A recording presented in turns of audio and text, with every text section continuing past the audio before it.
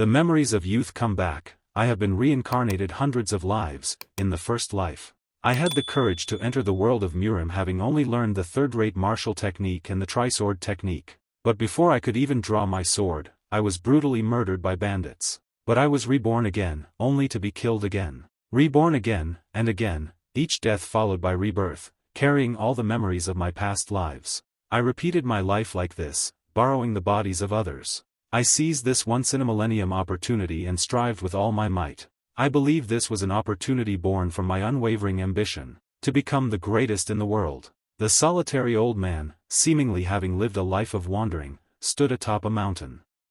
A yellow butterfly flitted past, finally settling on the old man's hand. He sighed heavily and muttered, "I'm so tired. My life has been repeated countless times, like the fluttering of your wings, butterfly. I'm exhausted. I have nothing left to achieve. I've fulfilled my ambition of becoming the strongest in the world, ascending to the position of Murim Lord. Now, I wonder if this is some cruel joke. But I'm truly tired of it all." His eyes grew dim. He let go, allowing the butterfly to continue its flight. The old man slowly closed his eyes, feeling everything heavy. All he wanted was to rest. Opening his eyes again, the old man found himself in an unfamiliar house. His hands were firm, seemingly younger. The old man opened his eyes again, looking at his current body and cursing, "Damn it, what the hell is this?" The old man was now a young man. His hands trembled. He muttered, "What, reincarnated again? Why again?" The young man's indignant voice echoed through the entire manor. He threw off the covers and shouted, "I've had enough. I said this time was enough.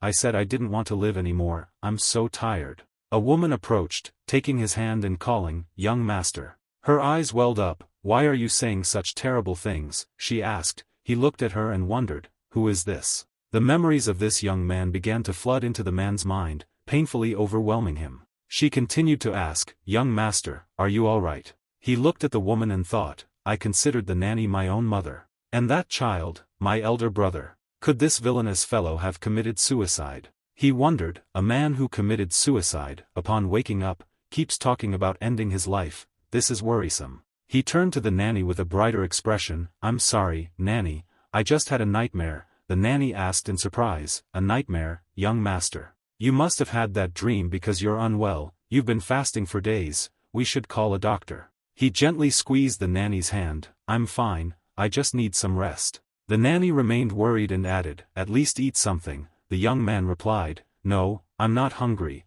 I just want to be alone and rest. I need to consider what I need to do with the rest of my life." The nanny immediately asked in surprise, "Young master, what do you mean by considering your life?" He understood her worry. He waved his hand to reassure her. "I misspoke. If anything else happens, I'll be crazy." "Do I look crazy?" The nanny looked at him with uncontainable worry. She and his elder brother noticed a dark aura surrounding him. The nanny said it was similar. "Your way of speaking is strange, too."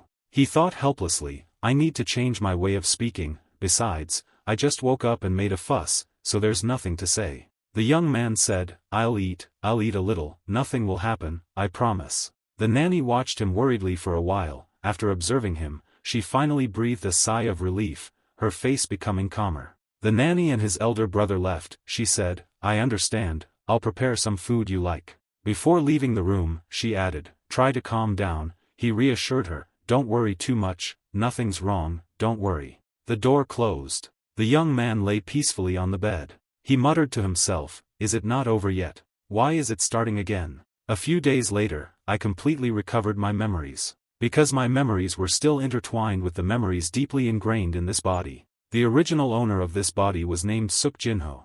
He was the illegitimate son of a wealthy family, one of the most prominent clans in Zhongyuan. Despite being born into such a family, the misfortune of being an illegitimate child remained. No matter how affluent his living conditions were, Suk Jinho's life, under the scorn of his entire family, was meaningless. Suk Jinho grew up pessimistic about his circumstances, gradually resorting to self-starvation and spending his days in bed, like someone waiting to die. Finally, Suk Jinho completely relinquished his ties to the mortal world. And at that moment, I took over his body and continued his life. A young man like you committing suicide, I'm the one who truly wants to die, who cares about the family's scorn. Suk Jinho's memories revealed that there were two people who loved him more than anything, a person Suk Jinho always called elder brother, addressing him as young master every time he saw him. A selfless person, Suk Jinho always worried about him, and every time he saw him, he would remind him, "Young master, why are you wearing such thin clothes in this freezing weather?" Suk Jinho smiled and replied, "Wearing more clothes, that's absurd. If I wear any more, I'll just roll around." That elder brother approached and put an extra coat on Suk Jinho, constantly reminding him, "Let me escort you back to rest, young master." The nanny entered the room and called out, "Young master, you're back so late, it's already very late and freezing cold outside." Suk Jinho scratched his head and replied, "I was thinking too much and didn't realize it was already dark." The elder brother guided Suk Jinho to the table. The nanny smiled and said, "Eat quickly before it gets cold." He replied, "No, why do you treat me like a child?" The nanny said, "Complain when you're better." Suk Jinho looked at them and wondered, "You left these people behind and died, you fool." Since being reborn as Suk Jinho, I've been lost in deep thought. Thoughts I'd never had even after hundreds of lifetimes. Perhaps because I'm receiving love that doesn't belong to me, he thought further, or perhaps because I no longer desire anything. I'm someone who has striven through countless repeated lifetimes, and I don't even want to understand your choice, Jinho. Yet seeing how they looked at me, I realized I couldn't pretend to ignore it and simply live on. What did you ultimately want? What made you unable to let go, even in death? In place of your departed soul, I will use the remaining spiritual energy to fulfill the deeper wish within this body. Though seemingly insignificant, it seems to be an unyielding wish. To prove oneself, I, who conquered the Murim world, now in this form, feel pity for you. Now, I'm truly worried and will fulfill your wish. This winter, someone with an unfortunate life left the world, and someone reborn continued their destiny. Since being reborn into Suk Jinho's body, I've diligently decided to fulfill this child's wish, to prove himself. So to accomplish that, I began to train diligently. For a merchant handling immense wealth, the presence of an outstanding martial artist is essential. That's why the first martial art I needed to learn was the Taiji heaven flipping technique. This is the foundation for learning the secret techniques I've honed over countless past lives. The process of changing one's innate physique is naturally excruciating. But without this process, mastering the special martial art is impossible. Suk Jinho muttered to himself, "Though I expected this, it's excruciatingly painful." During his training, his shoulders trembled. His hands, arms, and feet all ached. Suk Jinho told himself, "Just a little more, and I can finish." Then Suk Jinho raised his hands. He could now control the special martial art. Suk Jinho closed his eyes, feeling the power he had just cultivated. He joyfully exclaimed in his heart, "All right, I've succeeded," he thought. Though the chi accumulation is slow, being able to gather chi in the dantian of this body is already good. Suk Jinho continued to sit in meditation to further accumulate chi. Suddenly, a voice called out, "Young master," making him open his eyes in surprise. The nanny, having searched for him, panted wearily, exclaiming, "Oh my goodness, young master, why are you sweating so much in this freezing snow?" She came closer and asked him, "Young master, are you hurt anywhere?" Suk Jinho replied, "Nanny, are you serious?" He smiled and asked back, "Do I look like I'm injured?" The nanny observed Suk Jinho again and said, "Not exactly, but pushing yourself so hard so suddenly could have serious consequences." Suk Jinho smiled upon hearing that.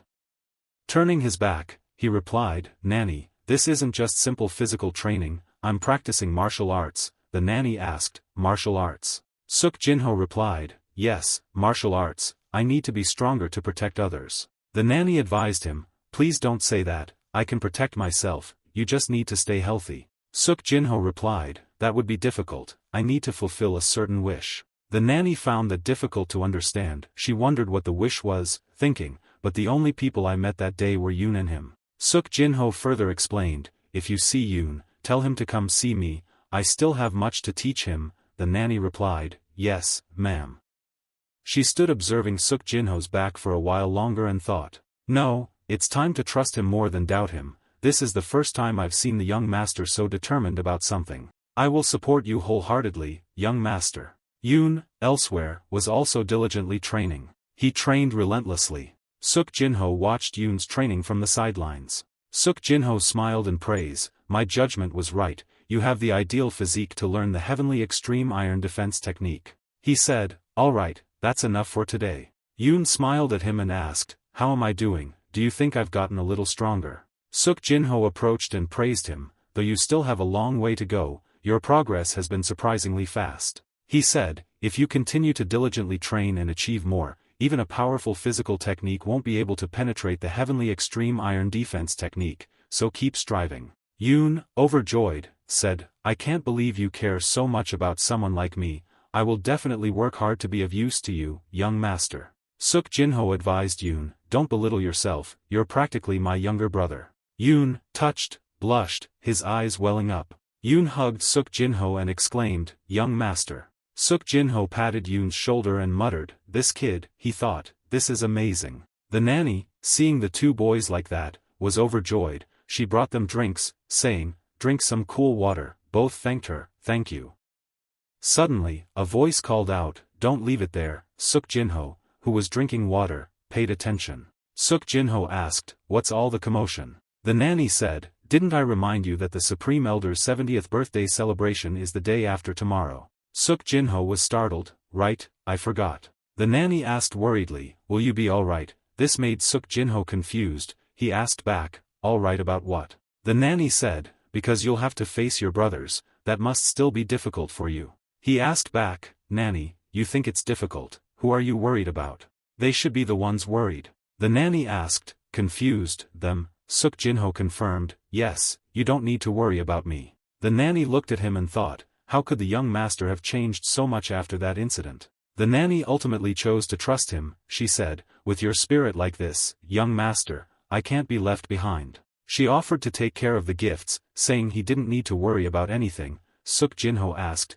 really, aren't we short of money? The nanny explained, who says everything has to be bought with money? The clothes you're wearing, I made them. Suk Jinho looked at his clothes in amazement, thinking, this is incredible.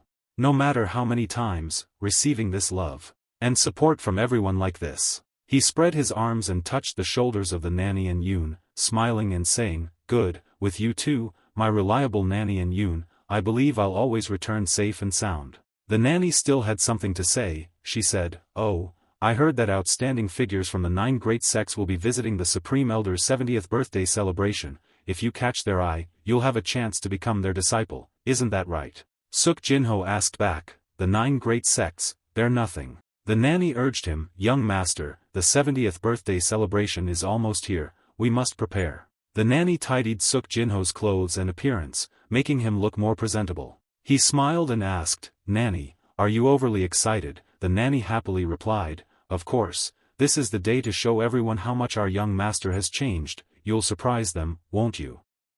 Suk Jinho replied, but nanny, you always said I was the coolest. Yoon from behind continued, no, you've changed a lot. His eyes had become much more resolute. Your physique has also become stronger, and you've become much more confident. Jinho turned to Yoon, is that so? I only changed because many people believed in me. There will be even more changes in the future, and not just in my appearance. Today marks the first step in this change. He said that I couldn't predict what would happen or change it, but you too, will you continue to believe in and support me in the future? Nanny smiled and replied, of course, young master. Yoon also confidently said, we will follow you to the ends of the earth. Suk Jinho was very happy. He said, alright, then let's go. Suk Jinho and Yoon set off, while Nanny stayed behind waving goodbye to the 2 young men. The manor appeared in all its magnificent splendor, and on special days like the master's birthday, it was even more dazzling. Suk Jinho and Yoon walked forward.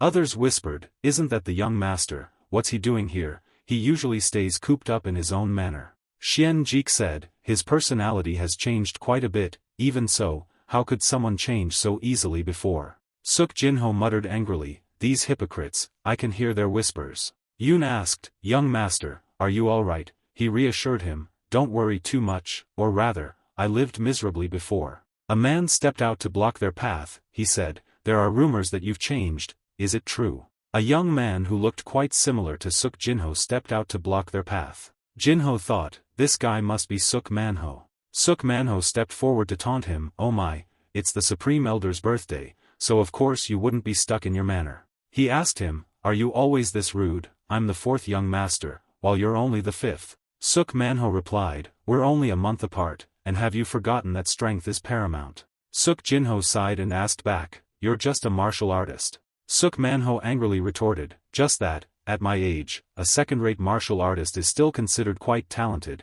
do you understand? Compared to a lazy person like you, I think I'm doing very well. Suk Jinho asked back, you sure know how to rank things? Suk Manhwa grew angrier, he shouted, you damn, how dare you say that? Suk Jinho calmly replied, you want to fight on such an important day, many eyes are on you. Suk Manhwa looked hesitantly at the eyes on him. He advised him, let's leave it for later, tomorrow will be fine. Suk Manhwa angrily grabbed his collar, saying, don't try to run away. He told him not to worry. Suk Jinho smiled and thought, I just need one more sign to show that I've changed, and this guy is a good choice. Objectively, he's just average, but his influence isn't insignificant. And I have another problem to solve. The crowd coming to celebrate the master's birthday was huge, people were constantly coming and going. Yoon said, it's quite crowded, even more so than last year. Yoon said that the Murim 5 flowers and representatives from the top 10 escort agencies of Zhongyuan were also present. Some even came from Jagal and Manhwa. Suk Jinho looked around and asked, they must be from prominent families. Yoon smiled and replied, this shows how high the Supreme Elder's status is. Anyway, with so many guests, we'll have to wait a bit. Suk Jinho exclaimed in surprise, I'm family, and I still have to wait, but there's no other way, only direct descendants can use family connections. Yoon said, no, sir, I didn't mean that. Suk Jinho said, I didn't mean that either, I'm just stating the facts.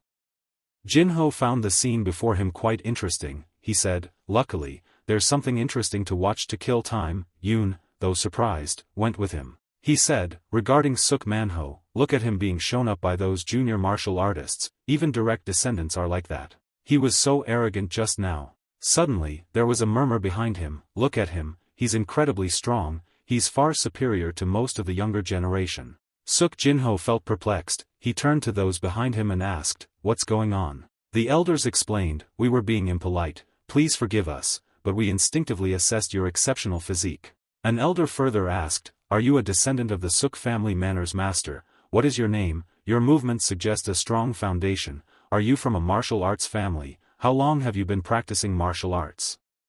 He sighed and replied, I am Suk Jinho, the fourth young master of the Suk family. I have no reason to answer your remaining questions. They blocked his path and continued to question him, you seem to not know who we are. That's right, ask us. But he calmly replied, I know who you are elders from the Zhongnan sect and Manhwa sect, correct? He sighed and said, it seems you're lost, I'll send a servant to guide you. The others immediately started talking, they were the elders of Zhongnan and Manhwa, yet he dared to act like this in front of big shots like them. Elder Manhwa sect spoke up, so what's the matter? The elder said, I'll keep it brief before you leave, would you like to join my Manhwa sect? We're sure we can help you become a top-tier martial artist, the elder said. The Zhongnan sect elder immediately countered, no, you should join Zhongnan, have you heard of the 36th World Blade? Suk Jinho replied, I have no intention of joining any sect, I apologize. The Manhwa sect elder warmly said, self-cultivation will inevitably hit roadblocks, if you come to our Manhwa sect, I will personally help you achieve mind-sword unity. Suk Jinho remained firm, he replied, forgive me, but I want to master the martial art I'm currently studying, it's best not to waste any more time, but the elders wouldn't let it go. They asked, oh, you'll certainly master it, but superior martial arts and internal techniques don't exist without reason, do you understand? No one becomes a lord of the world with only inferior techniques, he replied. But this is enough for me, I'm going to see my family, farewell. But the elders still wouldn't let him go. He shouted, wait. But the emanating power shocked the Manhwa sect elder. His eyes widened, the young man before him was completely different from what he had imagined. The elder wondered, did that child just dodge my hand? The Zhongnan sect elder approached and said, old man, it's probably just a coincidence, but if it's not, then that boy will surely become the most powerful person in the world in the future. The Manhwa elder replied, that's quite possible. Either way, it's a pity, it's been a long time since I've seen such a talent, I must question the Supreme Elder thoroughly about this child. Suk Jinho walked forward, saying, we've wasted enough time. Yoon asked, young master, are you alright? They were elders from prestigious sects. He reassured him, don't worry, I'm not their disciple. Yoon said, that's true, but it's still a shame. Suddenly, another elder approached and asked, what are you all doing here? Suk Jinho said, greetings, uncle. I'm waiting for my turn, he replied. The uncle curiously asked, you're an outsider, why are you in the guest line? The uncle instructed, come with me. Suk Jinho asked, can we meet him now? The uncle replied, of course, you know I'm part of the family lineage, don't you? Suk Jinho thanked him. Suk Jinho looked at the man he called uncle and thought, he ignored my greetings in the past, but his tone has changed so drastically, it must be because the elders from Manhwa and Zhongnan showed favor towards me. So, I'm worth talking to now. Suk Jinho felt increasingly excited and smiled. As they entered the main hall, the sect master sat majestically inside. An elder, after finishing his business, cautiously said, then I'll take my leave. The sect master disdainfully said, not a single useful person here, even the supposedly elite descendants of merchants can't hide their fear in my presence. A subordinate approached and reported, Sir Suk Myung-woo and Sir Suk Jinho request an audience. The sect master replied, let them in. Suk Myung-woo led Suk Jinho inside. Myung-woo said, Supreme Elder, Jinho wishes to pay his respects, so I accompanied him. Jinho, carrying a gift box, bowed and said, I wish you a happy birthday, Nanny, and Yoon helped me prepare this gift. He presented the gift and said, it's nothing special. The sect master thought, usually people prepare their own gifts, this boy is peculiar. The sect master touched the box and said, nothing is more precious than sincerity, perhaps this makes the gift even more valuable. He picked up the gift and praised it, it's truly magnificent. I hear the elders from Manhwa and Zhongnan are very interested in you, the sect master said. Suk Jinho replied, that's correct.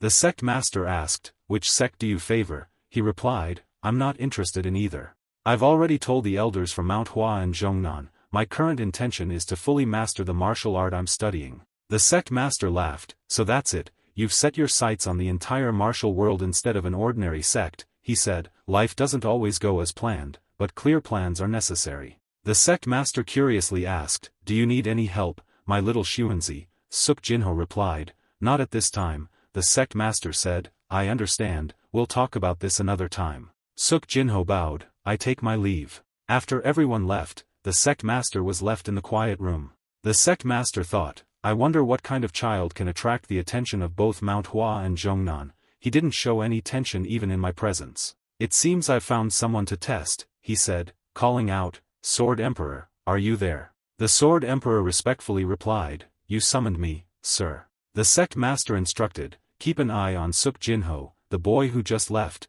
The Sword Emperor bowed, yes, Supreme Elder. The sect master thought, I must see if he has the potential to take over the Suk family, for now, I'll observe. After going outside, Suk Jinho exhaled and said, finally, that troublesome business is over. Yoon warned, young master, be careful, what if someone heard? He cheerfully replied, who would care? Suddenly, a man approached and called out. Suk Jinho surprisedly asked, what is it? What is this? The man angrily asked, what is it? He asked, you're blocking my way, get out of here. The man replied, I thought we could talk civilly. Suk Jinho asked sternly, you want to talk? You look more like you're here to fight, aren't you Yi Jonggak of the Yi family from Hebei province? The others immediately whispered, that was probably true, but why was he behaving like that? The atmosphere between the two of them seemed to be a bit unusual. Yoon reminds, young master, should I go call the soldiers? Suk Jinho tells Yoon, stay there, he probably has a problem with me. Yi Jonggak immediately cursed. Suk Jinho further explained, it seems he's jealous that I've attracted the attention of Manhwa and Zhongnan, so he wants to defeat me to get a share of that attention. Yi Jonggak angrily retorted, me, jealous of you, don't spout such nonsense. Suk Jinho spoke up, if not for that reason, why did you suddenly come here to pick a fight with me? Yi Jonggak angrily clenched his fists, trembling. He roared and lunged, intending to strike him. But Suk Jinho easily dodged to the side, even scolding him, you're so immature, easily provoked. Yi Jonggak lost his balance and fell to the ground. He got up, wiped the blood from his mouth, and stammered, what? Suk Jinho asked back, surprised, are you? I'm just a beginner in martial arts, and yet I deflected that blow, must have surprised you, right? That's enough surprise. If you're starting a fight on someone's home turf, you should have been much better prepared. Isn't that right? Yi Jonggak grew angrier. Yi Jonggak roared, what are you saying? You're so arrogant just for deflecting my attack. Suk Jinho rushed forward, instructing him, remember, this is self-defense, so don't feel wronged when you get hit. Yi Jonggak suddenly realized something. Suk Jinho was too fast, his fist immediately landed on Yi Jonggak's face. As Yi Jonggak lowered his head, he cursed, you damned scoundrel, how dare you do this to me? He thought, so you think you won't be easily defeated. However, you're too mediocre. Your movements are too simple, too foolish, and predictable. Yi Jonggak struggled against Suk Jinho. He asked, you dodged my attacks 3 times. Suk Jinho said disdainfully, it's easy to see how stupid you'd have to be to not dodge those attacks, isn't it? These words immediately humiliated Yi Jonggak. His face flushed as he thought, am I being insulted by such an inferior amateur? Yi Jonggak finally drew his sword. He yelled, I'll kill you, you brat. The others panicked. They exclaimed, he's drawn his sword, should we intervene? Someone call for soldiers. Suk Jinho's expression grew darker. He really didn't want to spare this fool anymore. Suk Jinho, unarmed, confronted the sword-wielding Yi Jonggak. With a simple attack from Suk Jinho, Yi Jonggak's sword flew into the air. He watched his sword fly away in bewilderment. He immediately rushed forward and asked, what are you looking at? Then, another punch landed squarely on Yi Jonggak's face. Yi Jonggak flew several meters backward. He screamed in pain. Suk Jinho picked up Yi Jonggak's sword. Others immediately exclaimed, my goodness, Jonggak has been practicing martial arts for a long time, while the 4th young master of the Suk family only started training not long ago. He must be a martial arts prodigy. Truly, someone who attracts the attention of Manhwa and Zhongnan cannot be ordinary. The other Suk family members rushed over, asking, young master, are you all right? Suk Jinho smiled and replied, yes, you saw that. Meanwhile, the Yi family members looked at Yi Jonggak with incomprehension and disgust. They warned, this won't be easily dismissed, we must confront the Yi family about the severity of this. Looking at him, they asked, wait, young master, Suk Jinho said, I want to handle this myself. Suk Jinho took the sword and pointed it at Yi Jonggak's face. He said, since you drew your sword, you should be prepared to be cut down. Suk Jinho's face became darker than ever. He said, should I sheath this sword, or use it to chop you to pieces? Yi Jonggak stammered in fear, I was wrong, I was truly mistaken. After a few flashes of light, the sword fell to the ground, and Yi Jonggak, after several blows, fainted and fell backward. Suk Jinho said, clean this up, please. The others immediately replied, yes, young master, don't worry. They discussed among themselves, did you see the young master's movements just now? Not a single wasted motion, he completely dominated his opponent, he's changed so much. After returning, a girl sat high in a tree, looking down at Suk Jinho's group.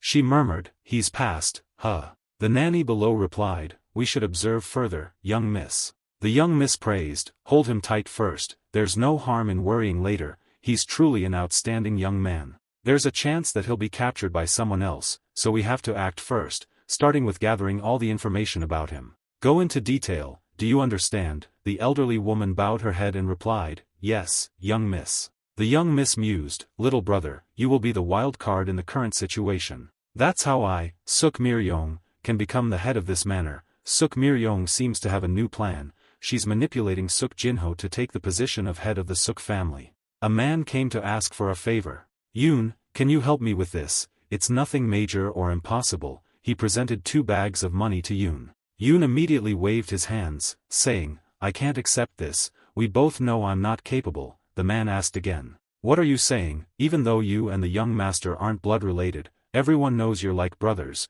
you just need to give me a chance. Yoon, I heard rumors that you've become very strong since learning martial arts from the young master. Didn't you recently save a maid from being harassed by thugs in an alley? 5 of them. Yoon smiled and replied, yes, that's right. The man continued to plead, I've practiced the tri-sword technique and the third-rate movement technique for 5 years, but I'm still stuck. I want to learn properly just once, please help me. He said that if the young master refused, he would give up completely. At his age, this might be his last chance. Yoon felt sorry for him and stammered, brother. Alright, I'll try, but don't get your hopes up too high, you know the young master's personality, right? The man was excited and said, thank you, Yoon, I really appreciate it. The young master approached and asked, what's all the noise?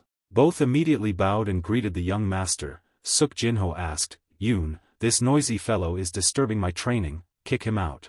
The man, with a pitiful expression, looked at Suk Jinho. He asked again, why are you still here? The man thought, this pressure is no joke, but I have to do something, this is my last chance. He immediately knelt down and kowtowed. He pleaded, my name is Jong Maryong, I'm like a brother to Yoon since childhood. Suk Jinho smiled and said, alright, since he hasn't kicked you out yet, you must be pretty close to Yoon, huh? Jong Maryung replied, yes, young master.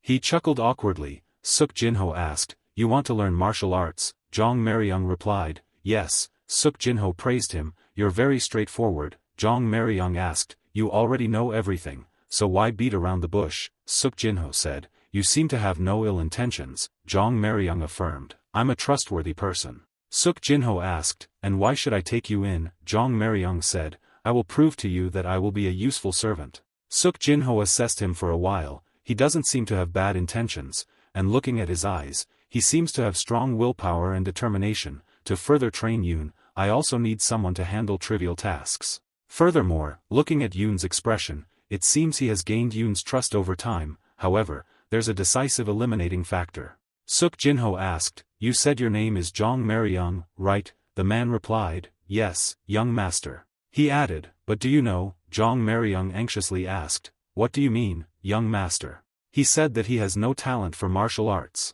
Jong Maryung kowtowed and replied, I know, I've realized my lack of talent in martial arts. Surprised by this, he asked again, knowing that, you're still persistent. Jong Maryung replied, yes, because becoming a martial artist is my biggest dream. Suk Jinho explained, being a martial artist isn't as glamorous as people think. Those hailed as heroes are just ordinary people craving glory, and in reality, it's even slower. You could lose your life with a single sword strike. Jong Maryung said, I'm not daydreaming, I understand that death can come at any time, anywhere. But every dream has its reason, doesn't it? Suk Jinho looked at Jong Maryung, thinking, he reminds me of myself back then. He awkwardly said, alright, I'll keep an eye on you for a while and see how long you can persevere. Jong Maryung happily asked, are you serious, young master? The young master said, don't misunderstand, I didn't say I've accepted you, I'll simply observe you from now on. Jong Maryung replied somewhat sadly, yes, young master.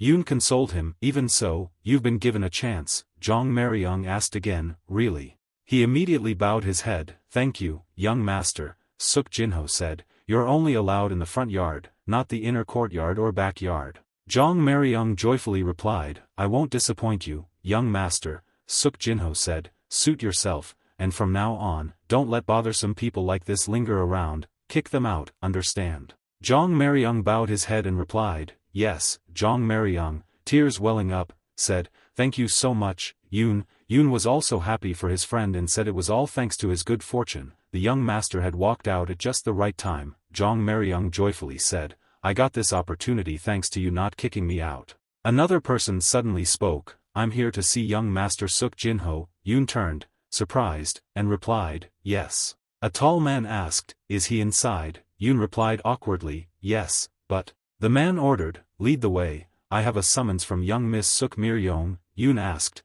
what does the young miss need? He haughtily said, your job isn't to question but to lead me to your master. Yoon awkwardly replied, all right. Upon entering, Suk Jinho grumbled unhappily, so many visitors today, I don't know what's going on. Yoon whispered, young master, they can hear you. The man said, I apologize for entering without permission. Suk Jinho asked, you're apologizing? Is that right? He's apologizing in a disrespectful way, considering he's of the same level as his master, making Suk Jinho feel uncomfortable. He asked again, is there a problem? I'm here to deliver a summons on behalf of young Miss Suk Myryong. Suk Jinho sarcastically said, seems like your mistress likes to keep many barking dogs, the way you bark regardless of who you're talking to tells me that. This immediately angered the man. He yelled, what did you say? Suk Jinho, equally displeased, retorted, a massage is the best cure for a noisy dog. He said, it seems like you've become more arrogant after starting to get attention, huh?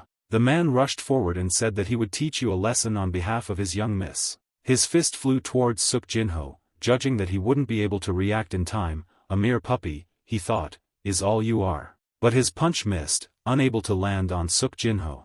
Instead, he received a stinging slap.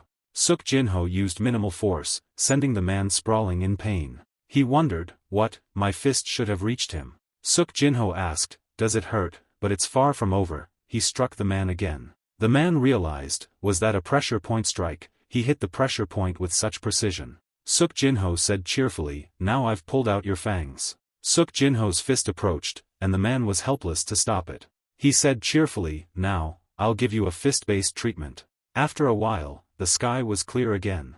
Suk Jinho said, honestly, these insignificant people acting arrogant like this are troublesome, especially in my own house. Yoon asked, young master, should I read the summons to you? Suk Jinho replied, that guy gave me a headache, I can't read it anymore. Yoon asked, confused, is that so? He looked up at the sky and said cheerfully, usually, it's the wrongdoer who regrets their actions. After this, they'll probably send someone proper to apologize. At another, more beautiful manner. They were drinking tea and chatting. Suk Jinho said, I understand the situation now. Suk Miryong asked, but why did you retaliate so strongly? Suk Jinho explained, so he won't dare to act like that again. Anyone who underestimates me will learn a lesson. Suk Miryong asked, you've changed a lot. Suk Jinho said, if I hadn't changed, would have been dead a long time ago, only a few people would have attended my funeral, wouldn't they? Suk Miryong feigned a few tears. Our Jinho has grown up, she said. He replied, I don't know when I became our Jinho. Suk Miryong advised, you're drawing a cold line, I'm your big sister, you know. Suk Jinho retorted, you're not dragging me here just to clarify our relationship, are you? Get to the point. Suk Miryong began, alright, no more beating around the bush, help me, please help me become the head of the manor. Suk Jinho bluntly refused. Suk Miryong angrily asked, what, have you received requests from other brothers, or are you waiting for someone you like? Suk Jinho explained, I'm not interested in any of those, I don't aspire to be the head of the manor. Suk Miryong asked, are you planning to enter the Jianghu? But there's no reason for you to leave the family, is there? You can still achieve your goals by helping me. If I become the head, I can handle the finances, and you can handle the martial arts. This way, our family can have a significant influence on the Murim. This is much bigger than your goals. Suk Jinho explained, it only benefits you and the Suk family. Suk Miryong immediately refuted, it benefits you too, this is where you were born and raised. Besides, you need a powerful backing, don't you? Suk Jinho denied, no, I don't need it. He thought, that seems genuine. Suk Miryong's calculations are understandable. He caught the attention of major martial arts sects even before he finished his initial training, subduing a first-rate warrior by using pressure points and disrupting his chi flow. Moreover, he's proven his abilities, there's no reason for him not to be arrogant. Suk Jinho stood up, the young miss will do fine without me, he said. Suk Miryong asked, confused, young miss, don't be silly, just call me big sister like before, he said, how dare this lowly person. Suk Miryong said, fine, I have one more request, continue having tea with me regularly, just like now, you know I don't have any close siblings. Suk Jinho replied, as long as you don't bring any more rude people. Suk Miryong muttered, he'll keep that expression up, just wait, younger brother, I'm not one to give up easily. At the manor head's place, he asked, is it true, that audacious fellow defeated the third young Mrs. bodyguard? The subordinate replied, yes, he even blocked his chi flow, making him quite incapacitated. The manor head said, if he's the third young Mrs. bodyguard, he's at most a first-rate warrior. I'm curious if it was luck or real skill. The sword emperor replied, it's unlikely to be a coincidence, blocking chi flow isn't something that can be done by luck. The manor head happily said, I should ask him directly what happened. The sword emperor replied, unfortunately, it seems difficult to meet him now. The manor head asked, why, was he injured in the fight with the bodyguard? The sword emperor explained, no, sir, it said he left the manor early this morning without any attendance. Outside the manor, Suk Jinho laughed happily and said, Mount Tai is still the same, that's why I didn't have any trouble finding this place. He suddenly startled, wondering, what's that sound? Strange sounds attracted Suk Jinho's curiosity. Suk Jinho immediately moved, that's definitely the sound of weapons clashing, he thought. He went to the source of the noise. There, two people seemed to be fighting. A battered young woman, and a leering, perverse-looking man. He said, this might liven up a dull day. He chuckled like a spectator, surprising both the woman and the villain. Suk Jinho stepped down between the two of them. He said sarcastically, of course it was. This kind of dramatic tension can only be found in the Jianghu. The perverted man asked, who the hell are you? Suk Jinho replied, who I am is irrelevant. Trying to rape a woman in broad daylight, you're quite the pervert, aren't you? The girl said, that's the two-faced devil, he poisoned me with chi-dissipating poison. Suk Jinho thought, that's lucky for her, but the Jianghu is full of all sorts of people. The girl warned him to be careful, and he suddenly flinched. The two-faced devil lunged at Suk Jinho, yelling, you fool, you dare be distracted while I'm standing right here. The two-faced devil attacked, but couldn't touch Suk Jinho. He asked, bewildered, what was that, some kind of secret technique? The two-faced devil asked incredulously, how is that possible? He replied. How is what? You were too slow, that's all, I simply dodged. If you're going to target your opponent's weaknesses, you at least need to be this good. Suk Jinho kicked a stone into the two-faced devil's knee, causing him pain. The two-faced devil cried out in agony, that nameless bastard is showing off because a woman is here. The two-faced devil picked up a large stone and cursed, you've had enough arrogance. I'll take you down with one blow, you brat. Suk Jinho calmly replied, you're too slow, your attack was flashy, but in its own way, impressive, wouldn't you agree? The devil was continuously attacked by Suk Jinho, suffering significant injuries. Suk Jinho scoffed, I've dealt with loudmouths like you before, all bark and no bite. The two-faced devil spat out blood, unable to retaliate. He was finally subdued, kneeling at Suk Jinho's feet. Suk Jinho used 2 fingers to beckon him, saying, I'll seal your acupoints now. He turned to the girl and asked, you want a dramatic conclusion for this young miss, right? The girl managed to say, thank you so much, I'm truly grateful. Suk Jinho replied, don't mention it. A panicked voice called out, young miss. An exhausted man called out, young miss, what happened? The girl called out, uncle, and quickly embraced the man. The uncle said, I apologize, young miss, I should have been more cautious. The girl replied, no, I should apologize for sneaking off. Suk Jinho thought, so she snuck out to explore the Jianghu herself. The uncle lifted his niece's chin and said, more importantly, you don't look well, you've been poisoned. The young miss replied, I've been poisoned with chi-dissipating poison. The uncle said, it'll be difficult, but try to regulate your breathing, I'll use my chi to counteract the poison, focus. The uncle began to draw the poison out of his niece. Her body glowed, indicating the process was nearing completion. The girl looked a bit brighter and said, thank you, uncle. The man replied, I'm glad you're all right, young miss. He approached, bowed before Suk Jinho, and said, furthermore, my apologies for not greeting you properly, thank you for saving my niece's life. My name is Baek Sangin, of the Peng clan of Hebei. The young miss introduced herself, and I am Peng Neian, also of the Peng clan of Hebei. He replied, let's hold off on the introductions, I've already sealed his acupoints, so he's no longer a threat. He thought, if they start with unnecessary gratitude, it'll be troublesome, I need to leave quickly and discreetly. Peng Neian told Baek Sangin that the man called himself the Two-Faced Devil. He asked, the Two-Faced Devil, how audacious. The Two-Faced Devil is said to be a first-rate warrior, even rumored to have killed top-tier masters. Peng Neian exclaimed joyfully, but he was defeated in a single move. This young master even deflected the Two-Faced Devil's Inyang palm and countered with such style. He thought, right, this is my chance to leave. Baek Sangin said, young master, may I ask your name? But when they turned, Suk Jinho was gone. Baek Sangin thought, even distracted by the Two-Faced Devil, it's unbelievable I didn't sense him leaving, and he's probably not even of age yet. He pondered. Peng Neian said wistfully, that young master, we don't even know his name, and he's already gone. Baek Sangin thought, that look on the young miss's face. He went to comfort her, I will find him, no matter the cost, a martial artist of his caliber can't stay hidden for long. Peng Neian happily replied, that's right, he's even stronger than the 6 dragons. And we know exactly what he looks like, so it won't take long. Our Peng clan will never forget this kindness, let's find our benefactor quickly, we'll do everything we can to find him. Suk Jinho wandered the Jianghu. As night fell, he muttered, it has to be nearby, the terrain is still the same. Suk Jinho opened a bush to look. He muttered, sure enough, my memory wasn't wrong. A shout rang out, again attracting Suk Jinho's attention. He asked, what's this? A black cat appeared before him. Suk Jinho asked, so you understand what I'm saying, should I use my spiritual eye to check you out a bit? Are you a spirit beast, though you're still quite young? The cat was startled and meowed. Suk Jinho said to it, you can even sense my chi. I'll get you something else to eat instead of this 100-year-old ginseng. I'm still eyeing other places on Mount Tai. It happily licked his hand in agreement. Suk Jinho then dug up some ginseng plants and wondered. A 65-year-old ginseng isn't bad, is it?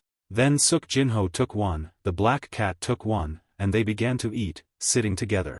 He thought, sure enough, this is an effective spirit herb for me, I can already feel the energy spreading through my body. From past experience, I need to slowly guide it to my dantian, and then, the energy I've gathered from the 100-year-old ginseng. will merge with the energy from the chaotic origin heavenly thunder divine art. Suk Jinho began to cultivate there. Then he said, I've absorbed it all. The black cat meowed, attracting his attention. Jinho turned and asked, have you been waiting here all night? Thank you for protecting me, I'll repay you at our next meeting, take care. The black cat rubbed its face against his leg. Suk Jinho asked, puzzled, you want to follow me? The black cat meowed a few times in agreement. Suk Jinho said, if you want to, then I won't stop you. From today on, your name will be Darky. Next, the black cat climbed onto his shoulder, and the two of them set off together. So a man and a cat, Darky, walked on the roof. Suk Jinho asked, you want to stay there? Darky meowed in reply.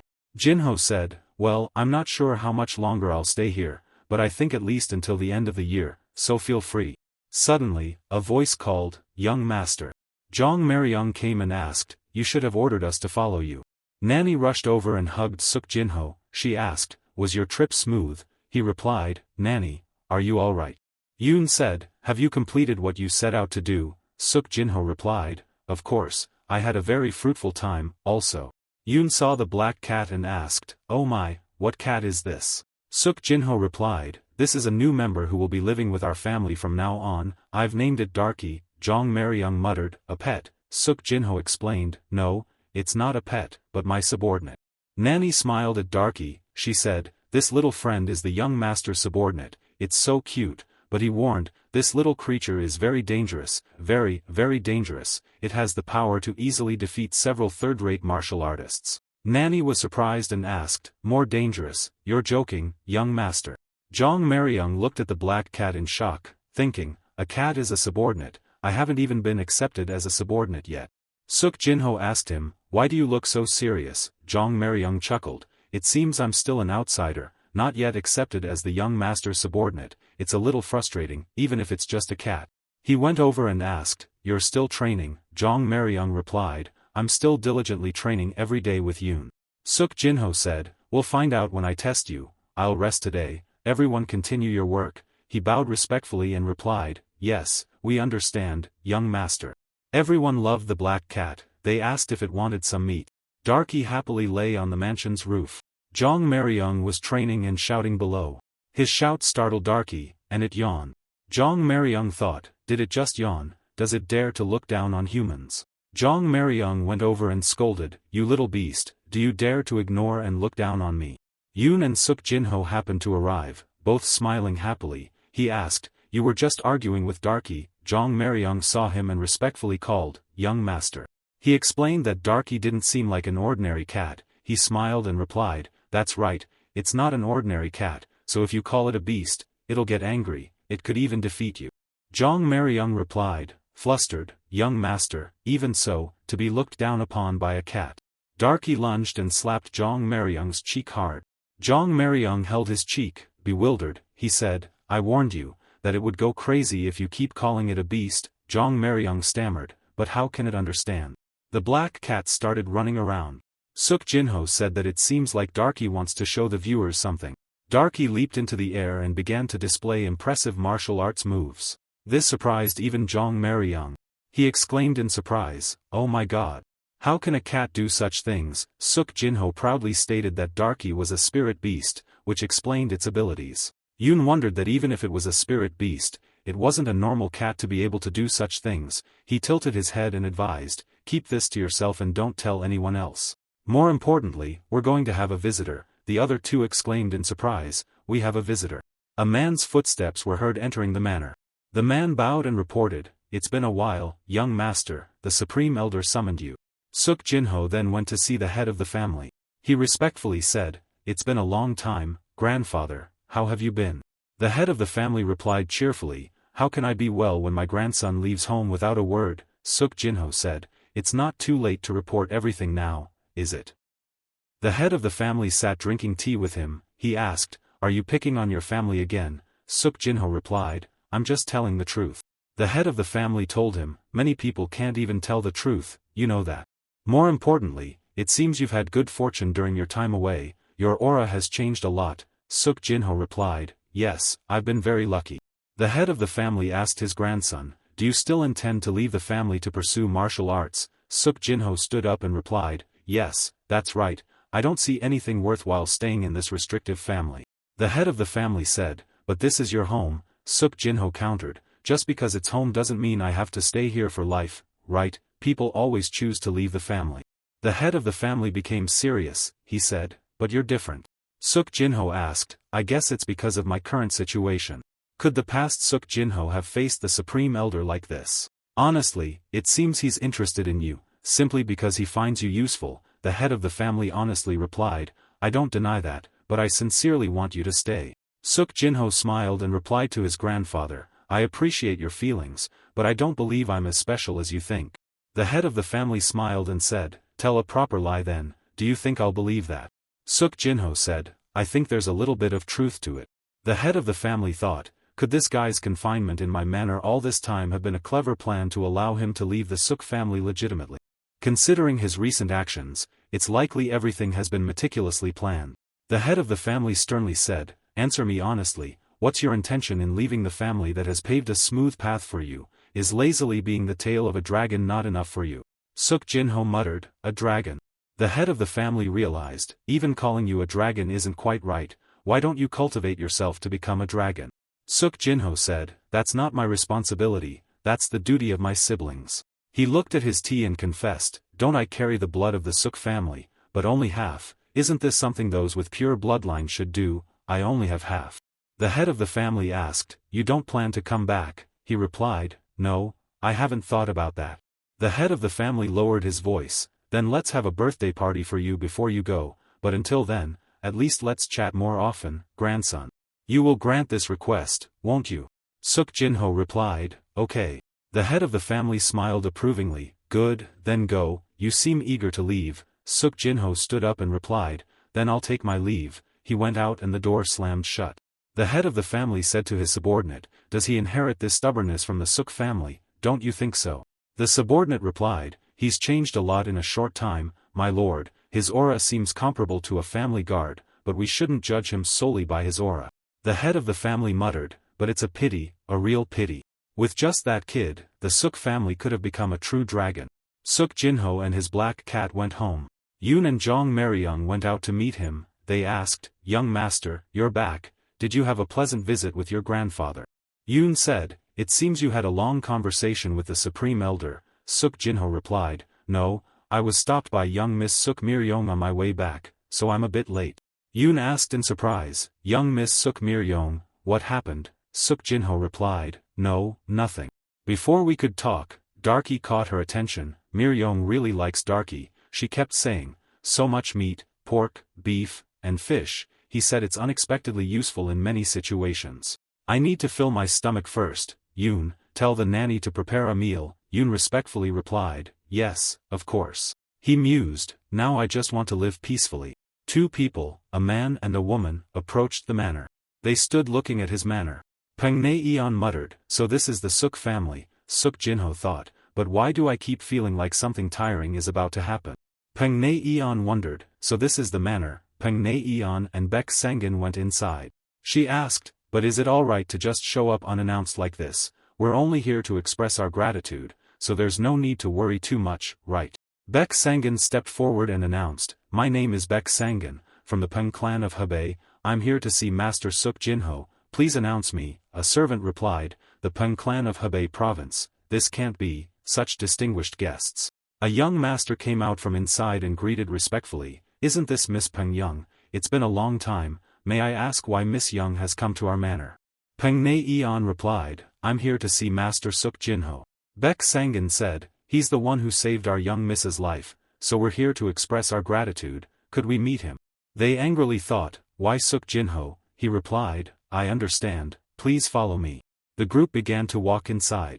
At Suk Jinho's place, he said, somehow, I feel like something is about to happen. The group arrived at Suk Jinho's place. He looked at the young master's face and assessed, his thoughts are all over his face, he must be very curious about my relationship with Miss Peng Young. The young miss and her uncle said, I am Peng Na-eon, and I'm here to express my gratitude to my savior. I regret that I couldn't thank you for saving my life before, so I came here. Suk Jinho said, you've come all this way, please come inside, my place isn't very grand. Peng Na-eon smiled and replied, I think it's quite cozy and peaceful.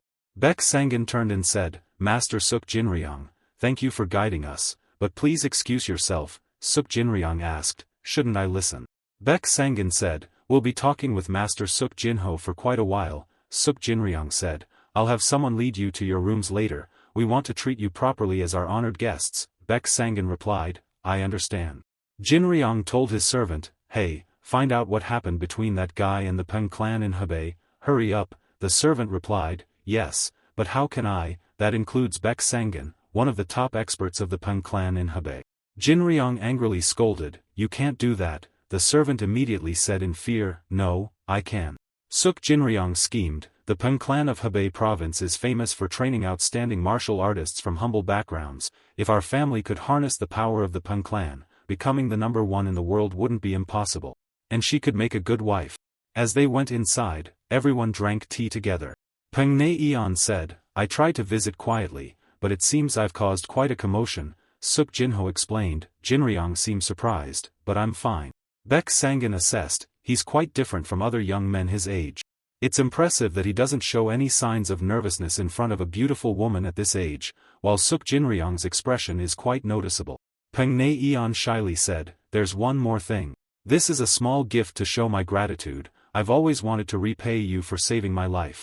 This is a token similar to the one I'm using. It can bring you many benefits, and you can also receive a significant amount of financial support from it. Suk Jinho was surprised. He said, this isn't a small gift at all.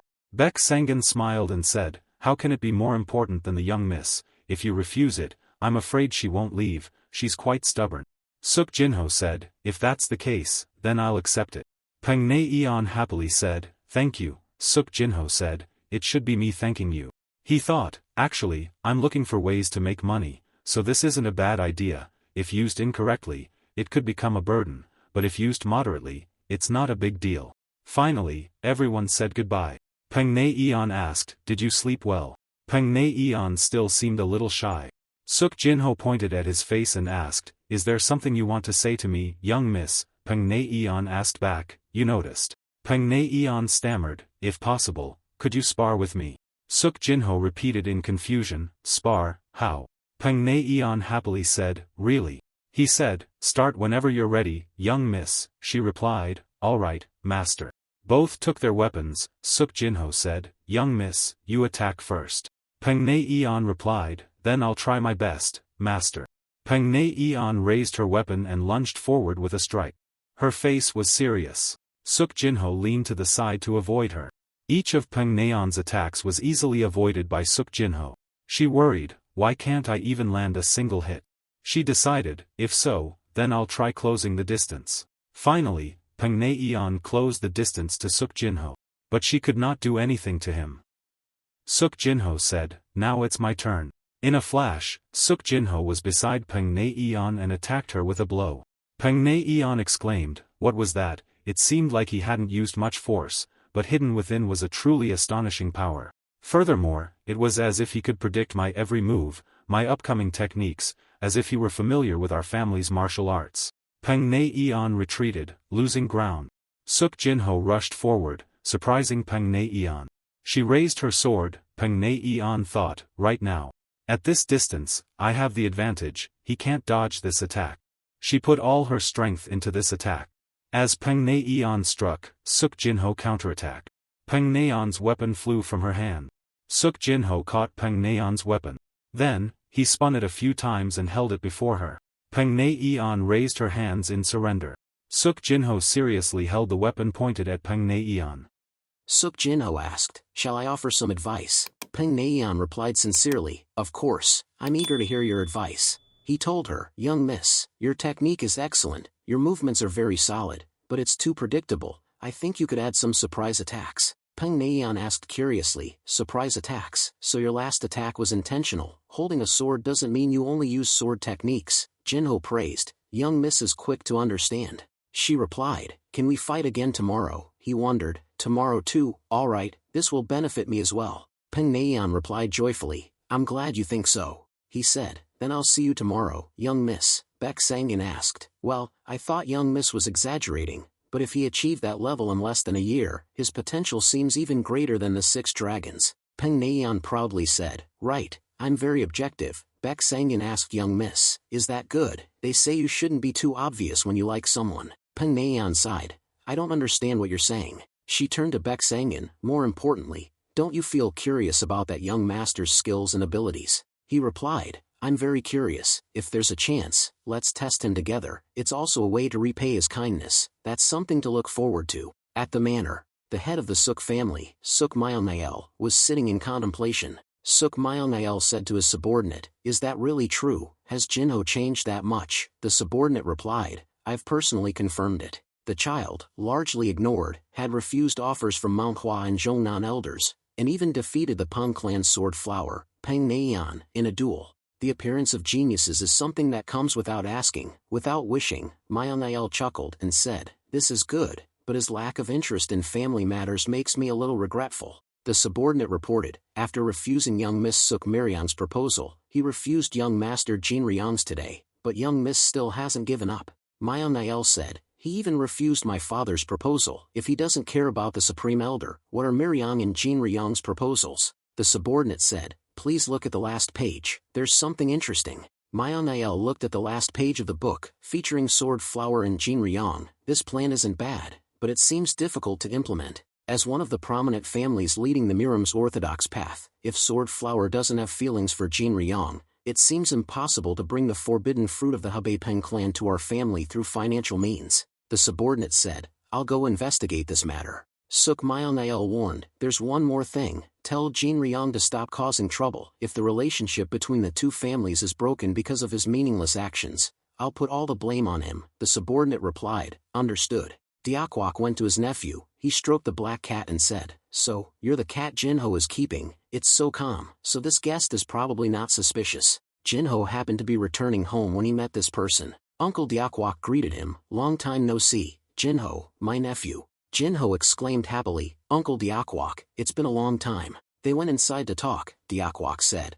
I heard you've changed, so it's true, Suk Jinho replied while pouring tea. I'll change even more in the future, I've grown up, after all. Diakwok smiled and said to him, I'm only 17 years old and I'm already talking about big and small things like this. Suk Jinho smiled and replied, 17 years old is old enough, doesn't uncle know that adulthood has a huge meaning to our family? Diakwok replied to his nephew, yes, I know better than anyone else. Suk Jinho expressed, you are always grateful for your uncle's help. This is Suk Diakwok, the head chief escort of the Suk Wind Escort Agency, run by the Suk family. He was born as an illegitimate child of the Suk family. This is why he empathizes with Suk Jinho's situation more than anyone else. He couldn't abandon Suk Jinho, a child isolated like an outsider. That's why, after each mission back to the Suk family, he often looked after Suk Jinho. Similarly, as I initially promised Suk Jinho, the original owner of this body, I can't abandon him either. Suk Jinho asked, then, uncle, what's the matter? Diakwok said, it's a waste of a lifetime, I can't believe I've been caught by someone who hasn't even lived half my life. Suk Jinho said to his uncle, uncle, you controlled your expression well, it's just that my eyes are quite sharp. Now that the cat's out of the bag, speak quickly. Diakwok said, this is a bit embarrassing, but I need your help, Jinho, our escort agency is in danger. I also have the help of Baek Sang-in, the great warrior. The White Demon Escort Agency has always coveted the Suk Wind Escort Agency's position, and finally, they've lured the Black Crow Fortress to help them. They've also devised a vicious scheme, even without evidence. I'm sure it's their doing. The situation is a bit complicated. Suk Jinho asked back, naturally, if Baek Great Warrior intervenes, things will be much easier. After all, he's one of the top masters in Hebei province. Even if the Black Crow Fortress is among the 18 fortresses of the Green Forest, it's no match for him. Diakwok spoke sadly, actually yesterday I already asked him, but he refused me. Heard that you have a special relationship with Miss Youngpeng, so I came to ask for help and you are like a last resort. Suk Jinho said, our relationship isn't as close as rumored.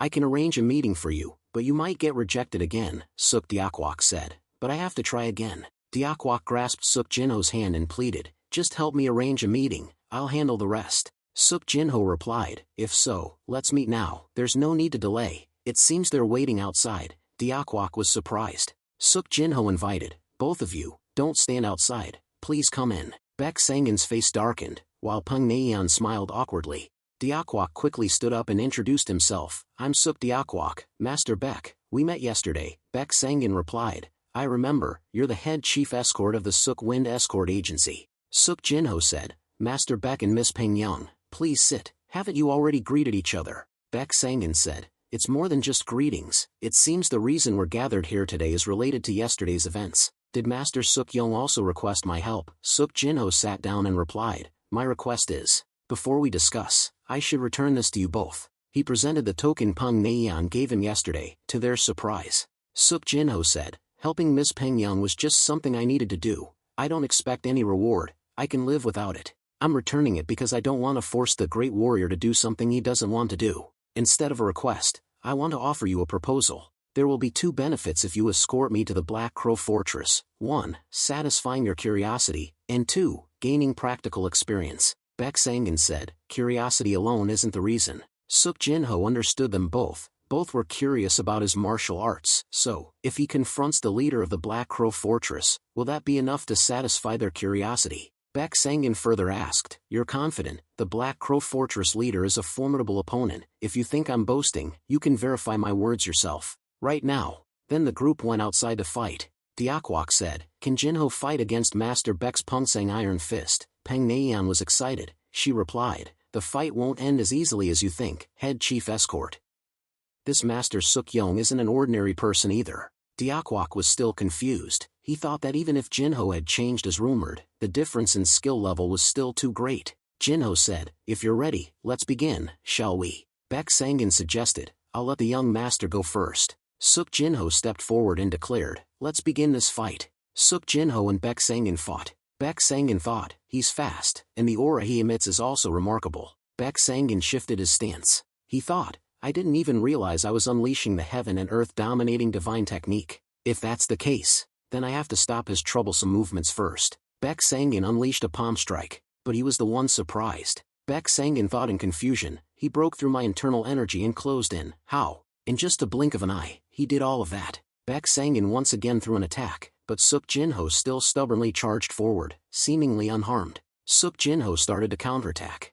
This attack aimed straight for Beck Sangin. Beck Sangin thought, it was too early to suppress him with brute force alone. It wasn't impossible, but there was no need to fight so futilely. Beck Sangin muttered, the move I truly favored has ended. He replied, I know, then let's begin. Both men clashed with the most rudimentary of blows. Suk Jinho thought, there's no need to win this fight. I just need to fight honorably. Beck Sangin pondered, did he just close the distance? Suk Jinho unexpectedly landed a devastating blow on Beck Sangin. He cried out in pain inwardly, thinking, I let my guard down, and I was attacked so unexpectedly. Beck Sangin assessed his movements. He's as if he anticipates my every move. Unbelievable. Suk Jinho and Beck Sangin stood still, temporarily ceasing their attack. Suddenly, they both counterattacked. Suk Jinho struck first. Beck Sangin defended and counterattacked simultaneously. He considered, should I unleash my full power to test his true strength? Beck Sangin thought, once should be alright. Jinho said, you could use even more chi, that would satisfy your curiosity even more, wouldn't it, since you've said so? Beck Sangin pondered, considering the skills he's displayed, he should be able to withstand this. Let's try blocking it.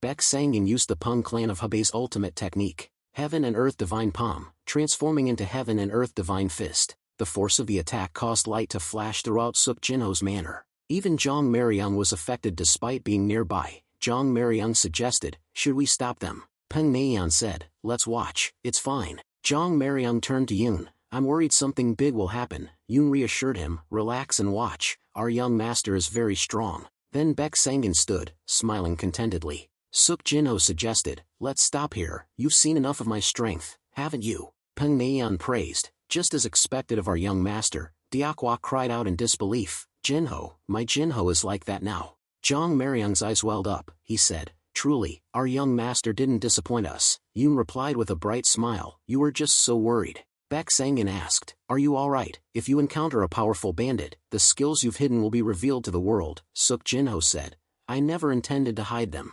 I can't abandon the person who cared for me since childhood, no matter what. Diakwok moved, calling out, Jinho. Beck Sangin, hearing this, felt very pleased. He happily replied, alright, we'll accompany you. Peng Neian, overjoyed, said, that's great, uncle. Beck Sangin assessed, the more I look at him, the more I like him. I need to report this to the clan once this is over. To establish relations with an unawakened heaven dragon, more powerful than the 6 dragons. At Black Crow Mountain, Baek Sangin and Suk Jinho's group arrived. The Suk Wind escort agency leader thought, I'm not sure if this is the right course of action. The group stopped to discuss, splitting our forces. Are you planning to fight on two fronts? The other explained, that's not a pincer attack. Suk Jinho said, we only have enough manpower to ensure no one escapes. The Suk Wind escort agency leader said, we can't take risks this time, no matter what. We need to retrieve the goods, so we can't easily split our forces.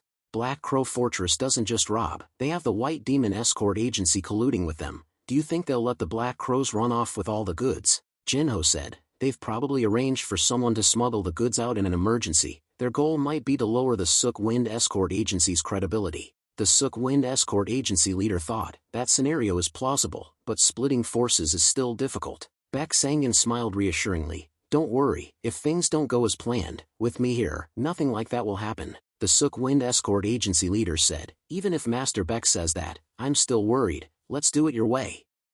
The Suk Wind escort agency leader thought, even though Master Baek has stepped in and I've agreed, but reducing the number of people attacking the main gate by more than half, will it be okay? Suddenly, his vision became confused. Suk Jinho charged forward, smashing through the main gate. Those behind him frantically called out his name. Suk Jinho turned to reassure them. Don't worry, he said. The Suk Wind escort agency leader yelled, you tell me not to worry in a situation like this. Deokwok reassured him, I guarantee you'll be fine. Jinho is incredibly strong. The Suk Wind escort agency leader questioned, what did you say? From inside the Black Crow Fortress, they rushed out, shouting, who are you? Deokwok said, you'll see for yourself just how strong Jinho is. The men from the camp charged out, only to be grabbed by the neck and lifted into the air by Suk Jinho. It was clear just how powerful Suk Jinho was. The man who had just aggressively charged out was now choking, gasping for air and calling for help. Suk Jinho disgustedly tossed him behind him. A group of people emerged from the main gate, shouting, everyone freeze, do you dare attack this place?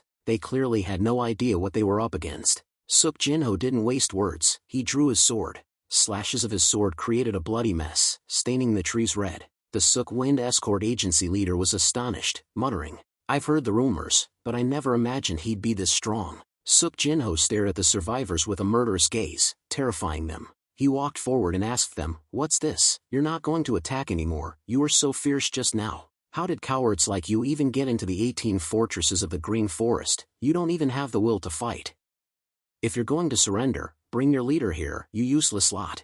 A dark-faced man emerged from behind the group, carrying a large knife. He grabbed the coward's clothes and asked, are you going to run away because of a brat like him? He bellowed, are you even bandits from the Black Crow Fortress? Let's deal with your cowardice first. The man who had just been beaten lay on the ground, groaning, Master. Suk Jinho and Peng Neian realized that this man was the Black Crow Fortress's master. The master laughed cruelly, you're just a little brat running around. The vile master looked at Peng Neian and said, I'll consider it fortunate that you brought me a beautiful woman. After I kill you, she'll be mine. Jinho disgustedly scratched his ear, stop the nonsense and come here so I can deal with you. The master roared in anger. You dare say that, die. He lunged at Suk Jinho, but with a single move, Jinho blocked the master's axe. The elders behind them and Peng Neian exclaimed in shock, heavens. Suk Jinho stopped that axe with his bare hands. The master exclaimed in surprise, you caught my axe with your bare hands. How is that possible? His axe began to crack. The terrified master stammered,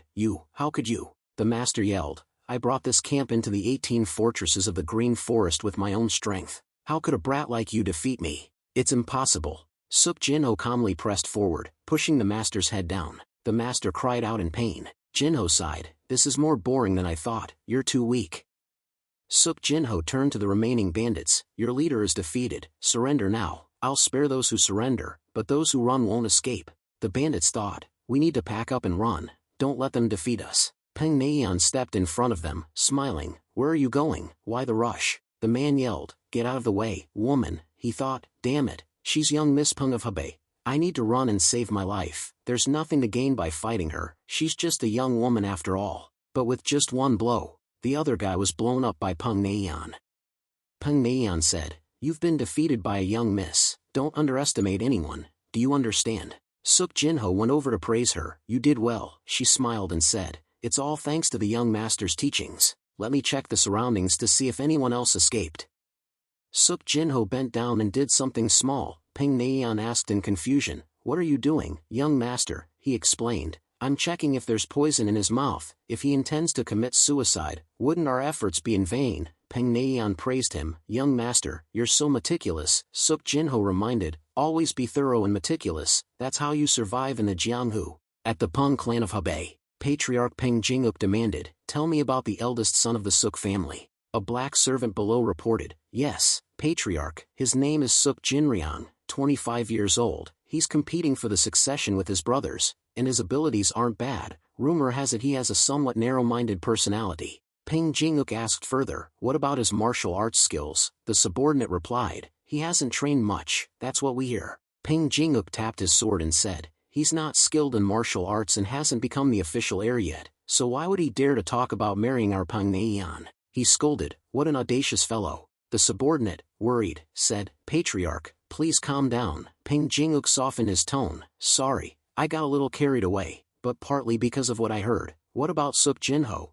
I heard he suppressed some bandits recently. The subordinate replied, we don't understand why he suddenly became strong and gained such composure last year. Before that, he was too pessimistic about his situation, even contemplating suicide. Peng Jinguk mused, he became so strong and composed, and he was also shrewd and quick-witted enough to deal with the bandits. The subordinate further reported, the terms of the contract proposed by the Suk Wind Escort Agency are also very good, both sides benefit, and it seems the young miss has feelings for him. He said, that's all I know about him. Should I call the young miss back before bad rumors about her spread? Peng Jinguk instructed, quickly call the young miss back. I need to talk to her. If she refuses to come back because of him, then we'll have to do something. The subordinate asked, is it because of the fourth young master, Patriarch? Peng Jinguk replied, yes, that's right. I might have to see that brat myself. At Suk Jinho's place, he was observing the people distributing goods coming and going. They returned and were greeted with a sumptuous meal. Suk Jinho observed and asked the nanny, Nanny, are you this happy? Perhaps we've lived in poverty until now. With this money, our lives will be a little better. The nanny wiped her sweat and replied, it's not the money that makes me happy, young master. It's good that it was sent directly by the manor head. It seems he cares more about you now. Suk Jinho smiled and said, I didn't expect him to send me off so grandly, even though I refused his request to stay in the family. The nanny was surprised and asked, what did you say, young master? Jinho explained, don't worry too much, Nanny, I've decided to go out and wander, not to stay in this family anymore. The nanny asked, is that so? If you've decided, I'll follow. I'm also glad that the Patriarch has recognized you. I heard the Patriarch told you that you could return to the family whenever you want, is that right? Suk Jinho said, because I don't want to stay in this restrictive family. I want to live somewhere with fresh air and peace. Do you like such places, Nanny? The nanny smiled and replied,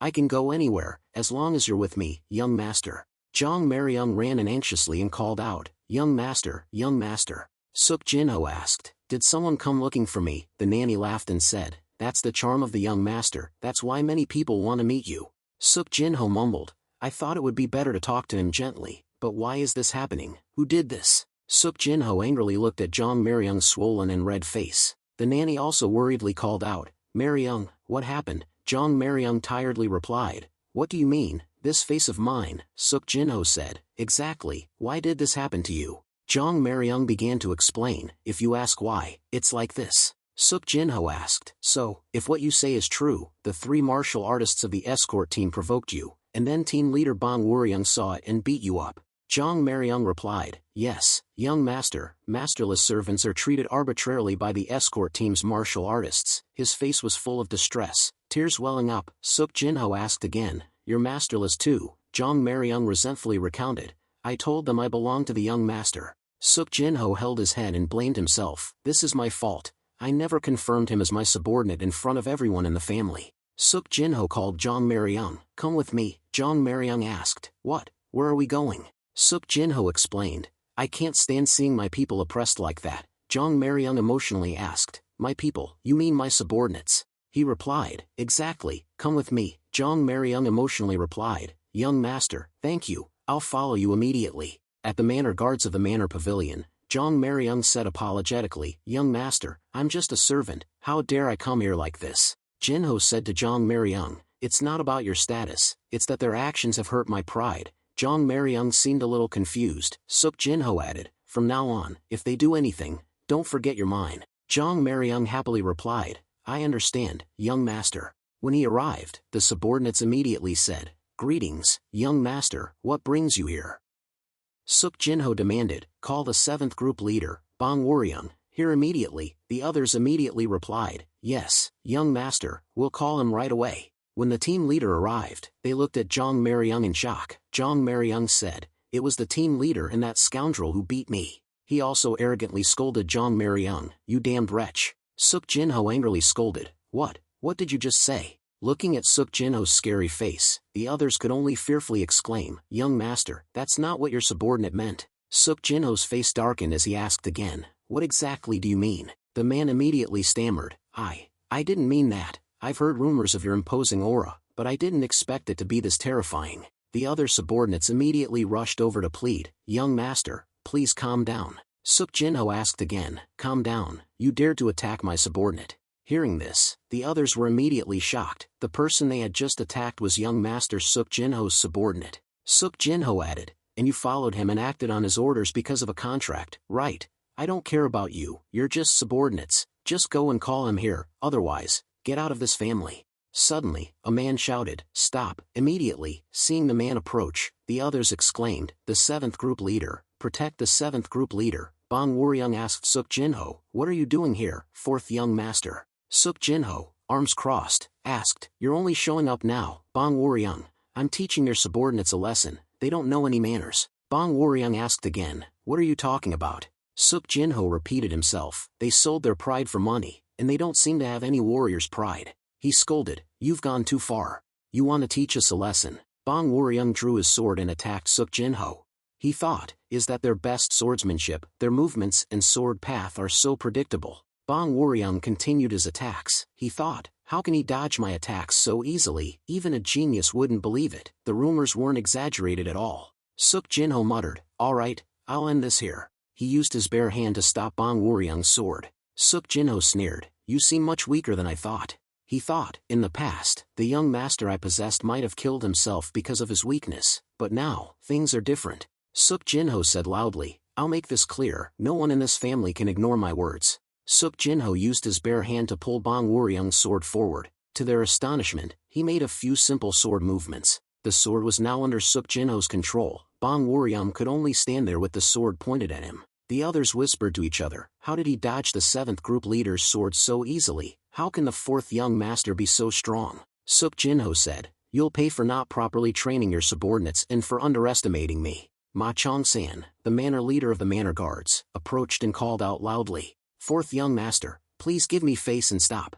Ma Chong-san assured him, I will order Waryoung and Chusam to apologize properly. We will also give them appropriate disciplinary measures. He glanced at him and thought, this is the man the Supreme Elder appointed as manor leader of the manor guards over 20 years ago. At least he looks somewhat like a warrior. He lowered the sword. Suk Jinho said, this ends here, but if this happens again, I won't let it go. Ma Chong-san sternly told them, apologize to the young master. Bong Waryoung and Chusam bowed their heads and said, yes, sir.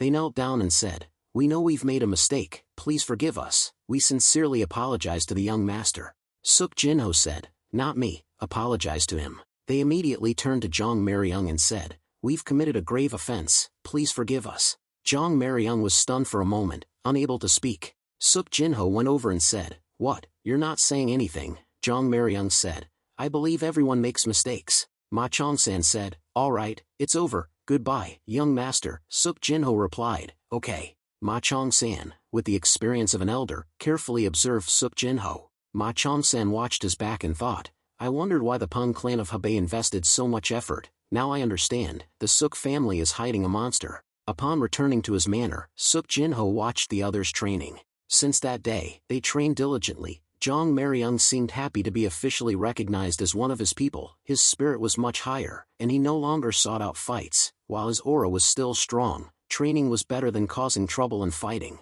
Every time Jong Maryung improved slightly, he happily told Suk Jinho, your Jong Maryung has become much stronger, young master. Suk Jinho happily replied, that's great. Besides Jong Maryung, there were still others who visited frequently, though it felt strange before. Now, it seems like normal. They arrived and called, Nanny, we're here. The nanny said, I thought you weren't coming because it's late, let me prepare a meal. They said there was one more person. The nanny asked, who else? Peng Mayan turned and greeted, good morning, young master Suk. We have a visitor today. The young man stepped forward and spoke. Nice to meet you, I am from Peng clan of Hebei. Peng Mugian is Naeon's big brother. Suk Jinho replied, pleased to meet you, young master, I am Suk Jinho. Peng Mugian spoke, forgive my abrupt arrival, I should have contacted you beforehand, but I couldn't wait to meet you. Suk Jinho replied, it's alright, this is our first meeting, isn't it? Let's go inside and talk. Peng Naeon reminded them, do we really have to go this far? We're troubling Master Suk Yong. Peng Mugian said, it's difficult to bring him back to our clan, so we had to come here. Everyone's curious about the person who's made our young Miss Naeon more feminine. Peng Naeon unhappily reminded her big brother, be careful with your words, even if you're a senior brother, I won't let you off the hook. Mugian smiled and replied, our Naeon has really left those people behind. I think they're a perfect match. Upon entering and seeing the object, Suk Jinho curiously asked, what is this? Peng Mugian explained, Naeon said she owes you a debt and asked me to do this. This is a sword personally crafted by our clan's patriarch. Suk Jinho stared at the sword. He praised, this sword is magnificent, the craftsmanship is truly exquisite. I wonder if I'm worthy of receiving such a sword. Peng Naeon said cheerfully, I'm glad you like the sword. Peng Mugian thought, wow, she can be like this too. Suk Jinho spoke, but isn't the patriarch worried? Young Miss Naeon has been at the Suk family for over a month. Peng Mugian said, of course, he's worried, but my father's rank is only third in the clan, so he can't do anything. Jinho asked again, third. Mugian said, yes, the most powerful is the patriarch's wife, followed by Naeon. Naeon blushed and said, brother, what are you saying? Peng Mugian recounted, see, I have to fear Naeon, because my rank is lower than hers. Suk Jinho laughed and said, that's interesting. Peng Mugian observed Suk Jinho. His aura was ordinary, not particularly imposing, but he felt Suk Jinho was several levels stronger. Even Beck Protector acknowledged him as a martial arts master, capable of powerfully and skillfully controlling his chi. I really want to spar with him. Suk Jinho asked, since I've received such a wonderful gift, shall we spar a bit with these swords? What do you think? Peng Mugian smiled and replied, that's exactly what I want. Peng Mugian thought, he's quick-witted, a formidable opponent indeed. Everyone went outside to prepare for the sparring match. Suk Jinho thought seriously, this spar's worth showing Yoon and Mariung. I initiated the spar, but seeing his intense desire to win, I'll have to fight several rounds. Peng Mugian spoke first, I'm ready. Suk Jinho said, so am I. Let's begin then. After those words, they lunged at each other. Mugian was surprised. He thought Suk Jinho would engage directly, so this was the first time he used the sword. Even unfamiliar with it, he immediately attacked. He's quite reckless. Mugian swung his sword downwards, but he was the one surprised. Seeing the danger emanating from Suk Jinho, he couldn't help but increase his vigilance. Peng Mugian thought, not good, how did he get behind me so quickly? They continued to clash, but Jinho's speed was unmatched. Mugian struggled, even in the first few minutes. Yoon exclaimed joyfully, young master, this is truly a sparring match between martial arts masters. Baek Sangin exclaimed in amazement, amazing, I thought with a head-on confrontation like this, the young master would have the upper hand. Peng Mugian cursed inwardly, damn it, how can he make me retreat so easily? I can't lose. In the Jianghu, I'm known as the soaring fierce tiger, and I won't let things end like this. Their swords clashed, dazzling the onlookers. Yoon cried out, oh my, an unimaginable battle, it's terrifying. Both combatants remained highly focused, defending against each other. Peng Mugian thought, with this difference in height and reach, I have to focus and wait for an attack opportunity. But Suk Jinho didn't let it be for a minute, he still rushed forward. Suk Jinho thought, in my previous life, I also faced 5 brave Gateblade. If his techniques aren't perfected, he's not a threat. But I can't let this battle end easily, this is the chance I've been waiting for to awaken my senses. Peng Mugian wondered, this is funny, he still hasn't shown his full strength. Show me everything you've got.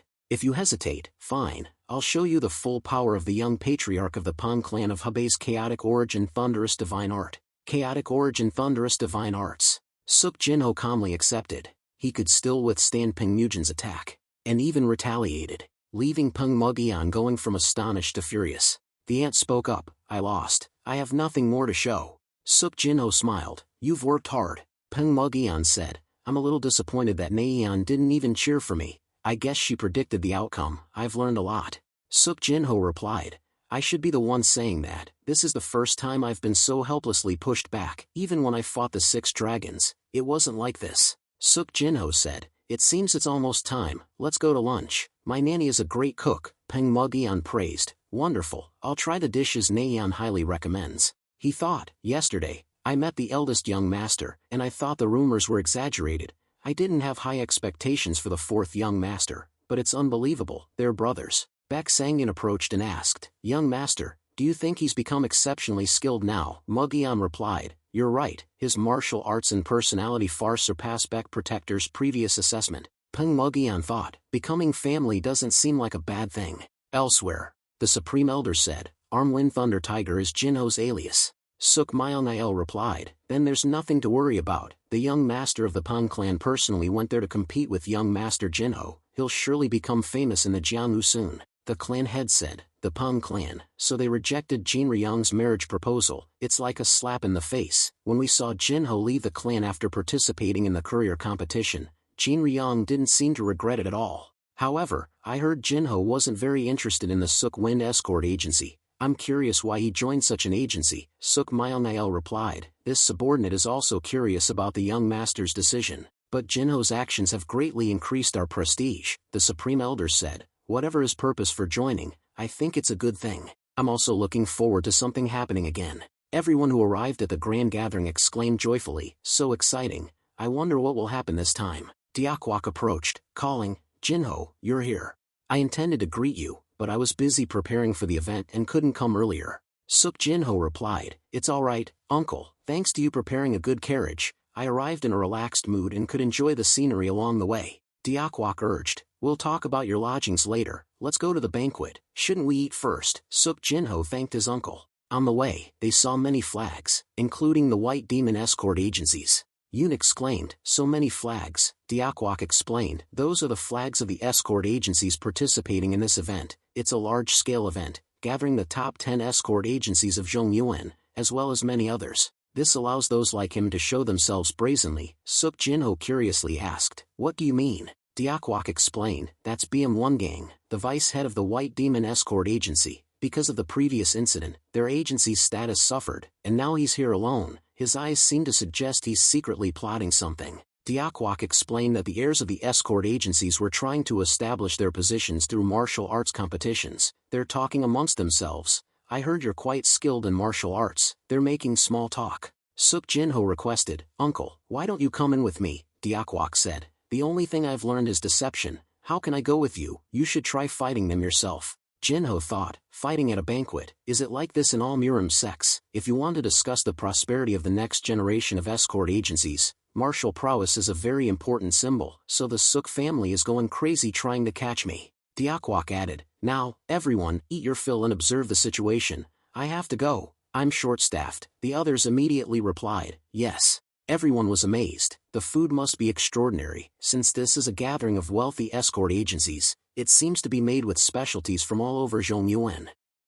Jinho told his nanny and Zhang Mariang, Don't hesitate, eat comfortably, I'll be away for a while. He instructed them to stay, and a black cat leaped down to accompany him. The nanny worriedly asked, Where are you going, sir? Suk Jinho replied, I'm going to meet someone. She asked again, To meet your dream girl. Suk Jinho stammered, No, not like that, the nanny cheerfully said. In the end, no one can compare to young Miss Naeon. Suk Jinho went to a place full of young men like himself. They were discussing, What's going on? The vice head of the White Demon escort agency challenged the vice head of the Green Pine escort agency. Isn't that too much? I heard BM1 Gang is a lay disciple of the Kongtong sect. Suk Jinho wondered, What's this? The Green Pine escort agency. BM1 Gang came out and said, What's this? The head and vice head of the Green Pine escort agency refused my challenge. The young man replied, Both sides have to agree for a martial arts competition to take place. The Green Pine escort agency has the right to refuse. The vice head of the escort agency said, Big sister, step aside. This is the chance I've been waiting for. I have to show myself this time. The young man said, Stay there, let me go. Suk Jinho thought, I found them. Those are the head and vice head. It seems something happened. Looking into their eyes, their grudge against the leader of the White Demon escort agency isn't small. Suk Jinho strode forward. He said, Pleased to meet you both. Are you the head and vice head of the Green Pine escort agency? The girl replied, Yes, but who are you? BM1 Gang scolded, You're being rude, don't you see we're talking? BM1 Gang tried to approach but couldn't touch Suk Jinho. He thought in surprise, Who is he? Why is his movement so agile? He is not an ordinary person. The others immediately asked, are you the Arm Wind Thunder Tiger of the Suk family? Is that right? You taught the Black Crow Fortress a lesson. Are you young Master Suk Jinho? BM1 Gang also heard those words. He wondered, if that's the case, is he Master Suk Jinho of the Suk family? Suk Jinho smiled and said, my apologies, I was a bit impolite. My name is Suk Jinho, and Master. BM1 Gang introduced himself. I am BM1 Gang, the vice head of the White Demon Escort Agency. He muttered, the White Demon Escort Agency, it seems we have bad karma. Others immediately asked, bad karma, what happened? You're behind the times. The White Demon Escort Agency joined forces with the Black Crow Fortress to harm the Suk Wind Escort Agency. The Kongtong sect had to mediate. That was very embarrassing. BM1 Gang angrily scolded, those guys are just talking nonsense. Suk Jinho praised, oh, how interesting, you sincerely propose a duel, aren't you good at backstabbing others? BM1 Gang asked, what do you mean by that? Suk Jinho challenged, it's difficult to confront the Suk Wind Escort Agency head-on, so you're picking a fight with the Green Pine Escort Agency. BM1 Gang clarified, Master, you're being too harsh. He asked again, you feel insulted, you have self-respect. BM1 Gang stared at Suk Jinho, the two seemed ready to devour each other. He clenched his fists angrily. The plan was to choose a suitable opponent and appear inactive. Suk Jinho, this guy is causing me trouble. BM1 Gang pondered, things have come to this. I have to change my plan a little. He politely asked, then, could Master Suk Young teach me? He calculated, after all, you're just a nobody made famous by the Pang clan of Hebei. I will definitely defeat you and steal all your fame. Suk Jinho smiled and said, teaching is only effective for opponents of a similar level. As far as I can see, I'm not the right person to teach Master BM. BM1 Gang angrily gritted his teeth, are you making fun of me? Suk Jinho replied, nothing like that, I just think you're not at my level. Instead, I wonder if we should have a duel. BM1 Gang asked, you want to duel with me? I don't think you'll ask for help from the Peng clan of Hebei. He replied, of course not. On this side, I will guide the vice head of the Green Pine Escort Agency. The people behind him immediately asked in surprise, what? He said the duel would be on the last day of the competition, provided both vice heads of the White Demon and Green Pine Escort Agencies agreed. Suk Jinho turned to the two people behind him, are you alright? I was a bit impolite. The young man immediately replied, okay, I agree with this decision. Big sister next to him reminded Jiyun. BM1 Gang arrogantly said, Master Suk Young is saying you're entrusting your honor to the Green Pine Escort Agency. That benefits me, but you should think carefully. Suk Jinho said, if so, then there's no need to prolong this. I'll see you here on the last day of the games. BM1 Gang affirmed, you can't run away. This is an agreement between us. After turning away, BM1 Gang didn't forget to scold. Your actions are stupid. Jiyun of the Green Pine Escort Agency dares to be my opponent. You're courting death. BM1 Gang confidently went inside with that thought. Big sister behind said to Suk Jinho, Master, what kind of trick is this? BM1 Gang of the White Demon Escort Agency dueling with our Jiyun. This is unbelievable. Suk Jinho turned back to explain, sorry to shock you, but you seem to underestimate your brother. The two were surprised by his words. He added, I can confidently say your brother will win. On their way back, someone asked him, I can't understand what Master Suk Young is thinking. Why did he choose that younger brother? Jiyun was still happy about Suk Jinho's reassurance. He said his brother probably saw his potential. Big sister doubtfully asked, have you fallen for him? Jiyun explained, no, but I think this is a good opportunity to learn from someone like him. But Big sister said he's just overrated. You believe those words? Jiyun asked. I trust him. Someone called from outside, is the head of the Green Pine Escort Agency inside? I'm sent by Master Suk Young. The person who entered introduced himself. I am Zhang Mariang. I'm here to guide you too. They thought, why is Master Suk Young so concerned about us? Is he smitten with us? Is he using us to humiliate the White Demon Escort Agency? No, if that's the case, he would have accepted the duel himself. There's no need to rely on our Jiyun. After arriving, Zhang Mariang cheerfully said, please come inside. Suk Jinho politely said, please sit. I have something to say. The two greeted him respectfully. I am Jiyun, the vice head of the Green Pine Escort Agency, and I am Du Jiyun, the head. He introduced himself. I am Suk Jinho, master of the Suk family. Du Jiyun said, I want to thank you for helping our escort agency, but I don't know why this happened. Suk Jinho chuckled and explained, I knew you'd think that way. After all, it's hard to receive favors without reason in today's Jianghu. Would you believe me if I said it's karmic retribution from past lives? I'm not helping you, I'm repaying a debt of gratitude on behalf of my ancestors to your escort agency. It was the same when I was weaker than this life's Suk Jinho. My body was slowly dying on the mountain amidst the freezing winter days. My body was buried in snow, colder than a corpse. I couldn't move, the only thing I could do was wait for my next life. Young men came and shouted, "There's someone here, bring something warm, build a fire, and boil some hot water." The head of the Green Pine Escort Agency found me during their travels and saved me from imminent death. Others said it was just rice balls, but it was better than nothing, the favor he gave me then. Even in my endless life, it is still the brightest and warmest memory that I will always carry with me. Suk Jinho told everyone that his deceased mother had been saved by the head of the Green Pine Escort Agency. She requested that he repay the kindness, so he's helping her today. However, being an illegitimate child, he couldn't repay the favor with money, so he's trying to do so with his humble abilities. The other two were very moved. Ji-yoon said, "So that means," Jinho replied, "You're right, but I have a question." He spoke, "I heard the Green Pine Escort Agency was once one of the top 10, what happened to you all?" Do Ji-yoon spoke, "Let me explain." As the young master said, the Green Pine Escort Agency was once among the top 10 in Jomyuan. However, the White Demon Escort Agency somehow bribed bandits to rob us of our goods. My father, the head of the agency at the time, tried to protect the goods and died at the hands of the bandits. Furthermore, my mother went to the crime scene to search for evidence and never returned. Do Ji-yoon looked at Suk Jinho thoughtfully. For some reason, his eyes seemed crueler than his age suggested. Something must have happened in his past. Suk Jinho said, "I'm sorry. I brought up painful memories." Do Ji-yoon explained, "It's okay. It's a chance to strengthen my resolve. Now is not the time to refuse a favor, no matter how unreasonable." Suk Jinho stood up. "I want to share your sorrow, but we don't have time. Follow me." He led them to another area. The siblings gasped in amazement. Suk Jinho assessed Ji-yoon. His muscles are well developed, and his movements aren't bad. "I'm sure I'm not mistaken. He's just overworking and not reaching his full potential, but he has great courage. He hasn't been properly trained, but with proper guidance, he'll become surprisingly strong enough to handle that BM1 gang." Suk Jinho said, "We don't have much time, let's begin now." Ji-yoon asked, "What?" He suddenly attacked, catching Ji-yoon off guard. But Ji-yoon reacted. He silently praised him, "Not bad." Suk Jinho grabbed Ji-yoon's collar. He threw Ji-yoon to the ground. Suk Jinho assessed, "His movements are too stiff. It's because his muscles are overused and tense." Do Ji-yoon worriedly called out, "Ji-yoon." But Ji-yoon warned, "Big sister, don't come closer.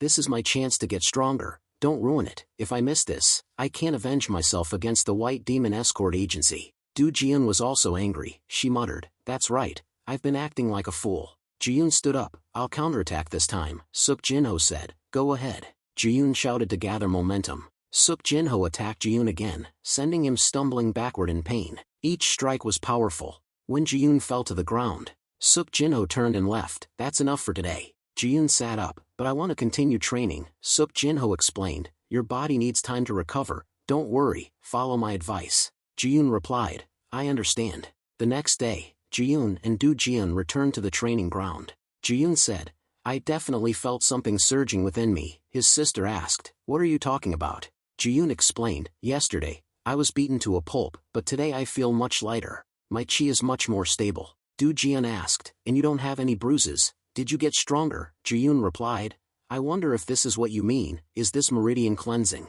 Suk Jinho arrived. "You're early." The two of them respectfully asked, "Did the young master sleep well last night? Did you rest comfortably?" Suk Jinho replied, "Would the two of them be the same?" Ji-yoon said, "Yes, I slept better than ever. I feel especially light this morning. Did you use meridian cleansing on me?" He replied, "I only helped relax your muscles and blood vessels a little." Ji-yoon happily asked, "So this is my normal state?" Suk Jinho advised, "You should take time to recover your state at least once or twice a month. Your body needs time to grow." Ji-yoon replied, "I understand." He asked, "Do you use any particular swordsmanship?" Ji-yoon replied, "I'm learning our family's sword techniques." He advised, "Then show me your swordsmanship." At the competition days later, the Suk Wind Escort Agency leader asked, "Is everyone alright? This is the first time I've felt this energetic until the end of the trade fair. It's probably thanks to the sparring. The Green Pine Escort Agency head and BM1 gang have nothing to worry about." He turned back to him and said, "That's right, Jinho. If I don't believe you, who else will I believe? Now I will believe that you are an angel sent down to earth by God." Suk Jinho replied helplessly, "You're exaggerating."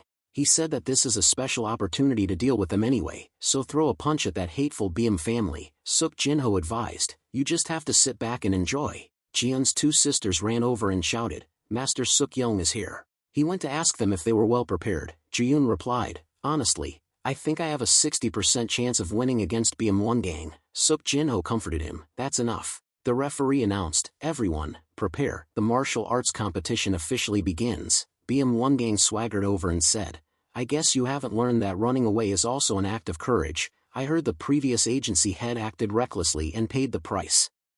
Ji-yoon angrily stepped forward and replied, after the competition ends, you'll know if we're formidable or not. Jong Maryung whispered to Yoon, this time, there's a real chance of winning, right? At first glance, his chi seems stronger. Yoon softly replied, whether he really has a chance of winning this time, I can't predict. At first glance, it does seem like that guy's chi is stronger, but what are you worried about? The young master personally trained him. Chi isn't the only factor in winning. BM1 gang challenged, it seems you've changed after associating with that illegitimate child of the Suk family. He raised his sword and sneered, but even then, we'll see what kind of viciousness you beggars have.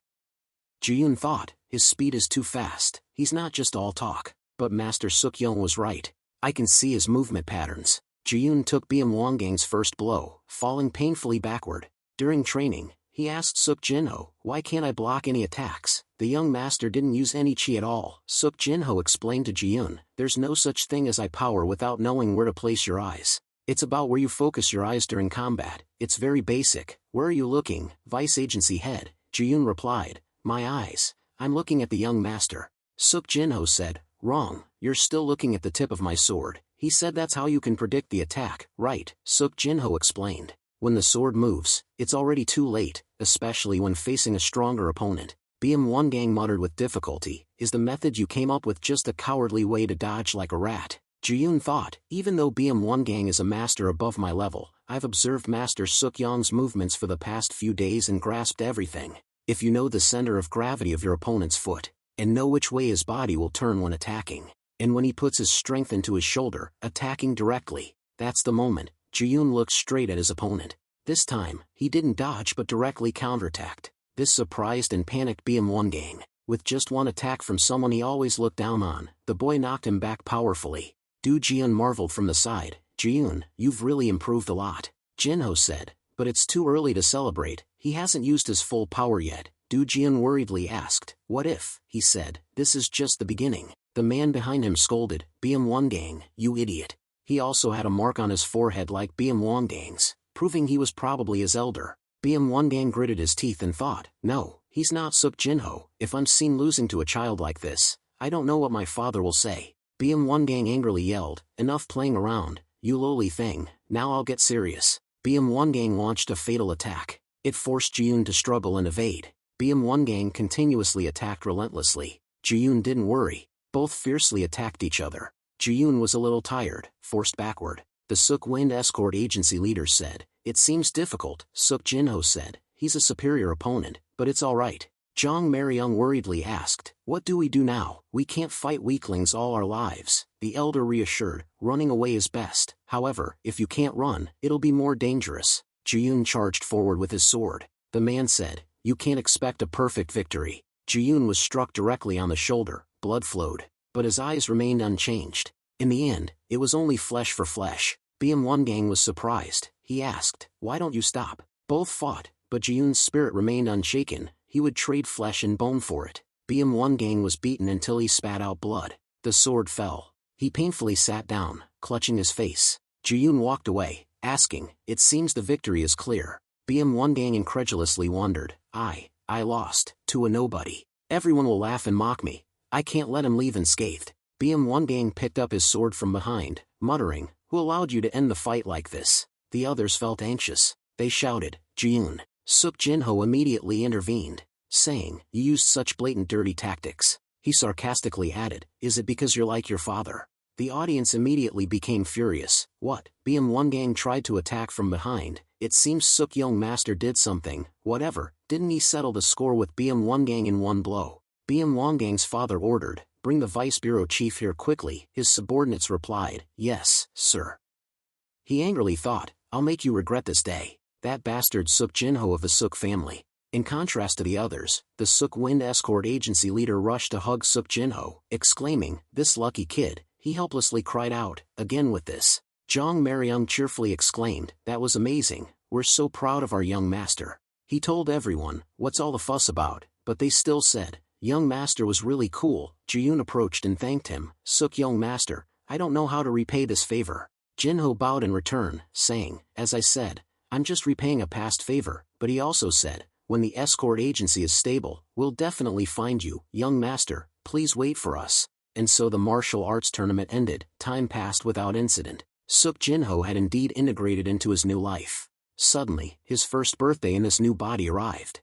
After everyone cleaned up, Suk Myung-il came out and asked, you're really leaving? Suk Jin-ho turned and replied, didn't I tell you, master, he sadly said, until the very end, you didn't call me father. Suk Jin-ho said, I know you're busy, Suk Myung-il explained, still, I should know where my son is going. If I don't ask, you won't tell me, so I put everything on hold to come here. Suk Jin-ho didn't make it difficult for him, replying, I'm going to the Yellow River in Hebei province. Myung-il muttered, it's not too far. Suk Jin-ho explained, Nanny was born in Hebei, and it would be difficult for her to travel far. Suk Myung-il offered a box, saying, take this as a birthday gift, I think it's the most essential thing for you now, don't feel burdened.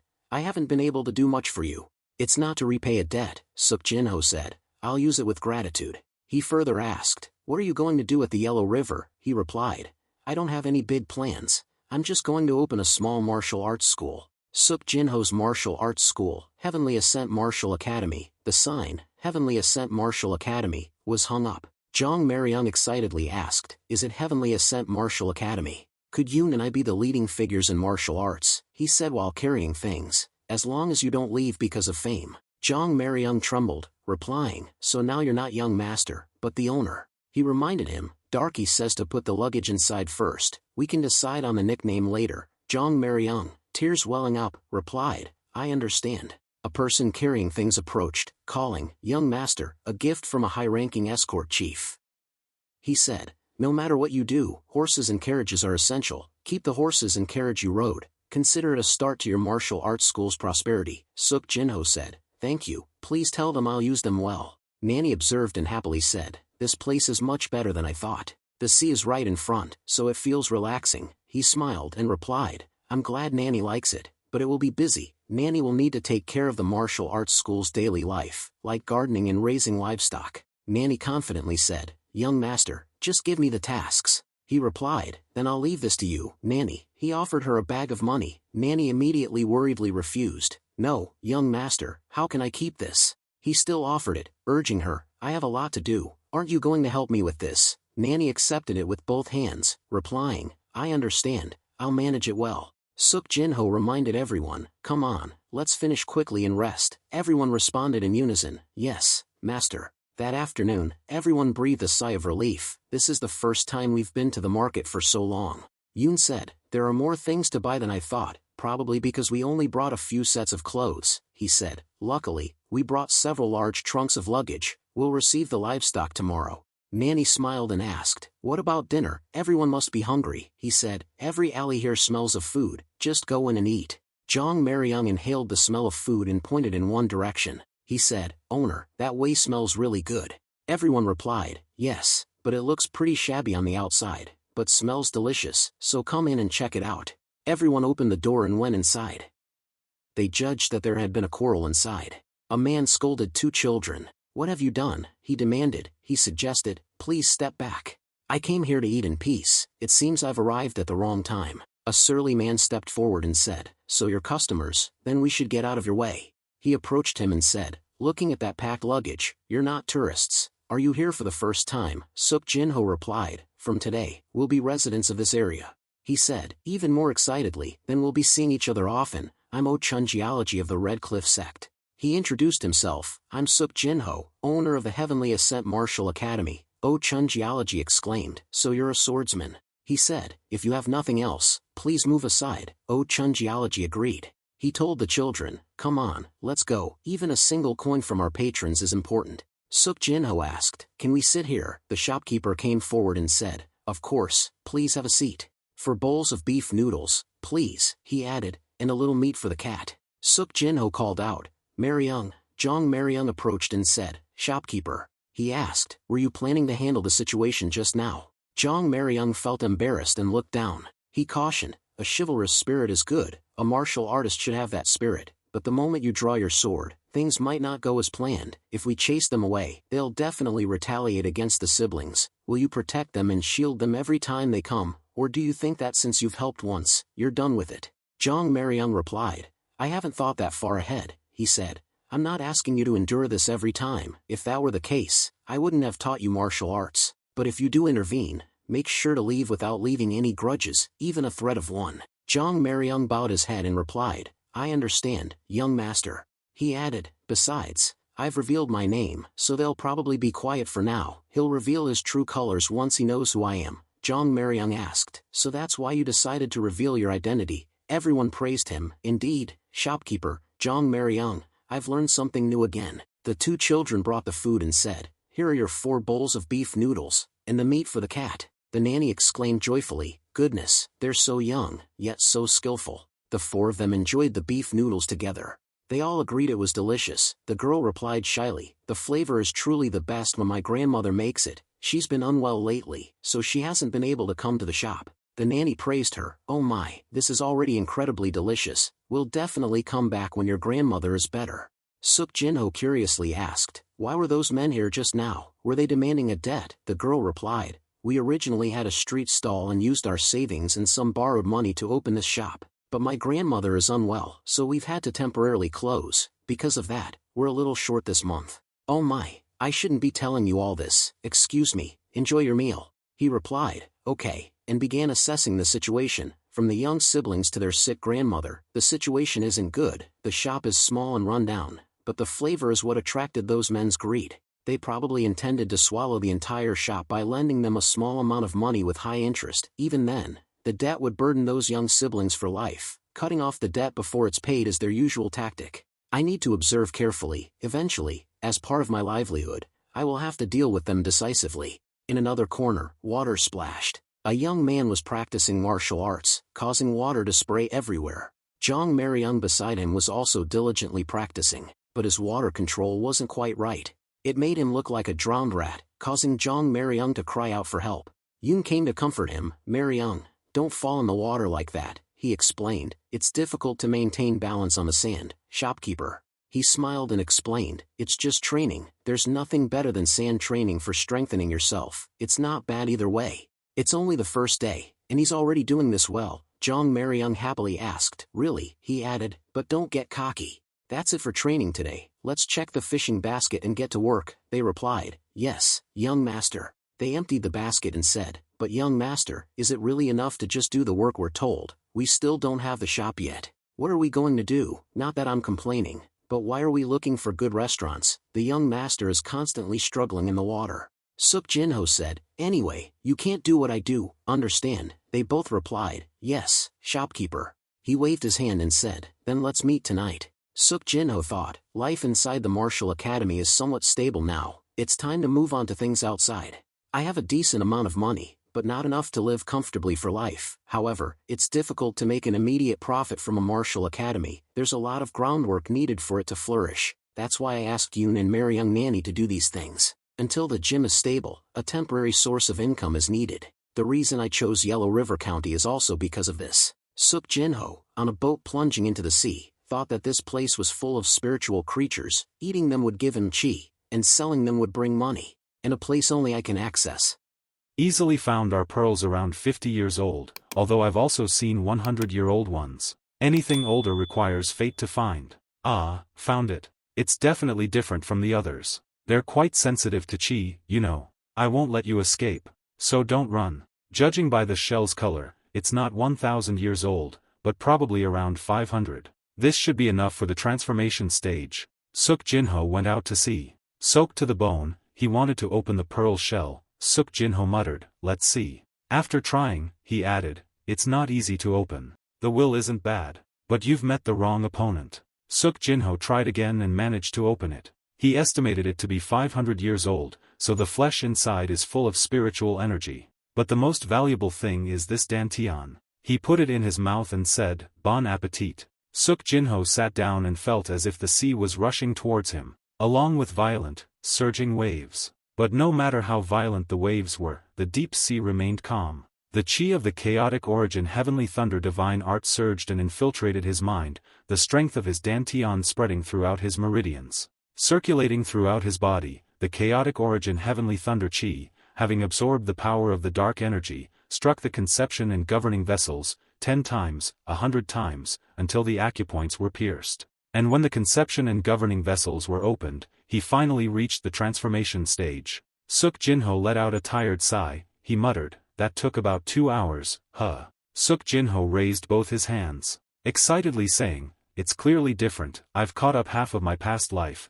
Although my internal strength is lacking, I'll have enough time to make up for it." Then he returned to his new house. Jong Maryung, while cleaning, said, "Boss, you're back late today." Suk Jinho entered carrying a bag and replied, "Yeah, I'm a bit late. Everyone warned me that the night sea is dangerous, so young master shouldn't stay out too late." Suk Jinho asked back, "Nanny still worries about me, huh?" Jong Maryung asked, "But what kind of shellfish is this? It's the first time I've seen a shell this big," he said. "It'll be tonight's dinner, so get ready." The nanny said, "I'll bring out some side dishes." She tossed a small one to the black cat and said, "This is yours." The black cat excitedly went to eat it, but everyone advised it wasn't easy to open. "If you find it difficult, use your dantian's energy," they said. The cat was struggling to open the shell. He said, "Seriously, this little guy is stubborn." Finally, it managed to break the shell and ate it deliciously. Suk Jinho praised, "You're amazing." Everyone called out, "Boss, we're all ready." He replied, "I'll be right there." Everyone ate together and exclaimed, "I'm so full." Jong Maryung curiously asked, "What kind of shellfish has such a rich flavor? We've been to many good restaurants lately, but this is the first time we've tasted this," he said, "because it's not an ordinary shellfish." Yoon also curiously asked, "This is the first time I've seen such a large shellfish. After eating it, I feel a warm sensation in my stomach." Jong Maryung happily asked, "You feel that too?" "My stomach feels strange," Yoon said. "Right, it feels like something warm is spreading through my body." Suk Jinho explained, "After eating, cultivate your chi internally, then you'll know for sure." Everyone exclaimed, "Could it be?" He explained, "It's not what you think, but they're about 500 years old, so they'll have some effect." The nanny asked, "So, what about those things young master left in the backyard? Are you going to use them?" He replied, "Ah, that's for something else." She curiously asked again, "Something else?" He said, "I'm planning to start a business." The nanny looked puzzled. "A business? Young master is going to do business himself." Suk Jinho replied, "Why would I personally do the business? I will leave it to someone better than me." The next day everyone worked as usual, tending livestock and cultivating crops. Suk Jinho approached and said, "Everyone's up early today." Everyone greeted him, "Good morning, young master." He inquired after her well-being. "How are you feeling, Nanny? Last night's treatment seems to have worked wonders." She replied, "Young master, this is the first time I've woken up feeling so refreshed." Suk Jinho explained, "I directly guided the energy through massage. It might even be more effective than Yoon and Maryung's methods." She took out an item. "Young master said we'd have a visitor today." Yoon, who happened to pass by, asked, "A visitor, who is it?" A horse-drawn carriage just then entered the courtyard. He said, "No sooner had I mentioned a tiger than it arrived." A person outside respectfully announced, "We've arrived, young miss." Suk Miryong stepped down from the carriage. She greeted him, "You're well, my younger brother." Suk Jinho replied, "It's been a while, young miss. Did you have any trouble getting here?" Suk Miryong said, "The journey wasn't far, and this is the Suk family. We can talk freely, can't we?" Suk Jinho replied, "Is that so? Then, may I call you big sister?" Suk Miryong immediately objected, "What, our ages aren't that far apart, just call me big sister." Suk Jinho replied, "Understood, I will." As they walked, Suk Miryong asked, "What's this about? This is the first time I've received a letter from my younger brother. It's quite unusual. Did you miss your big sister while away from home?" Suk Jinho said, "No, it's not that. I want to make a deal with you, big sister." Suk Miryong looked around and asked, "Where are we? Are you showing me around before our business deal?" He replied, "Isn't it customary to show the goods before a trade? The goods are over there, please take a look." Inside was a large, shelled pearl that amazed Suk Miryong. She asked, "Could it be?" Suk Jinho explained, "Exactly what you're thinking. It's a live 100-year-old red clam." Suk Miryong exclaimed, "You caught it." Besides seasoned fishermen who've spent decades at sea, even martial artists with years of training take 50 to 60 years to find one. finding a 100-year-old red clam is purely a matter of fate. Suk Jinho cheerfully replied, of course, I caught it myself, which is why I'm proposing this deal. Even for me, it wasn't easy to obtain. Anyway, I want to sell it through you. Naturally, I'll get the price you expect, right? Wouldn't I be a fool to pass up this opportunity for haggling? Suk Miryong excitedly said, but I have another question. Suk Jinho asked, you're going to ask how I got it, aren't you? Suk Miryong replied, is it possible to find something even rarer? He said, I don't know, finding such a rare treasure is a matter of fate. Suk Miryong proposed, let's sign an exclusive contract, I'll pay above market price. In return, besides the 100-year-old purple clam, all other valuable items must be distributed through me. Suk Jinho said, even with an exclusive contract, I can't guarantee you'll get as many as you want. I also hope it doesn't become commonplace in the market. Suk Miryong agreed, that's exactly what I want. He added, but a merchant paying extra up front, it seems something's up. Is there news that someone's looking for a 1,000-year-old purple clam? Suk Miryong said, I won't answer that. Of course, you're free to investigate, but if you don't want the hassle, just use a distributor. Suk Jinho slapped his hand and said, alright, let's finalize the contract and price. You know these things are extremely valuable, right? As Suk Miryong was leaving, Suk Jinho asked, aren't you staying for dinner? Suk Miryong replied, I bought it at a high price, so I have to think about selling it for a profit, even if it's just a penny. Suk Jinho replied, you sound dissatisfied. Didn't we just sign a contract, and you're confident you'll sell more? Suk Miryong replied, in short, let's look out for each other in the future. After the carriage left, Jong Maryung mumbled, she just left like that, and skipped lunch. Jinho explained, a satisfying deal is like a full stomach, I just bought it, but it's already worth it. Plus, the distribution rights to the 100-year-old red clam will be a huge help in the inheritance battle. Nanny stepped forward and said, then let me prepare lunch. Suk Jinho said, it's late, let's eat out, let's go to that beef noodle place, it's good. Everyone agreed. Suk Jinho sighed, entertaining guests is tiring, let's rest tonight, let's go, Nanny. But when they arrived at the noodle shop, they found it closed. Suk Jinho wondered, doesn't it open at night? Nanny said, something must have happened, could she be in danger? Jong Maryung worriedly asked, could it be those guys from before causing trouble? Yoon reassured her, if that were the case, it would be a mess, wouldn't it? Jong Maryung breathed a sigh of relief, that's a relief then. Suk Jinho called someone nearby and said, let me ask you, do you know why the restaurant is closed today? The uncle replied, maybe they are still at that grave. Everyone was surprised, is it a grave or not? He explained, the children's grandmother has been ill for a long time. A few days ago, she fell unconscious and it seems she couldn't get up again. Yesterday, some local merchants helped them build the grave. Nanny exclaimed, oh my god, that's so tragic. Suk Jinho asked, excuse me, where is the grave? The uncle pointed, it's not far, I heard it's near the entrance of the mountain outside. It's probably nearby. Suk Jinho's group went up the mountain. He observed something strange. Then Jinho said to everyone, oh, I just remembered it's time to feed the livestock. The three of you and Darky should go back first. Everyone was surprised and asked, why suddenly? He ordered, Yoon, you and Nanny should go back quickly. Yoon said to Nanny, the pigs must be squealing from hunger. Nanny said, it's not important now, but let's go back. He thought, luckily, Yoon is perceptive, it seems Maryung still doesn't understand why I told them to go back first. Nanny doesn't need to see such a vulgar scene. Those men said to the two children, you can't hand over the shop, and you can't pay, do you want us to kill you? The siblings, trembling, were pushed into a corner. They added, how can we prepare such a large sum of money in one morning? But he replied, that's not our concern. Sister cried, even if you like money so much, why do you have to come here to talk about it? The older brother, seeing his sister cry, loudly reminded her, so, Seol.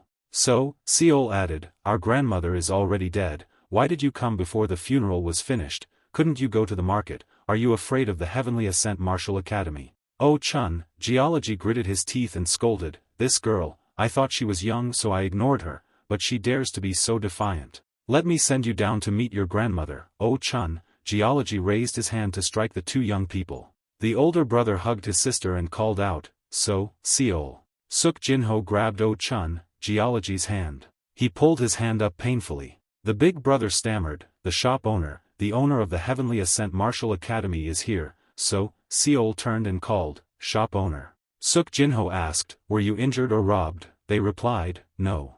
He said, that's good, from now on, do as I say, cover your ears and nose and turn to a direction you can't see. Oh Chun, Geology trembled and asked, what are you saying? Suk Jinho shouted, hurry up. Suk Jinho squeezed Chun, Geology's hand painfully, causing him to cry out. He asked, which of you has the courage to save your comrades? It seems I have to find out. Seeing their attitude, Oh Chun, Geology scolded, you idiots, do you believe the rumors? Our leader is captured and you just stand there. Suk Jinho struck him on the neck. They thought about the pressure point, is the rumor true? He said that the brave and short-lived were temporarily shutting their mouths, and the cowards and long-lived were listening to what I said and spreading the rumor. You're like insects, never-ending, that's why I didn't deal with you all at once on our first meeting, even without you, there would be similar or worse people in your place. But if someone proves themselves less than human, that's different. If an insect doesn't hide and keeps flying around, annoying people, shouldn't we kill any that come into view?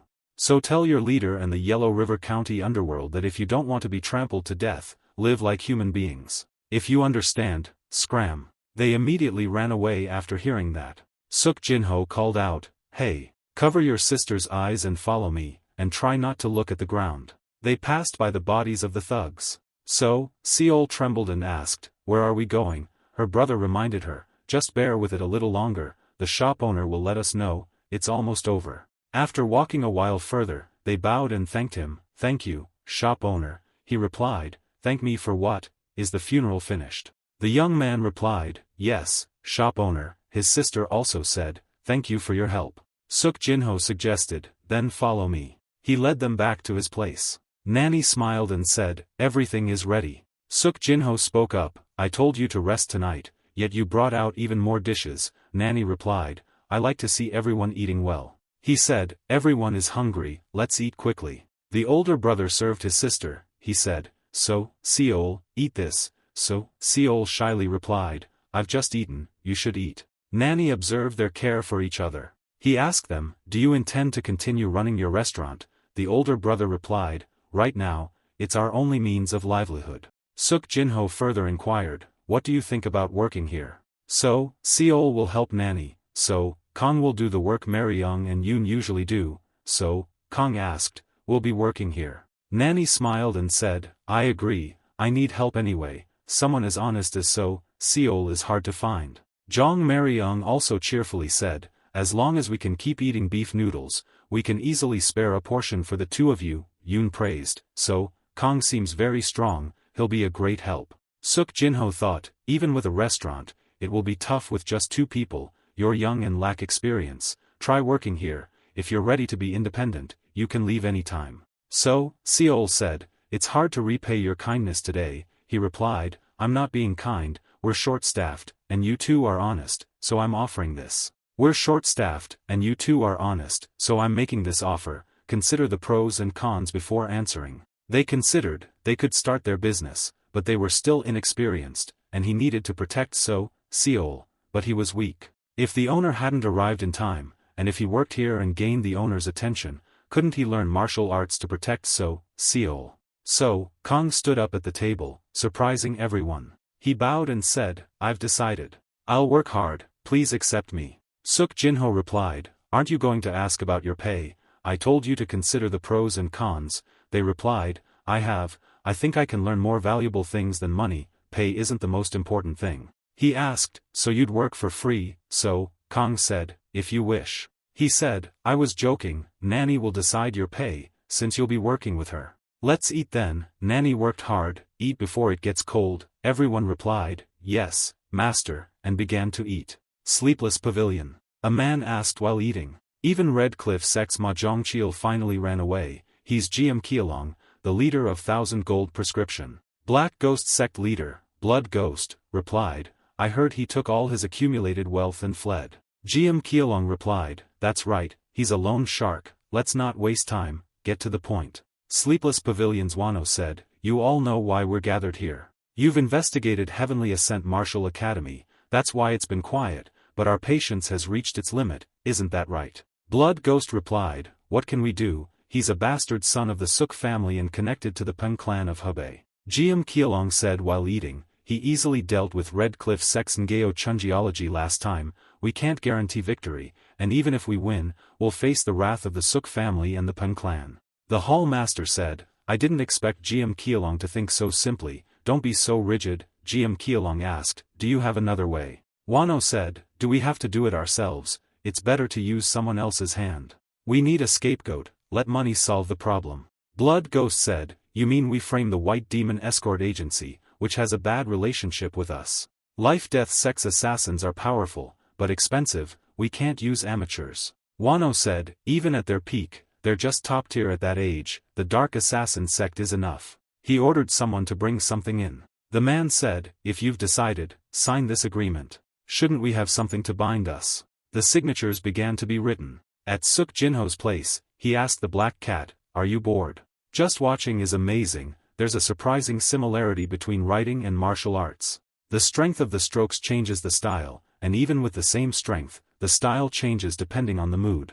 The Black Cat went to look, he asked in surprise, you understand too? The Black Cat pressed its paw print at the bottom of the page. Suk Jinho smiled in praise, indeed, very intelligent. He realized with surprise and asked the Black Cat, you feel it too? What's coming will come, it seems like today, even a small tremor is agonizing. He thought, this direction is where Nanny lives. Looks like the guys above kidnapped Nanny and caused a ruckus to attract my attention. And while I chase the Nanny, the one below will attack from behind.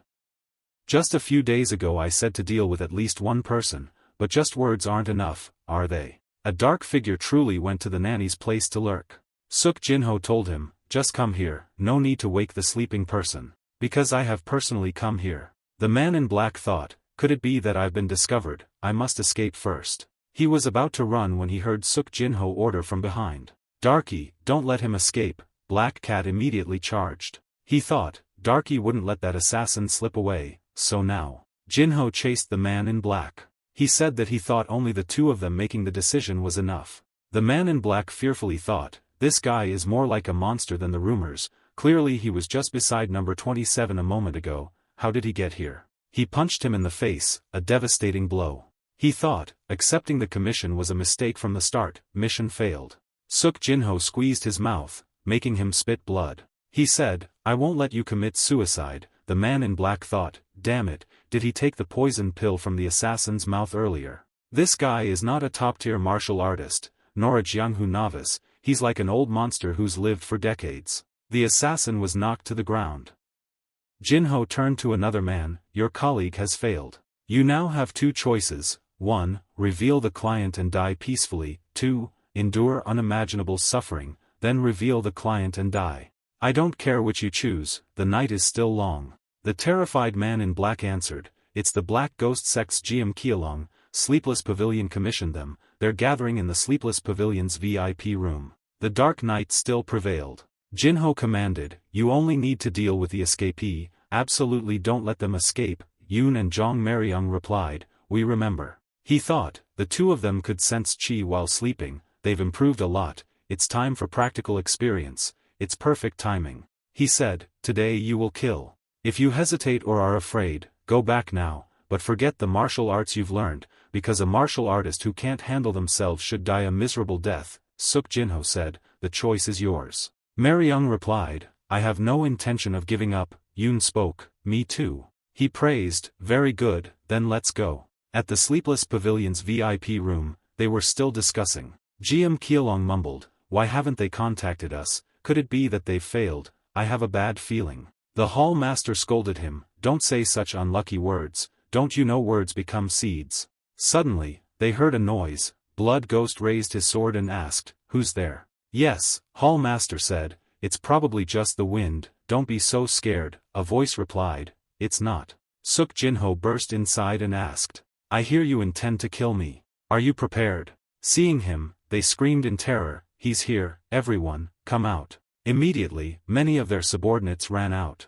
Jinho said, gathering the insects together makes extermination much easier. He yelled, it's come to this, kill him. Those people charged at him. Suk Jinho said, I was wondering if I should be gentler, but you attacked without a word of explanation. He attacked and said, well we can settle it in one go, that's fine too. Blood Ghost Run said, how can this be possible? He wondered, even though the assassination failed, I thought I'd win in an all-out battle, was I too arrogant and delusional? Suk Jinho warned, don't even think about escaping from here. I've blocked the entrance so no one can get out. The sleepless pavilion leader knelt down and said, this foolish subordinate dared to harbor ill intentions towards the great warrior. If the great warrior spares my life, I will offer regular bribes. He held his sword before him. Then a spray of blood erupted. Suk Jinho said, life's too easy, isn't it? It's true, thinking money can solve everything. That's why I hired that assassin. Even though I told you to live like a human being, you didn't listen, did you? GM Keelong said, in any case, guys like us will always appear, won't we? Suk Jinho replied, fine, I thought so too, people like you will keep breeding, so I intended to observe. But thanks to you, I've changed my mind. He ultimately decided to kill him, figuring it was cleaner to take care of it all at once. The remaining one charged with his sword, attacking him from behind. Suk Jinho asked, you're planning on mutual destruction. He thought, no matter how strong he is, he's just a chick. A poison needle, he can't possibly avoid this. Suk Jinho said, so it's insect venom. He yelled, how could you dodge that? Suk Jinho easily dodged it and counterattacked. Darky stood before the door and thought, I'm a special cat living in Mount Tai, there, I met my master and was named Darky. Images flashed in its mind of following its master. The first time it went to the manor, it was boring, the only thing that relieved the boredom was the silly-looking humans following the master. It remembered a moonlit night, when a terrifying tiger appeared. But Yellow River County has changed, it rules the beasts, harming both humans and animals, the Mountain King. It was walking through the forest with a group of animals, its eyes filled with determination. I've only been observing, but I've seen my master's dominance over the people of Yellow River County, and I've decided to dominate the animals of Yellow River County as well. Now I will capture the Mountain King. One morning in a forest, Darky was examining a very large tiger track. As it climbed the hill, a loud cry came from another direction. Hearing it, it thought it was the sound of wolf pups. It hurried towards the sound. On the way, it detected the smell of blood. At the foot of the mountain, 3 wolf pups trembled before a large, dark shadow. The tiger roared, looking at the wolves with hungry eyes. Seeing this, Darky thought, it intends to kill even the young. It ran up, positioning itself in front of the 3 wolf pups, growling at the tiger. Darky growled at the tiger, thinking, from today, this mountain is my territory. The tiger, seeing Darky, roared angrily. It leaped high, surprising its opponent. It landed a powerful blow, knocking the tiger to the ground. It used a feline command, ordering the tiger, scram, don't let me see you again. The tiger, heeding the warning, quickly fled into the forest. The 3 wolf pups went to their mother's side and whimpered. Darky jumped onto a rock behind it, looking down at the 3 wolf pups. It introduced itself with a powerful voice, greetings, my subordinates, from now on, you will follow me. At sunset, his family shouted, young master, look. He and several others came out of the house and asked, what is it? The 3 wolf pups stood trembling behind Darky. The nanny explained, it seems Darky has brought new members. Those are wolves. Seeing those wolves, Yoon spoke up, is that wolf okay? Jong Maryong also spoke up, could it be a spirit like Darky? Everyone stood around the new members. He looked at them and said, with Darky here, there wouldn't be any trouble. If he could raise them as a mascot, he might be useful in the future. Moreover, Darky alone couldn't manage the entire ranch. A wolf of his size would be considered his best subordinate. He looked at the wolves and made his decision, good, we'll accept you as members. From now on, your names will be Blue Wolf, Yellow Wolf, and Brown Wolf. The wolves seemed excited about their new names and howled in unison. The next morning, as he was practicing his martial arts, someone approached from outside. He sensed someone's presence. So, Kong stood outside the door and said, Master, you have a letter from the Sukwind Escort Agency. Hearing this, he ordered him to come in. Knowing his master was training, he said, Sir,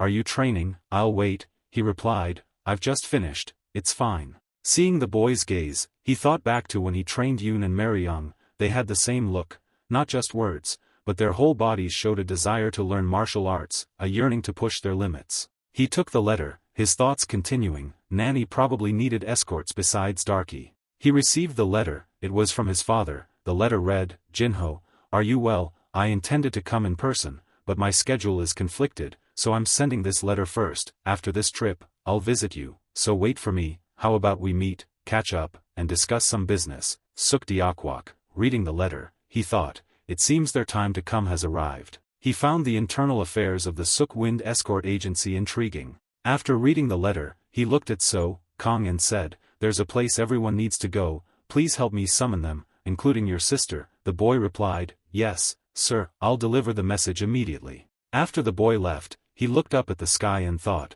"Come to think of it, I've kept this hidden for quite a while, it's time to gradually reveal it." He and his subordinates went outside. Nanny said, "Young master, it's early morning, what do you need us for, and you're interrupting Yoon and Maryung's training." Yoon and Maryung chimed in, "Something so important we have to miss training, are those villains back?" Seeing their worry, he laughed and said, "Nanny, and all of you, do you know why I told you to go everywhere and try the food around here?" Jong Maryung asked, "Didn't you tell us to filter out only the delicious food for you to eat?" He said helplessly, "Do you know who I am?" Nanny covered her mouth and laughed, "I thought you wanted us to learn how to cook the local specialties." Yoon scratched his head, "I didn't think that much." He led them to a restaurant and cheerfully said, "The reason is here." They were puzzled, so Kong said, "This is the place we visited before we started construction." Nanny added, "The chef's skills are good, but their ingredient management is sloppy." Jong Maryung and Yoon said, "It's suddenly closed, so we thought it went bankrupt.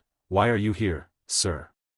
He pulled down the red cloth covering the signboard. Seeing it, everyone exclaimed, "River Affection Inn." Nanny asked suspiciously, "Young master, the inn's name?" He answered without hesitation, "That's right, it's named after Nanny, or rather, the innkeeper. It's a gift for you, Nanny." She was surprised. "Yes." Seeing her reaction, he laughed, "You're surprised already, the recipient is still here," she said hesitantly, "It's too much for me to accept, wouldn't it be better to just use the name?" He handed her a document. "The deed under Nanny's name is also complete, if it's too much, you can sell it and use the money." She quickly refused, "How can I do that?" He firmly pulled her inside, saying, "Just accept it, it's a gift for Nanny, but it's also necessary for me." She became even more confused. "Yes." Entering the inn, she was amazed. He explained the structure. The first and second floors were for dining, the third and fourth for lodging, and most of Heavenly Ascent Martial Academy's disciples would stay here. She understood the structure somewhat. It's understandable, even a large martial arts academy would get complicated with more disciples. He agreed, adding, "And I don't want the inconvenience of arranging guests." After a moment of discussion, he said, "We should get some help, Nanny." She no longer refused and happily replied, "Thank you, young master, I'll work hard." Soon after, River Affection Inn opened for business. Heavenly Ascent Martial Academy, thanks to its reputation for valuing its members, didn't have trouble finding employees, so Haejong's cooking attracted many regulars. As things settled down, the anticipated visitor arrived at Heavenly Ascent Martial Academy. Deokwok arrived with 2 disciples. "Long time no see, Jinho," he replied, "Uncle, your journey must have been tiring." He patted his shoulder in praise, "There are rumors about you everywhere, you chased away some underworld figures and even opened a magnificent inn."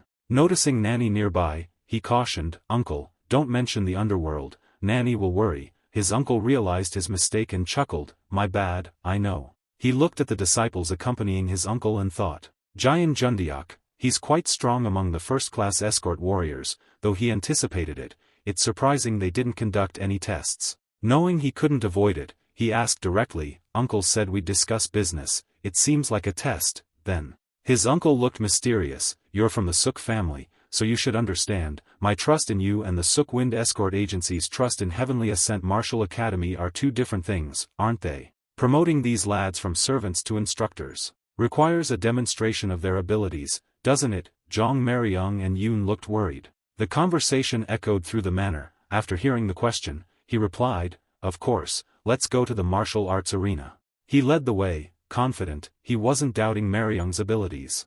He noticed the escort warriors whispering behind him. This was to ensure the soon-to-be members would wholeheartedly accept Maryung and Yoon as instructors. Even if it was an order, they wouldn't readily accept instructors who were formerly servants. With that, he ordered, "Maryung, get ready." Maryung was surprised, "Sir, me?" He looked at his uncle with a confident gaze. "Yes, show them the strength of Heavenly Ascent Martial Academy's instructors." Maryung stood in the arena facing his opponent. From the stands, So, Kong nervously asked, "Master, can I really watch the match?" He coldly replied, "What, no interest, then go somewhere else." He quickly explained, "No, sir, I'll watch it with gratitude." He observed the boy for a moment and thought, "I'm very satisfied with that look." his natural aptitude isn't bad, so if he trains properly, reaching the peak shouldn't be difficult. On the ring, he said to his opponent, asking for advice. The other also politely bowed in response, asking for advice. Mariyoung picked up her sword and looked at her opponent, her eyes filled with determination as she thought, this is the first time she has participated in a martial arts match with spectators like this. Although he was a little nervous. Thinking this, he quickly charged towards his opponent, continuing his thoughts, but determined not to be embarrassed. He swung his sword in a downward strike. A tremendous amount of energy emanated from the sword's blade. The opponent and everyone around were astonished by the attack. Whispers started to rise. What kind of attack was that? It's stronger than I thought. I heard he humiliated a bodyguard from the Suk family. Could that rumor be true? Deokwok smiled upon seeing Mariyoung's power. His opponent, after witnessing this, smiled and said, "You've become incredibly stronger." Saying this, he launched an attack towards Mariyoung. "I'll fight seriously now." A blow landed on Mariyoung's shoulder. He endured the pain and counterattacked with his sword.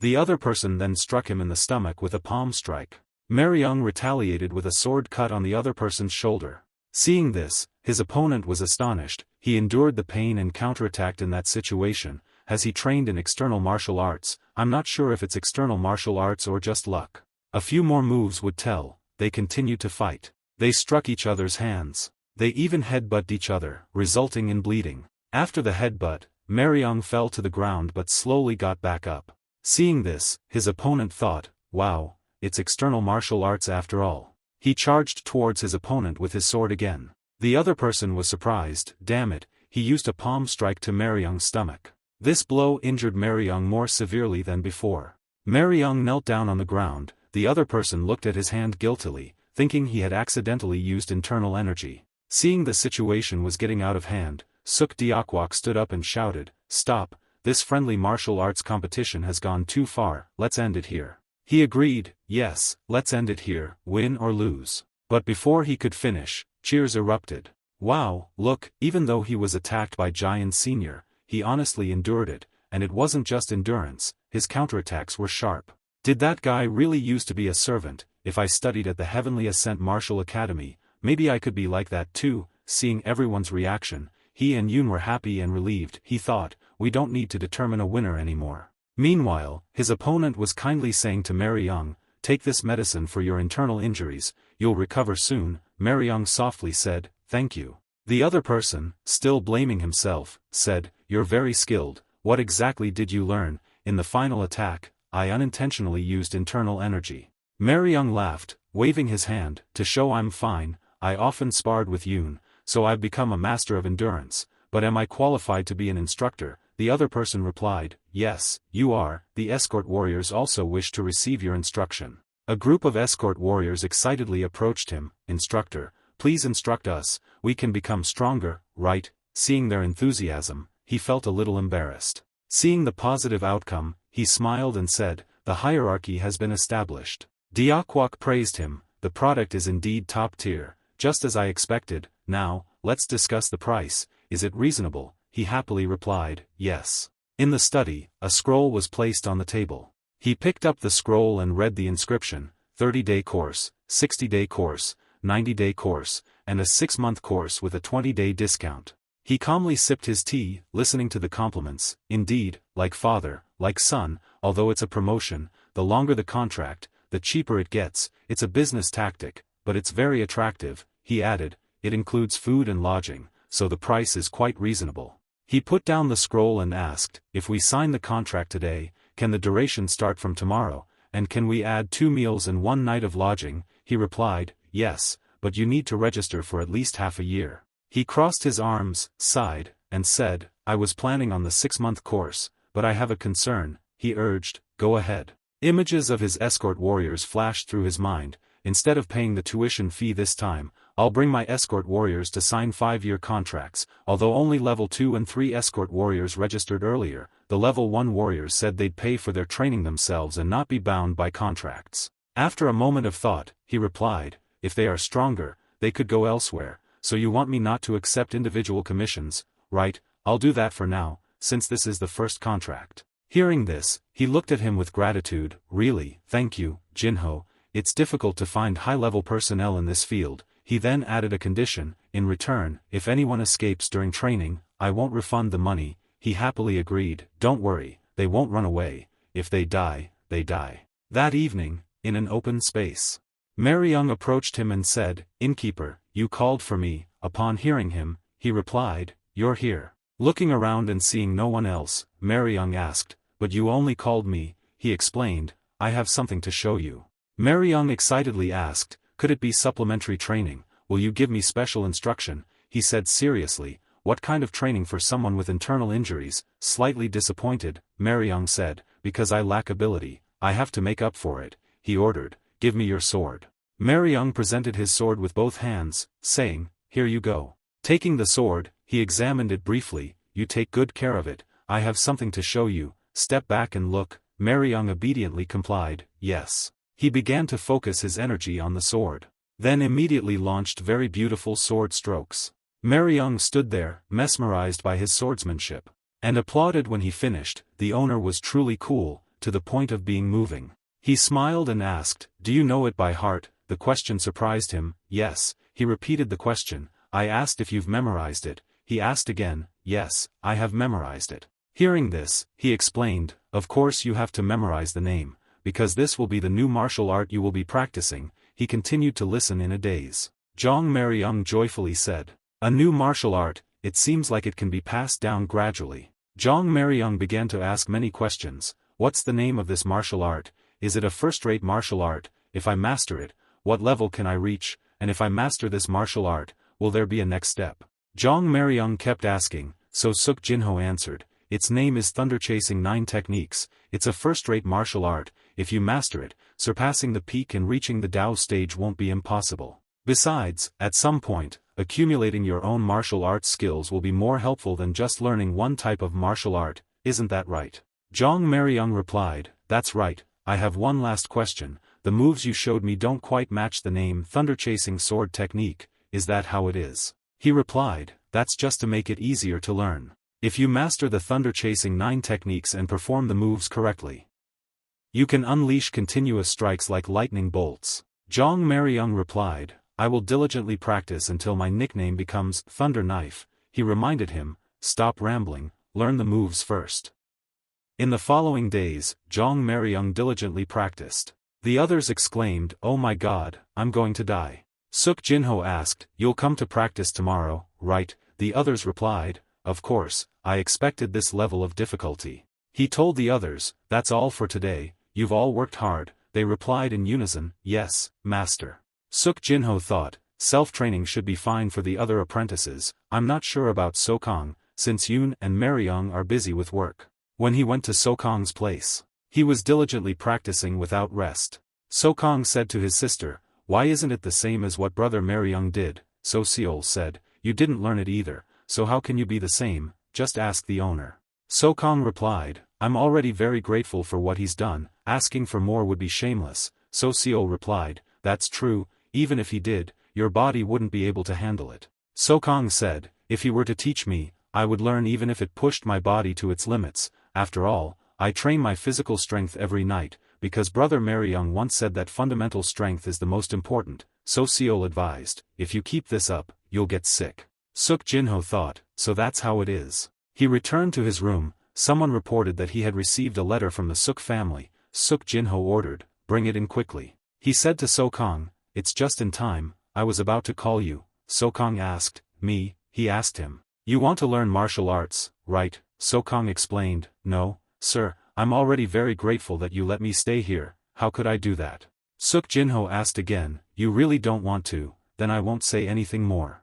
Sokong said, "Actually, I do want to learn." He asked again, "Then what's the reason?" He replied, "In this world, So Seol's family only has me, at least until So Seol gets married. I want to protect her well. I thought that if I don't have wealth, I must have strength."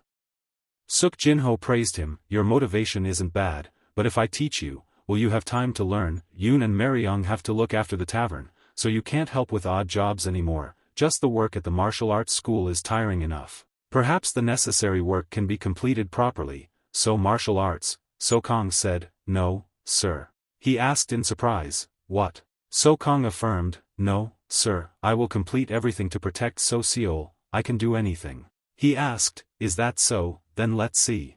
I'm looking for a bodyguard for the nanny. I'll give you a chance, from tomorrow, train with the apprentices from the escort agency, he added, but don't neglect your work at the tavern while you're learning. Sokong emotionally replied, Master, thank you, is this not a dream? Jinho asked again, do you hope it's a dream? Sokong replied, no, sir, I will be diligent, thank you, Master, he said, alright, you can leave now. Sokong happily ran off, saying, good night, Master. He sat alone in his room, he thought, someone brought me a letter, Suk Jinryong and Suk Kirayan. I don't know if someone planted a spy or if my sister leaked it, but the contents surely reveal the 100-year-old red clam. I predicted it, but I still feel terrible. I didn't expect to be so arrogant. I need to be more vigilant. I guess I still think of myself as an underdog. Suk Jinho went to a tavern. He said to the nanny, though we have many customers, there's still some regret. The nanny replied, I think so too. If we paid a little more attention, we could have more customers. Suk Jinho asked, it sounds like you know what the problem is. The nanny said, I'm just thinking narrowly. He said, it's okay, tell me. Nanny brought it up, thinking back, we don't have a special dish, successful restaurants all have their own signature dishes. I commend Nanny for her sharp thinking, that's also the problem I've thought about. Anyway, we prioritized the meals of the restaurant so the dishes were all normal and convenient, that's why no customers came for the special dishes. Nanny replied, I also thought the same as young master, but it was really embarrassing. Suk Jinho cheerfully told her, the cause is found, so why doesn't Nanny do some research? Nanny excitedly said, leave it to me, I'll create a signature dish for River Affection Inn. Suk Jinho advised, but Nanny, don't overwork yourself, I've also come up with another idea. Jong Maryong rushed in and called out, innkeeper. Suk family's young miss, Suk Miryong, has arrived, sir. Suk Jinho asked back, she's already here, but what about this? Jong Maryong replied, the young miss is with someone who emits a strange aura, definitely someone from Murim, but there's something very unusual about that aura. Suk Jinho pondered, a strange aura. Suk Jinho called out, Jinho. Suk Miryong said, younger brother, long time no see, everything's alright, right? Suk Jinho asked back, why didn't you contact me, why did you suddenly come and bring such a dangerous person? Miryong said, I don't know who that is, but they were treated coldly, isn't that right? Jinho said, just by looking, I know that's someone from the Sichuan Tang clan. You brought such a person here, thinking I would welcome them. Suk Miryong explained, I have my reasons. The man said, I've come a long way to meet the innkeeper, could the innkeeper spare me some time? I swear I won't cause any trouble. He assessed, his attitude is quite different from other Tang clan factions I've known, how strange. Suk Jinho turned and said, first, let's go inside, since you've come this far, I'll hear your reasons. The man said, let me introduce myself, I am Tang Gon Mayan of the Sichuan Tang clan, Sichuan Tang clan, Tang Gon Mayan. Suk Jinho introduced himself, I am Suk Jinho, innkeeper of Heavenly Ascent Martial Academy. Tang Gon Mayan thought, I heard rumors of a hidden dragon appearing in Hebei province, it seems to be true, even knowing my identity, he shows no tension, his reaction is perfectly defensive. His hands show no calluses or scars, there's no way he's reached the transformation stage at his age, but it's certainly strange. What surprised me most was his eyes. My nephew, the young patriarch, is wary when looking at me, yet this young man remains so calm when facing me. Jinho asked, I have a question I must ask first. Tang Gon Mayan replied, innkeeper, what's your question? He said, how did you get information about the 100-year-old red clam? And where are you? Suk Miryong replied, how did you know that? He asked back, why did you bring someone from the Sichuan Tang clan? They must have heard rumors before approaching. I didn't expect things to develop like this. It's unthinkable that information leaked all the way to Sichuan without a trace, so I'm curious where you got the information. Tang Gon Mayan replied, I'll explain everything, but I'll correct something in the innkeeper's statement. What I seek isn't the 100-year-old red clam. Suk Jinho asked back, then what is it? Tang Gon Mayan replied, what I seek is the 1,000-year-old purple clam. He asked back, not a 100-year-old purple clam, but a 1,000-year-old. Your ambition is quite large. Are you aiming for the transformation stage? He replied, that's not the reason. My nephew is bedridden due to poisoning. After searching through our family's ancient texts, we found a cure, but we can't find the 1,000-year-old purple clam, the most crucial ingredient. Knowing the cure but lacking the ingredient is utterly despairing. I coincidentally heard through a beggar that the daughter of the Suk family obtained a 100-year-old red clam. though it's presumptuous, I had to come. I know this sudden visit is troubling, but please understand, as an uncle, I had no other choice. Suk Jinho asked back, of course I understand, your nephew's life hangs in the balance. Tang Mayan thanked him for understanding. Tang Mayan said, so, innkeeper, can you find the 1,000-year-old purple clam? He replied, I'll try, but as a Tang great warrior, you should know that such a spiritual treasure requires fate to be found. He said, of course, I know, if only I could find the 1,000-year-old purple clam, I'll offer any assistance. Suk Jinho said, I'll say it again, I can't guarantee I can find it. He said, I understand, even if you can't find it, I'll never forget your help. He mused, the Sichuan Tang clan values gratitude and resentment, taking this opportunity to create a debt of gratitude isn't a bad thing, the more cards I have, the better. The next day, they went to the sea. Tang Mayan looked around and thought, the innkeeper has tried his best each day, but today was fruitless, there's not much time left. Suk Miryong asked, so you're here? Tang Mayan turned and asked, you've come. Suk Miryong explained, Jinho always lets people see more than they expect, so you should wait a little longer. Tang Mayan replied, that's what I must do, I must trust the innkeeper and wait. In the afternoon, on the sea, the boat drew closer to the shore. Tang Mayan said, the innkeeper seems to be returning. He was startled to realize. Wait, that thing in the young master's hand, could it be? Suk Miryong excitedly said, look, I told you it was worth waiting for. The boat docked. Tang Mayan rushed forward and exclaimed, thank you, innkeeper, you've worked so hard. Suk Miryong smiled and said, you've worked hard, Jinho. Jinho advised, please step back, this thing has immense power. Suk Miryong curiously asked, did you use internal energy to hold it? Suk Jinho replied, yes, otherwise my hand would have been severed. He instructed, don't give it to anyone else, you should handle it personally, it won't die if left outside for a day or two, but it's best to leave as soon as possible. He replied, I know, we will leave immediately. Owner, please keep this first, there's no time now so I have to take my leave like this. Suk Jinho replied, I understand, I know where the Sichuan Tang clan is, you can come after you've saved my grandson's life, or, when you come, bring plenty of gifts, heavily laden would be good. Tang Mayan laughed heartily and replied, I know. Take this item now, please, Tang Mayan replied.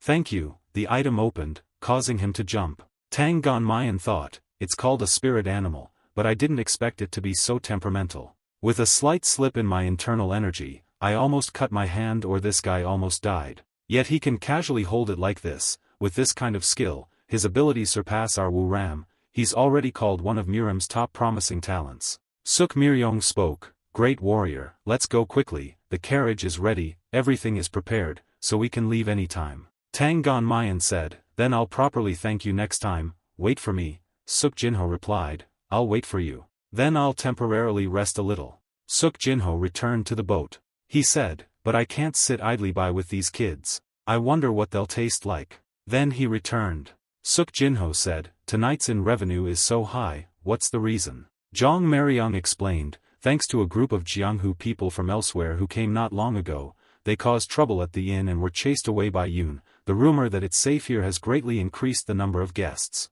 Yoon said, we're already short of rooms, we probably need to expand further. Suk Jinho asked, are we seriously that short? Zhang Meryong happily recounted, that's not an urgent problem right now, increasing the inn's capacity at the Martial Arts Academy is the difficult part, if the increase in guests becomes a problem, the inn will be in serious trouble. Suk Jinho said, then let's buy a new one. What's money for? Buy a bigger inn and operate a second branch. Is that it? Everyone asked with bright smiles, is that really possible? The nanny came and called, young master, everything is ready. Everyone looked at the delicious food and exclaimed, wow, what is this? Zhang Meryong said, it looks like shrimp, but it's so big and fragrant. The nanny said, this is the lobster the young master caught. Let's try it and choose a dish to be our signature dish.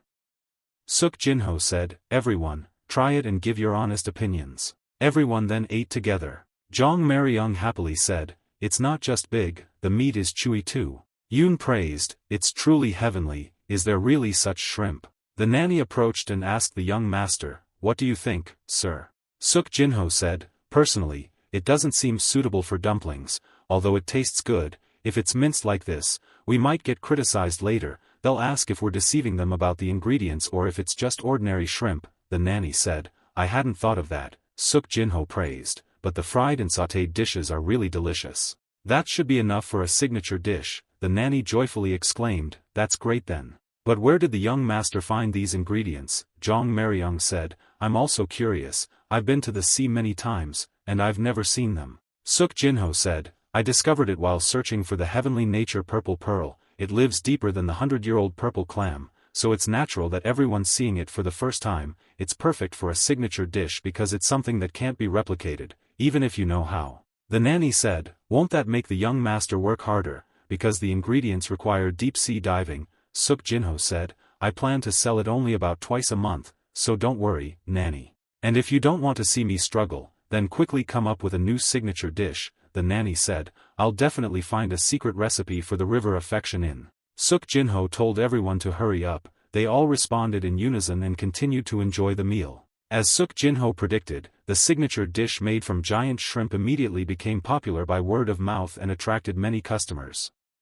Competing inns tried to imitate the giant shrimp, even using slightly larger ordinary shrimp and deceiving customers, but of course, they couldn't compete with the river affection inn. As the scorching hot season has passed, the winds began to cool in the mornings and evenings. 2 people came to the gate, they said, we heard it was old, but it's too old. The other person reminded, Aaron, you have to maintain etiquette. The other said, aren't we maintaining etiquette right now? New guests arrived at the Heavenly Ascent Martial Academy, and the Sichuan Tang clan patriarch, Tang Gunsong, the king of the underworld, agreed with Aaron. He gritted his teeth, showing his displeasure and said, the girl is right, it's both old and small. Tang Gonmayan beside him said, isn't the people more important than the size? At this moment, Suk Jinho came out towards Tang Gunsong and said, you've arrived, Tang Great Warrior. Gunsong laughed heartily in response, Innkeeper, are you well? Jinho saw the crowd and wondered, what's going on, why are so many people here?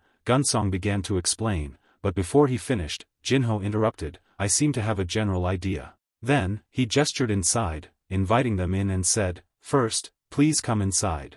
Scene change, a teapot pouring tea into cups, and a voice said, therefore. 4 people sat opposite Jinho, holding teacups. Tang Gonmayan spoke, first, I apologize, I originally intended to come alone. Before he could finish his sentence, Gunsong interrupted him and said, I won't go on long, I'm Tang Gunsong, thanks to the owner of the restaurant, my daughter was saved so I came here to thank him. But Jinho heard that and smiled politely and replied that it was all thanks to luck. 1,000-year-old purple clams weren't something that could be found just by effort. He didn't expect Patriarch to personally come here. Gunsong immediately replied implicitly that he had a reason for doing so. At this moment, Rin blushed, raised her hand to cover her chin as if to hide her shyness. Aaron performed a courteous bow and said, although it's a little late, I would like to greet my benefactor. Ha-Rin also looked towards Jinho and cheerfully added, I am Tang Ha-Rin. Faced with the 2 sisters' enthusiasm, Jinho was slightly surprised, stammering, oh, yes,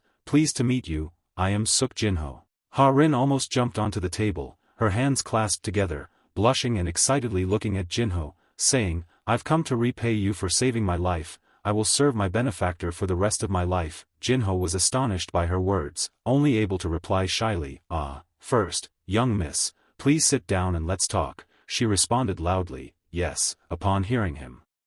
Tang Gonmayan and Tang Gunsong were also extremely embarrassed by their daughter's frankness. Tang Gonmayan could only awkwardly say, Ha-Rin is very stubborn, she says she will repay her debt, and we have no reason to stop her.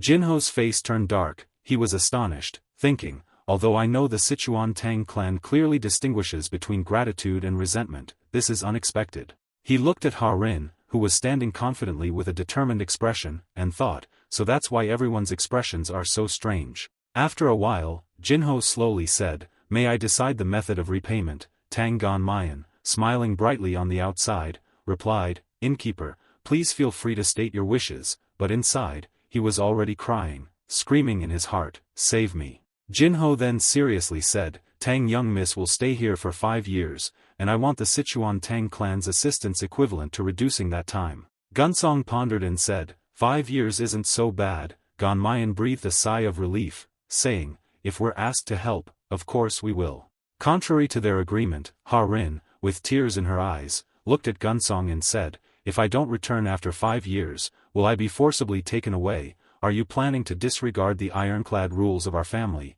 Hearing her daughter's reproach, Gunsong awkwardly replied, that's not the case. Jinho intervened, saying, if after 5 years, young miss is still here, I won't urge her to return, is that all right? Ha-rin, having heard what she wanted, cheerfully replied, since the benefactor has said so, I will abide by it, I will not object then. Looking at the beautiful young woman before him, Jinho thought, having a daughter of the Tang clan here would be very helpful, a lifetime is a bit much, but 5 years is enough, after 5 years, she'll miss home and leave. Gunsong interrupted his thoughts, he stood up, put his hands behind his back, and said, then Ha-rin's matter ends here, innkeeper, let's have a martial arts duel. Jinho was surprised and asked, a duel.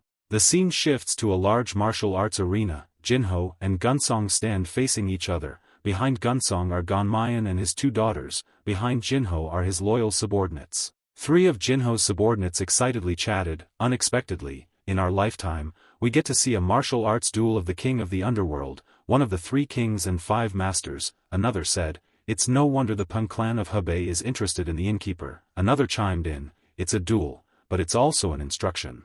So Kong, standing outside, asked, to what extent will the innkeeper be able to withstand it? Zhang Meryong didn't seem to care much, he was just curious about the fight, so he casually said, we'll see, I'm curious too.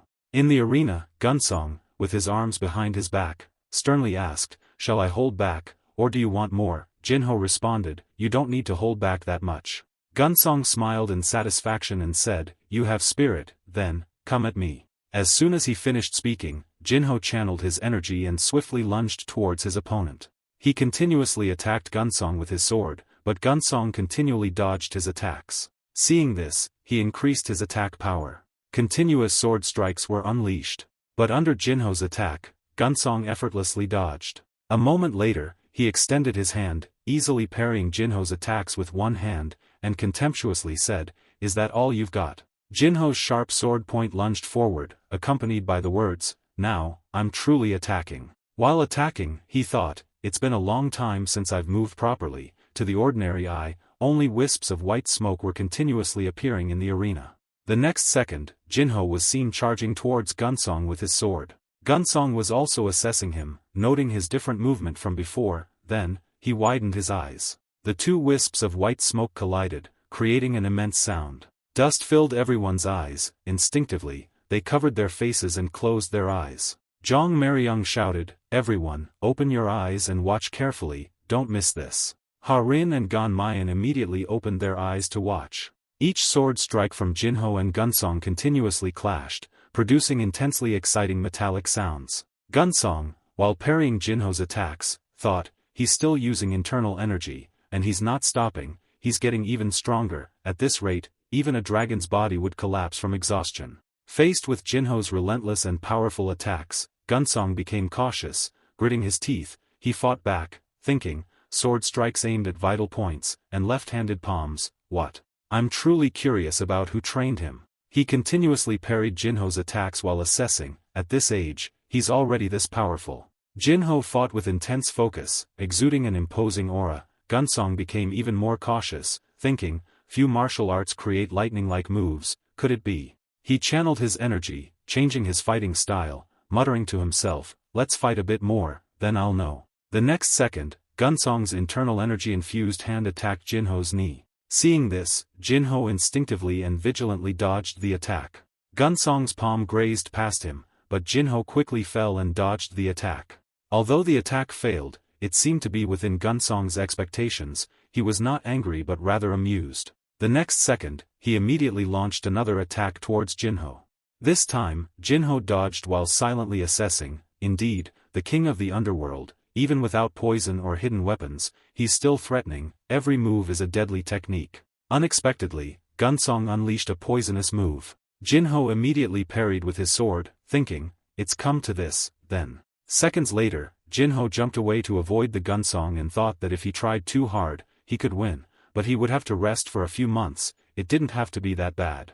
Suddenly Jinho raised his hands in salute and said, I have learned quite a lot. Gunsong, puzzled, asked, you still seem to have strength, why stop? Jinho calmly replied, this is enough, haven't I proven myself worthy? This intrigued Gunsong greatly, chuckling, he said, so, the innkeeper isn't a mere snake, but a king cobra. Jinho didn't answer directly, but replied subtly, you weren't trying to hide it either. After speaking, he turned and left, silently thinking, even if you exude such a fierce aura, do you think I don't know? This wasn't just a fight, it was a test to see if I'm worthy of your daughter. Gunsong followed and asked, I'm curious, who taught the innkeeper?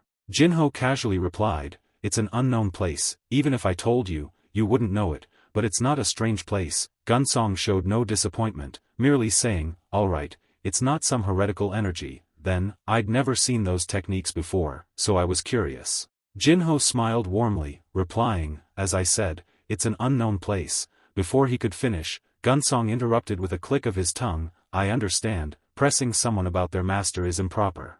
Harin rushed over, anxiously asking, are you alright, benefactor? Jinho replied awkwardly, yes, but, that benefactor title is a little uncomfortable. Young miss, just call me innkeeper or master, Jinho suggested. Harin's face lit up, she replied cheerfully, yes, innkeeper.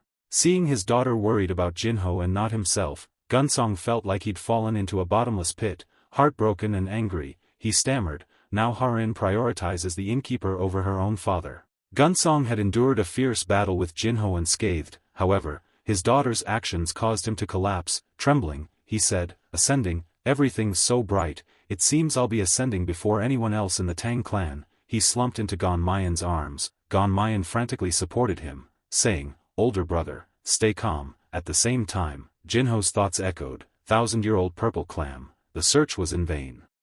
One evening, as the sun set, its light filtering into every corner of the inn, Tang Ganmayan sat talking with Tang Gunsong. Brother, is something troubling you? Gunsong sat cross-legged, deep in thought for a long time before replying, yes and no. Ganmayan, understanding, continued, it seems you're worried about Harin. Gunsong replied, that's true, but something feels very uneasy. A thought suddenly flashed through his mind, causing him to frown while sipping his tea. Something was strange about that fight. The more I think about it, the more uncomfortable I feel. Then he recalled Jinho's actions, his hands behind his back, a slight smile and a sly look. It made Gunsong think, the innkeeper's eyes at the end of the fight, they didn't show defeat. At this thought, Gunsong slammed his teacup on the table. His expression was as if he could have beaten the Sichuan Tang clan patriarch if he'd wanted to. Could that arrogance have been because he hid some technique? Ganmayan stroked his chin, appraisingly saying, but it's quite a good match, isn't it? Gunsong exploded at Ganmayan's nonchalance. What do you mean, little brother, you think? Ignoring Gunsong's anger, Ganmayan continued, I think it's not bad. Wealthy families who replace their sex successor through marriage rarely choose to become sons-in-law of our Tang clan. He pictured Harin diligently caring for Jinho, handing him a bowl of noodles and saying cheerfully, eat up, innkeeper. Jinho responded stiffly, yes. Thinking of this, Ganmayan said, therefore, someone like the innkeeper is perfectly suitable to be our son-in-law, in terms of both martial prowess and status. Gunsong didn't listen. Angrily, he said, don't say such nonsense, get out, Harin is my daughter. As twilight fell, Ganmayan chuckled, she's your niece, too, and who knows how their relationship will develop, right? Gunsong couldn't argue and just snorted. In the great hall, two hall masters stood before a carriage. Opposite them were Jinho and the two young misses. Gunsong looked at Jinho and said, you must visit Sichuan sometime. Jinho replied warmly, yes, I will. Then, Ganmayan turned to leave, calling back, innkeeper Suk, farewell. Jinho bowed respectfully, replying, safe travels. A moment later, he turned to Aaron, who stood arms crossed, gazing ahead with a questioning expression. Noticing Jinho's gaze, Aaron nonchalantly asked, what? Jinho asked, aren't you going? Aaron frowned, leaning against Harin, hugging her arm and saying petulantly, can't I stay with big sister? Harin was astonished. She pushed Aaron away, saying, what are you saying? Why are you here? Aaron replied, arms crossed, I talked to father last night. Watching the carriage rattle away, Aaron said, you're not married yet, how can you be left alone? Harin just mumbled in agreement. Then she turned to Jinho, scratching her head sheepishly, innkeeper, I'm sorry, I didn't know. Jinho smiled gently, it's alright, I understand why you're staying. He then placed a hand on his chest in a gesture of respect. Now that I think about it, I haven't introduced myself, I'm Suk Jinho. Aaron crossed her arms, scowling, took you long enough, she said, before introducing herself, Tang Aaron, look after me.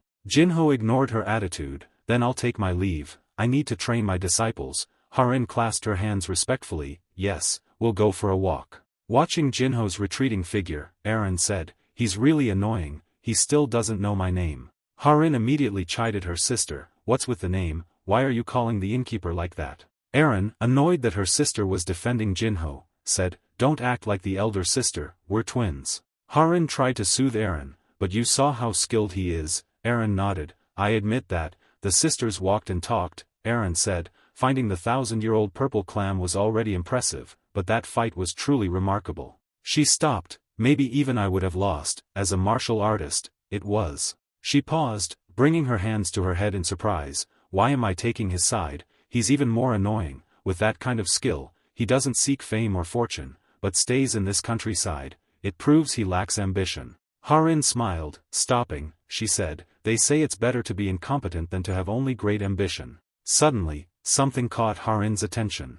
A black cat with red ears appeared in front of them, meow, Aaron exclaimed, oh my god, it's Darky, so cute. The cat went to Harin and rubbed against her leg. Harin said, the innkeeper isn't here, why are you here? She bent down to pet the cat, you're the spirit animal, I guess you know we'll be living together, so cute. The cat seemed to enjoy the petting. Harin chuckled, looks like you like me. Aaron held out her hands, Darky, come here. The cat finally noticed her and looked at Aaron. Aaron's eyes shone with anticipation. But the cat turned away, much to Aaron's disappointment. She knelt down, lamenting, that's unfair, why are you treating me like this, why not come to me? Harin petted the cat, smugly laughing, it probably knows you said bad things about the innkeeper, to be friends with Darky, you have to like the innkeeper. Aaron whimpered, that's unfair. Harin comforted her, let's go to the farm after we're done walking, there are 3 soft-furred wolf cubs there, Aaron said aggrievedly, but I like Darky. Horse carriage creaking scene change. Inside is the leader of the Sook Wind Escort Agency. He said, time has passed faster than I thought, I hope at least someone has achieved something. Diakwak agreed, that's right, you can tell just by looking. He continued, even with training at a large sect, there shouldn't be any remarkable achievements in half a year, so I didn't expect much, but under Jinho's direct guidance, even a few will still achieve something, because Jinho gave his word. Scene change, we see Jinho with clasped hands, bowing and saying, long time no see. Behind him, many students responded in unison, greetings, master of the escort agency. This action astonished Sik Fong Tiao and Suk Diakwak. He stammered, are these really the kids I know? Diakwak added, they look completely different. Jinho smiled triumphantly, you're so surprised, didn't you entrust them to me to become stronger? The Sukyong escort agency master laughed, looked at the apprentices and said, I was worried I had expected too much, but what kind of magic did you use? Recalling the apprentices' training, Jinho said, I only helped them build a basic foundation and taught them how to use their bodies, their internal energy won't be much different from half a year ago, meaning, if they cultivate their internal energy later, they'll become even stronger, and the effect will be more noticeable. The Sook Wind Escort Agency leader said, wouldn't it be too much for you alone, fighting 5 people by yourself, will that be alright? A subordinate smiled confidently, I'm a level 1 escort warrior, fighting 5 people at once is as easy as eating porridge. The Sook Wind Escort Agency leader smiled contentedly, confident, but to test the training results, let's do one-on-one fights. Jinho cheerfully replied, then let's not waste any time, let's begin. In the center of the arena, 2 groups of people in purple and blue clothes stand facing each other, Jinho's group and the Sook Wind Escort Agency leader's group. Jinho turned to Suk Diakwak and asked, but are the people you brought this time servants? Diakwak hummed and replied, they are the next ones to be trained, before they receive training, letting them see the results firsthand will be more motivating. Jinho added cheerfully, motivation will lead to exceeding expectations. The Sook Wind Escort Agency leader turned around and asked curiously, but why is it so noisy? Before him were 4 women, 2 young misses from the Tang clan, along with their nanny and daughter. The nanny chuckled, we came here out of curiosity about the martial arts competition, is it alright? Jinho immediately replied, of course, it's fine. Harin shyly said, we'll also observe quietly. Diakwak asked in surprise, aren't those women wearing the colors of the Sichuan Tang clan? The Sook Wind Escort Agency leader hesitantly agreed, it seems that way. To their surprise, Jinho calmly said, I'll explain later, let's start first. Diakwak said, it's something I've already discussed. Jinho nodded. On the arena, a purple-clad escort warrior with an arrogant expression looks towards the blue-clad student. Jinho, arms crossed, looked at the two students and said, "The match begins." The apprentice, with a worried expression, recalled Jinho's words during their sparring sessions, "A martial artist will sometimes have to fight strong opponents. The most important thing then is to think, to quickly assess your strengths and your opponent's weaknesses, and guide the battle to your advantage." He reminded himself, "Think according to the master's words, there will be a way to win." Facing guard giant's spear technique was foolish, the weight, strength, and internal energy behind the weapon, he was inferior in all aspects. Guard giant interrupted his thoughts, "Many people are waiting, so I'll attack first." As soon as he finished speaking, he lunged towards the apprentice. The apprentice also quickly stepped forward. He thought, "All right, there's a way to gain an advantage. Close the distance with guard giant to hinder the spear's advantage." He swung his dao, trying to knock away the spear, but guard giant dodged. Immediately, he thrust his spear again, but the apprentice dodged to the side. The apprentice thought frantically, "This isn't easy, just techniques won't work. If I want to deal with the others, even if I have to use chi, I have to win quickly." Seeing guard giant's stance, he clicked his tongue, "Winning isn't guaranteed." He adjusted his stance. He thought, "Before, just seeing guard giant's spear made my hands and feet numb. I think I understand what the master meant by think." Then he shouted, "Guard giant, I'm coming in now, I'm attacking directly." Guard giant advanced, "Come on." Spear and dao clashed, creating a cloud of dust. The apprentice's dao showed signs of cracking. He thought urgently, "At this rate, I'll lose before I can do anything." He pushed the spear away and quickly denied that thought. "No, what I can do now is attack quickly and win." He launched a series of attacks, surprising guard giant, a sudden powerful attack. "I have to end this." Thinking this, guard giant quickly raised the butt of his spear and struck the apprentice's chest, leaving him no time to react. In that moment, all the apprentice could think was, what was that?" After being struck, he flew backward. Quickly turning around and kneeling to brace himself, he sighed, "No wonder it's guard giant. A quick attack didn't work. At this rate, I'll lose. No, my dao is cracked, but not broken. I can still fight a few more moves." The Sook Wind Escort Agency leader spoke up, "Enough, this is fine." Diakwok beside also smiled and nodded in agreement. Jinho's apprentice saw this. Regardless of the blood on his mouth, he quickly said, "I'm fine, we have to clearly distinguish victory and defeat." Sook Wind refused, "No need, I've seen enough." He recalled the fight, assessing it. His strength had increased to the point of engaging in a prolonged duel with the agency's top escort warrior. His fighting spirit pushed him forward, even when facing imminent defeat, without retreating. Moreover, his final attack was incredibly sharp. Unfortunately, he failed. With a regretful expression, he continued. "But didn't he maintain the face of Sook martial arts school owner?" Jinho replied, "Ah, yes." The escort warrior approached, patted the apprentice on the shoulder, and said, "If you're disappointed, let's meet again, we have more opponents." He quickly clasped his hands in a bow of thanks. "Thank you, guard giant, for your instruction today." Then, someone shouted, "The martial arts competition continues." The next opponent stepped forward. The scene shifts to the River Affection Inn, the sounds of children running around, and the sounds of guests eating. Jinho poured wine for the two men. Diakwok raised his cup, exclaiming, "This rich aroma, I'd believe it's ginseng liquor." The Sook Wind Escort Agency leader questioned, "They sell this at the inn. This is a type of liquor you can't buy even if you pay."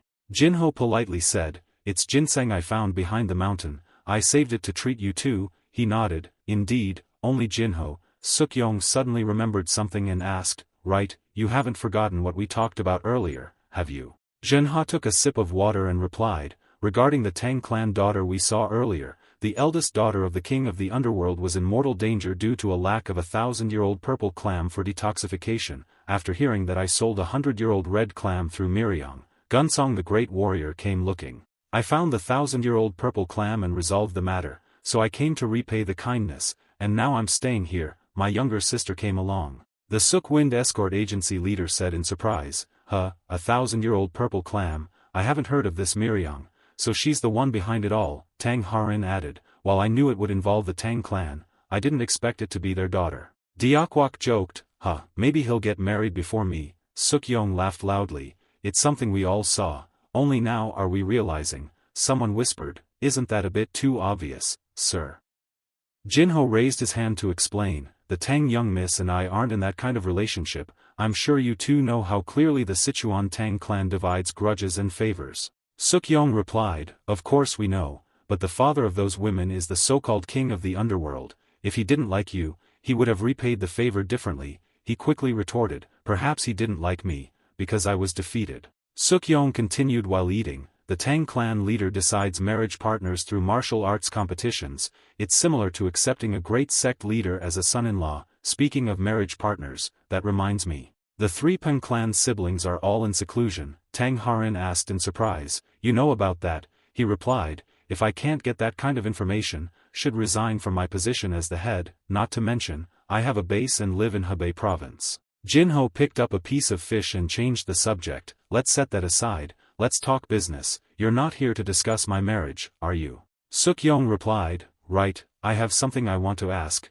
Seeing the growth of those youngsters today, I've been thinking, if it weren't a 6-month course but a year, how much further would they develop? He offered his opinion, a year-long course is fine, but the cost-effectiveness is uncertain. I can ensure their foundation is solid, but beyond that, their own will is more important. He asked, you mean their skill level? He answered, if they have their own will, having someone guide them is better, but this is group training, not individual. So everyone's will be different, especially cultivating internal energy requires patience, so they might quickly get bored and give up. Suk-yong concluded, for the main force, individual training might be better, because recruiting masters is much more difficult. Diakwok asked from the side, besides going from lower level to mid-level, can we also make top-tier Chongyu martial artists reach the peak? He affirmed, of course, it's possible. It's said that martial artists encounter two great walls, the Weeping Wall, breaking through from top tier to peak, which causes most martial artists to give up, and the Despair Wall, from peak to transcendent, which causes a few masters to despair. Suk-yong was surprised, what can help them overcome the Weeping Wall? Jinho raised his glass and said as if it were obvious, the method is simple, keep fighting until you break through. Unlike the Despair Wall, the easier you think about the Weeping Wall, the easier it is to overcome, but most miss the opportunity because they're struggling with the wall they face for the first time. He asked, how long is the deadline? 2 years, 3 years. He answered, on the contrary, the shorter the deadline, the better, or we could call it a short-term intensive course. The scene changes to Kongdong sect headquarters, Jin Gyuak. The first-generation disciple of Kongdong sect asked with a serious face, so, you're here to ask for a personal favor, to have me deal with some nameless small fries. BM One-gang explained, he's the one who suppressed the Titan Strength Doctor of the Black Nest camp. Recently, he's been hailed as the Arm Wind Thunder Tiger. Gyuak was about to refuse, even so, it's none of my business.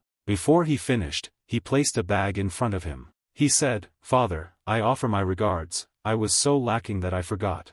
After saying that, he opened the bag, revealing gold, and said, it's nothing much, Father, I said I wanted to contribute a little to support Murim.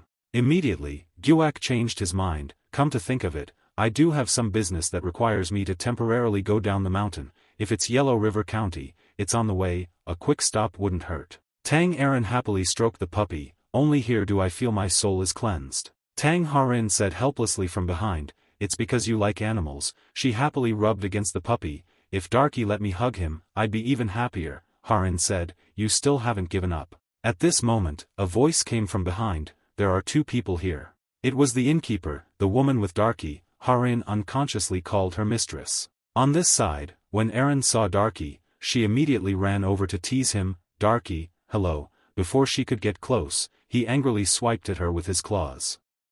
Seeing her hugging Aaron and crying, the innkeeper comforted her, Darky doesn't like to be close to people. Harin awkwardly patted her shoulder and said, it seems that because Aaron is too enthusiastic, he's keeping his distance. Looking at the cows nearby, she continued, how are the 2 of you, not bored? Harin replied, not at all, I'm having a wonderful time. She hugged Aaron, who was still upset, and continued, we've learned a lot from sparring with the innkeeper, and cooking with the landlady is also very fun. Cooking is surprisingly similar to making poison, so it's quite interesting.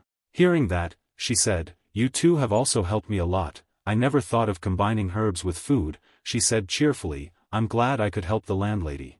Suddenly, the puppy bared its teeth and barked loudly. Aaron said, guys, what's wrong? Then, she gritted her teeth and looked towards the door. Sister, it looks like we have a visitor. Harin looked in the direction of the door and replied, that's right, it seems to be an uninvited guest. Outside, Jin Gyuak fiercely walked in and shouted loudly, I am Jin Gyuak, the first-generation disciple of Kongdong sect. Tell the owner to come out and see me. His voice made everyone's head spin in pain. They all covered their ears, their faces contorted in pain. Ah, my ears. 2 people from inside the inn came out. What are you doing? Do you know where you are? This is outrageous. He scoffed. Outrageous? You call this outrageous? It's shameful you can't even withstand this. BM1 gang added, they stick together, so he doesn't care about anyone. He strode in proudly, I'm here to teach these Jianhu elders a lesson in proper conduct. You insignificant people dare to block my way. He chuckled sinisterly, even if you're a martial artist on par with the 6 dragons,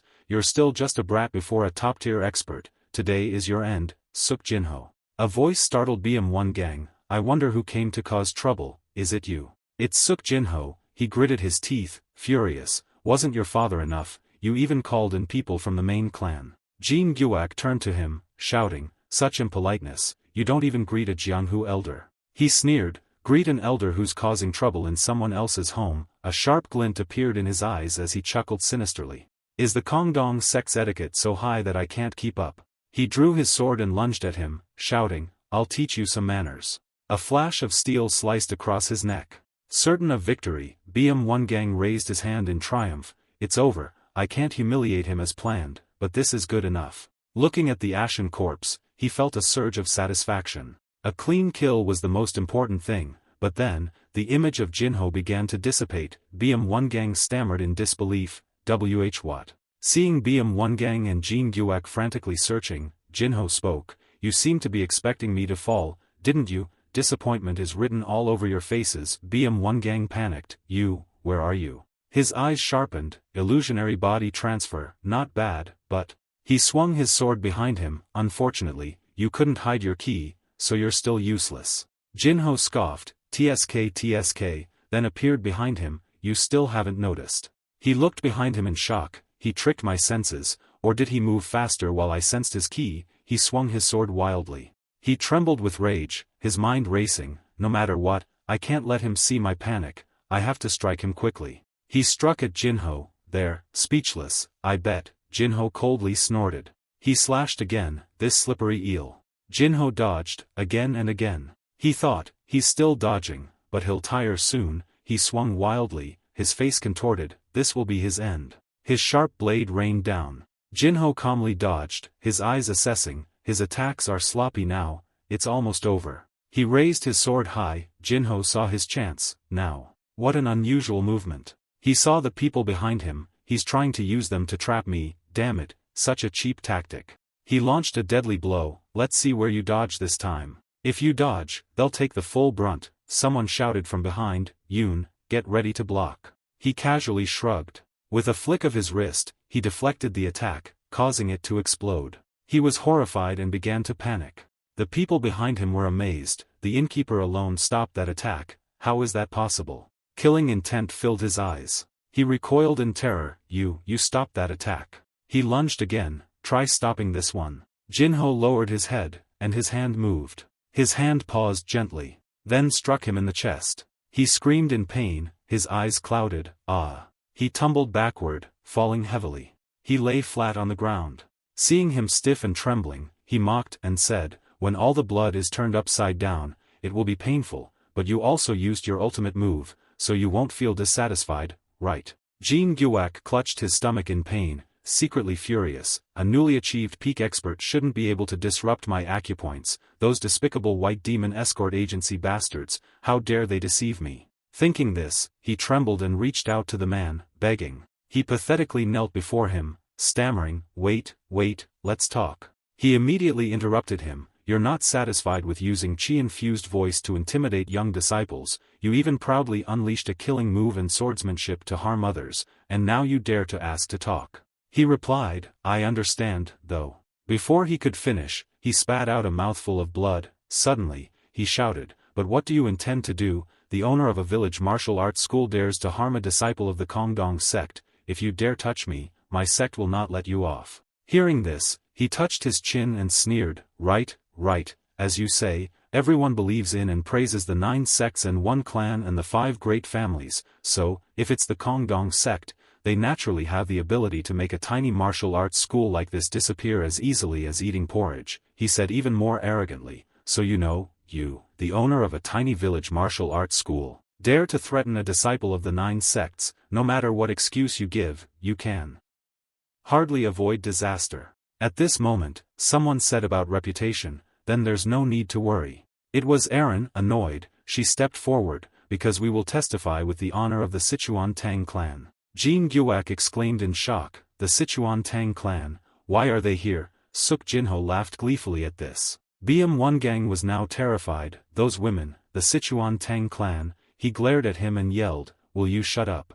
He continued, those appearances are definitely daughters of the Sichuan Tang clan. I heard that not long ago, they stayed at home because of poisoning. How could they be here? Tang Harin scorned, to think that a disciple of the Kongdong sect would act so cowardly. This is truly a matter that seriously tarnishes the reputation of the 9 sects, Tang Erin said calmly from behind. Sister, don't get too worked up, they might even turn against us to silence witnesses. Of course, they don't have the capability. At this moment, he spoke, Yoon Mary Young. They all replied in unison, yes, master. He continued, lead the disciples inside to check the condition of the disciples. Yoon replied, yes. Then he looked at Jin Guak, TSK, you're a martial artist, yet you use such underhanded tactics against newly initiated disciples. This is considered a disciple of a righteous sect. He waved his hands, stammering, I will apologize and quietly resolve this matter, therefore, there's no need for extreme measures. Jinho didn't say anything more. He kicked him straight in the neck,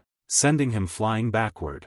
Then he walked over and pinched his cheek hard. That's just your thought, I'm different. He pulled him closer and said each word with gritted teeth, you barge in, harm the disciples, and then ask for a quiet resolution. He begged in fear, please, be lenient and forgive me just this once. He interrupted him, snarling angrily, if it were you, would you spare someone who came to kill you?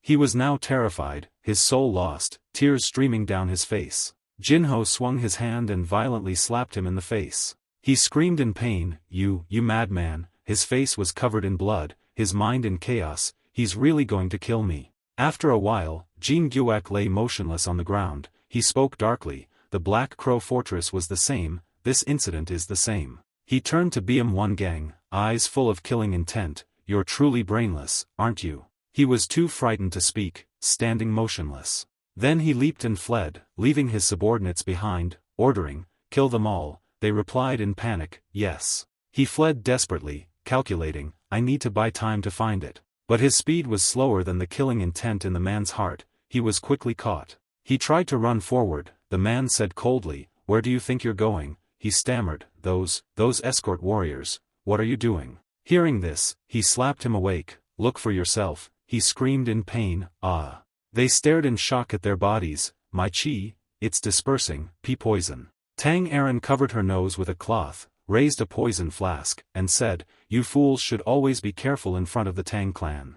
Less than a minute later, they were all lying on the ground. Jinho looked at her happily, thank you, Tang Harin said, don't mention it, it's only natural. He frantically knelt, clasped his hands, and begged, please spare me, if you spare my life, I will certainly repay this kindness. He scoffed, kindness, what kindness? Too much noise, be quiet. As soon as he finished speaking, his body exploded like fireworks. He gritted his teeth in pain. Then he looked at his 2 remaining subordinates, if there's a blabbermouth, that's good. Hearing this, they simultaneously knelt and kowtowed, we will tell you everything, we will tell you everything the great warrior wants to know. He asked, is the White Demon Escort Agency's owner involved in this? He replied, the sub-manager planned it, but giving hundreds of silver niangs to the Kongdong sect Daoist is impossible without the escort agency owner's permission. He asked, and the proof? He pointed toward BM1 Gang, in the sub-manager's chest. In case the Kongdong sect Daoist didn't act as planned,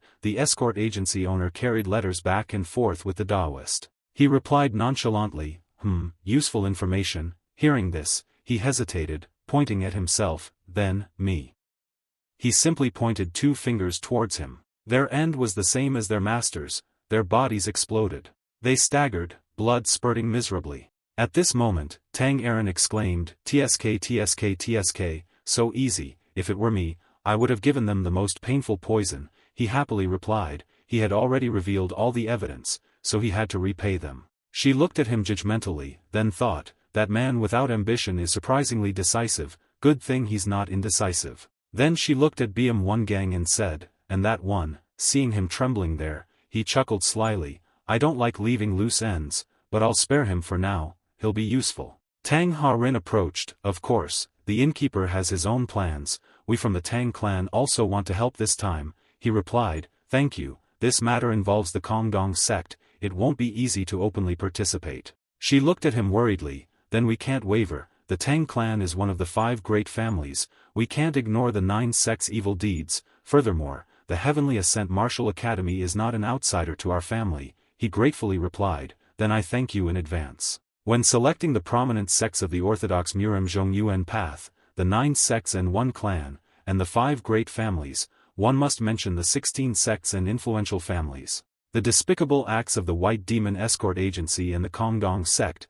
belonging to the Yi-Bang faction, caused a huge wave in the Jianghu. Jianghu's people were shocked by the conspiracies and karmic entanglements originating from the Black Crow Fortress in the past. The Kongdong sect stated that it was Jin Guak's solitary action, he died on the spot. The only party that failed was the White Demon Escort Agency, which lacked the influence and the plausible deniability of the Kongdong sect. Of course, not to mention the Suk family and the Suk Wind Escort Agency's thorough investigation that led to the White Demon Escort Agency's collapse. Even so, no one would believe the Kongdong sect, because from the beginning, the disciples of the Kongdong sect were involved with the White Demon Escort Agency. Suk Jinho continued, because of the 9 sect status, let's just end it here. Myong Al casually replied, you should be more careful for now, that Jin Guak's master is an elder of the Kongdong sect, I wonder if righteous people are like that, but no one knows what they'll do. He cheerfully said, thank you for your concern, I've thought about it too, not all righteous people are good, he replied, I didn't know you thought so deeply, it seems this father's nagging has gotten excessive from worry, he continued, it's just that now I have to protect the people here, so I need to be more careful. He turned his head to look around and said, now I see that the martial arts academy is quite simple, the number of people coming has also increased, why don't you expand it? He raised his teacup, his face full of cheerfulness, those who are impolite won't be able to enter, so it's fine, he replied, so you know how to enjoy your authority. Then, looking at the training yard, he said, looking at it again, the trainees are currently servants of the Suk Wind Escort Agency, right? He replied, yes, that's right. He continued, everyone's eyes are intense, full of will, trust, and obedience to their instructor, it's truly impressive, so I also want to entrust my people to you. Jinho immediately replied, thank you for your high regard, but there are many others who are even more outstanding than I am, perhaps it's better to look for them, he continued, they're different from you, your family, besides, this Heavenly Ascent Martial Academy might become the second escort team. He placed his teacup down on the table and replied, I don't intend to become part of the Suk family, if you came to talk about that, I have nothing else to say. He helplessly raised his hands in surrender, I understand, I won't talk about that anymore, instead, I also want to entrust people to you for training, I'll pay double the listed price, he said, I know you hate wasting money. He replied, I don't think it's a waste, he said, you must know I've signed an exclusive contract with the Suk Wind Escort Agency. Suk Myong Al calmly said, the Suk Wind Escort Agency and the Suk family are essentially the same, he pondered after hearing that. Then, he looked at him pleasantly, I'll think about it and contact you later, he replied, all right, I hope you'll consider it favorably, he said, oh, and I've prepared a gift in return, he replied, a gift in return. Then he ordered Mariung Yoon.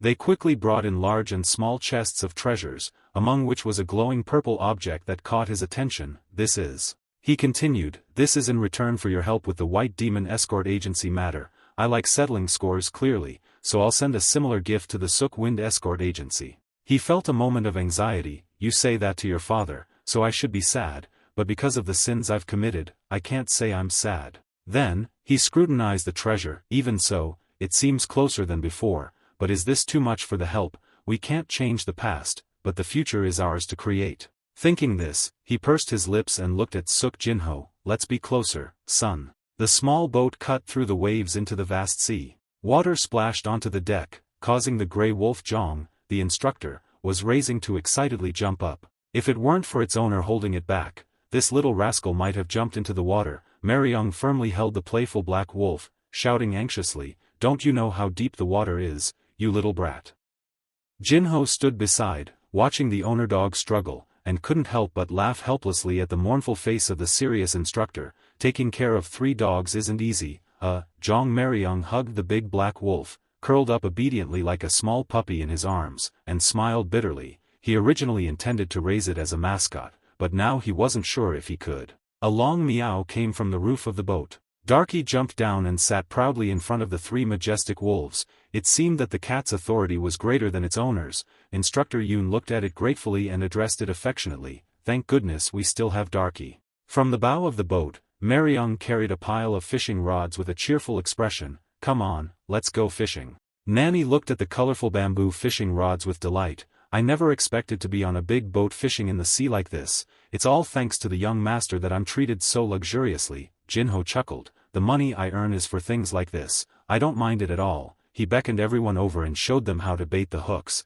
Nanny responded happily. After a while of hard work, everyone had chosen their preferred fishing spots. Nanny's siblings, though young, were surprisingly energetic. The boy excitedly cast his line and said to his sister, "I'll catch the biggest fish for you." The little girl curiously replied, "Even bigger than the innkeeper," making the older brother a little discouraged, leaving the sentence unfinished. At the bow of the boat, Ha-rin and Jinho were also fishing. The peaceful scene before them made her happy. Everyone looked happy. Jinho replied from the side, "Since we've been involved in so much trouble, it's good to relax like this and relieve stress." However, their relaxed mood didn't calm the impulsive temper of the twin sisters. Erin, sitting beside with a displeased expression, began to complain because she thought that they would be peaceful here, as no one would recognize them. Unexpectedly, such a big incident happened as soon as they arrived. Now, the rumors must have spread, and no one can ignore it. Ha-rin, seeing her irritated sister, could only softly coax her. Putting the topic aside, Erin abruptly turned to Jinho,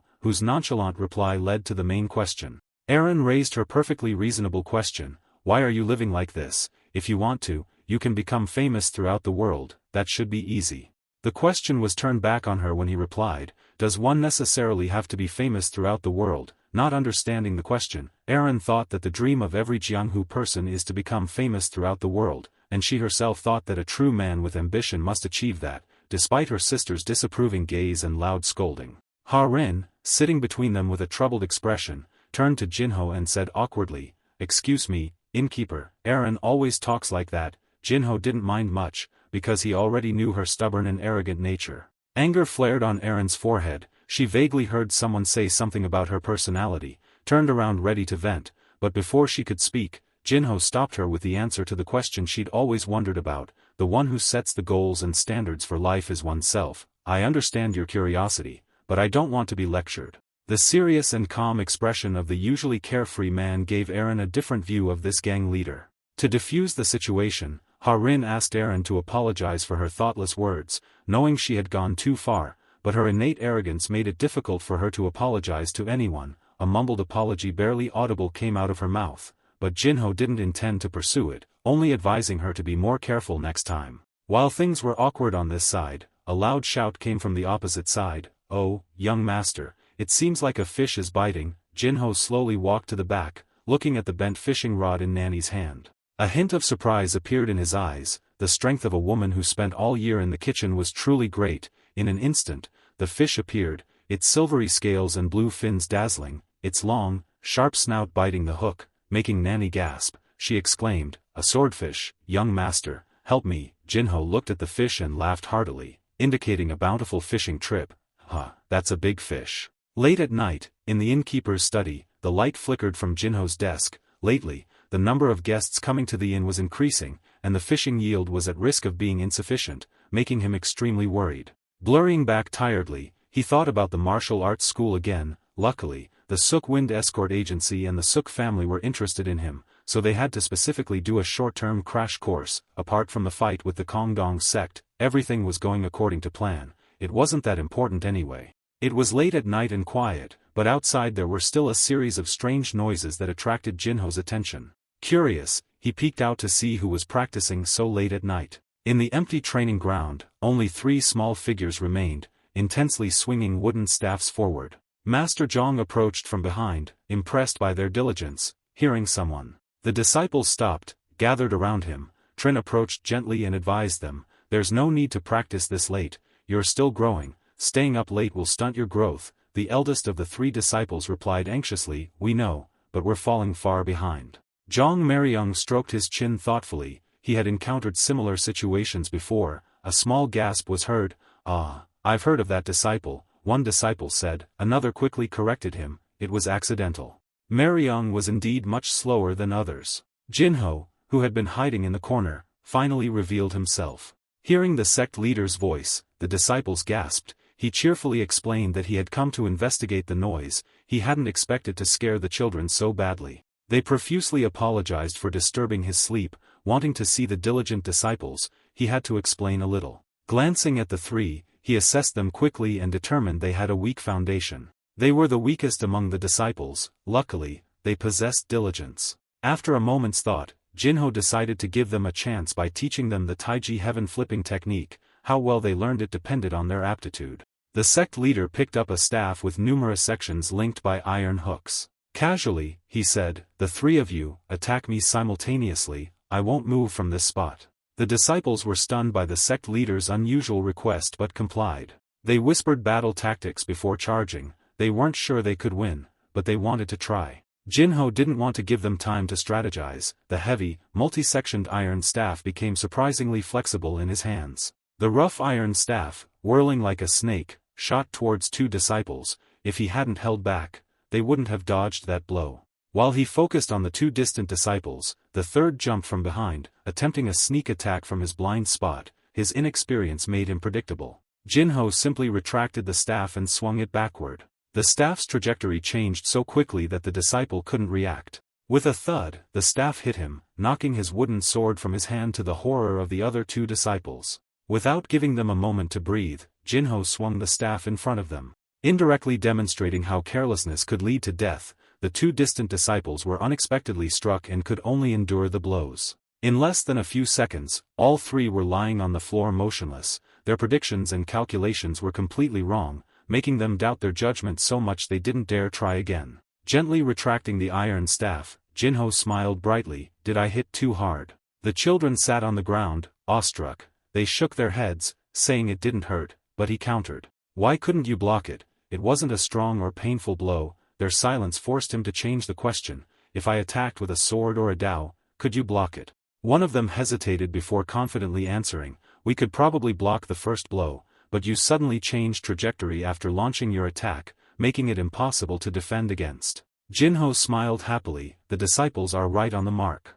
He calmly explained, I heard you expressing concern about falling behind others. Everyone has different talents and innate abilities. It's not because of poor aptitude that you should give up martial arts, it's just slower progress, not a stop. He pointed towards Maryung, who stood proudly with his arms crossed like a righteous protagonist. Then turned back to the disciples. To improve faster, you need to pay attention to something. Do you know what it is? One of them hesitantly answered, targeting the opponent's weaknesses. Half right, Jinho began to explain. To be precise, you must use your head. To target an opponent's weakness, you must understand everything about them, conceal your movements, and detect theirs. A direct attack can close the gap with a single move. Their comprehension is quite high, he remarked, noting their excited response. It means knowing yourself and your enemy, and instantly assessing the situation. Using your brain isn't a bad thing.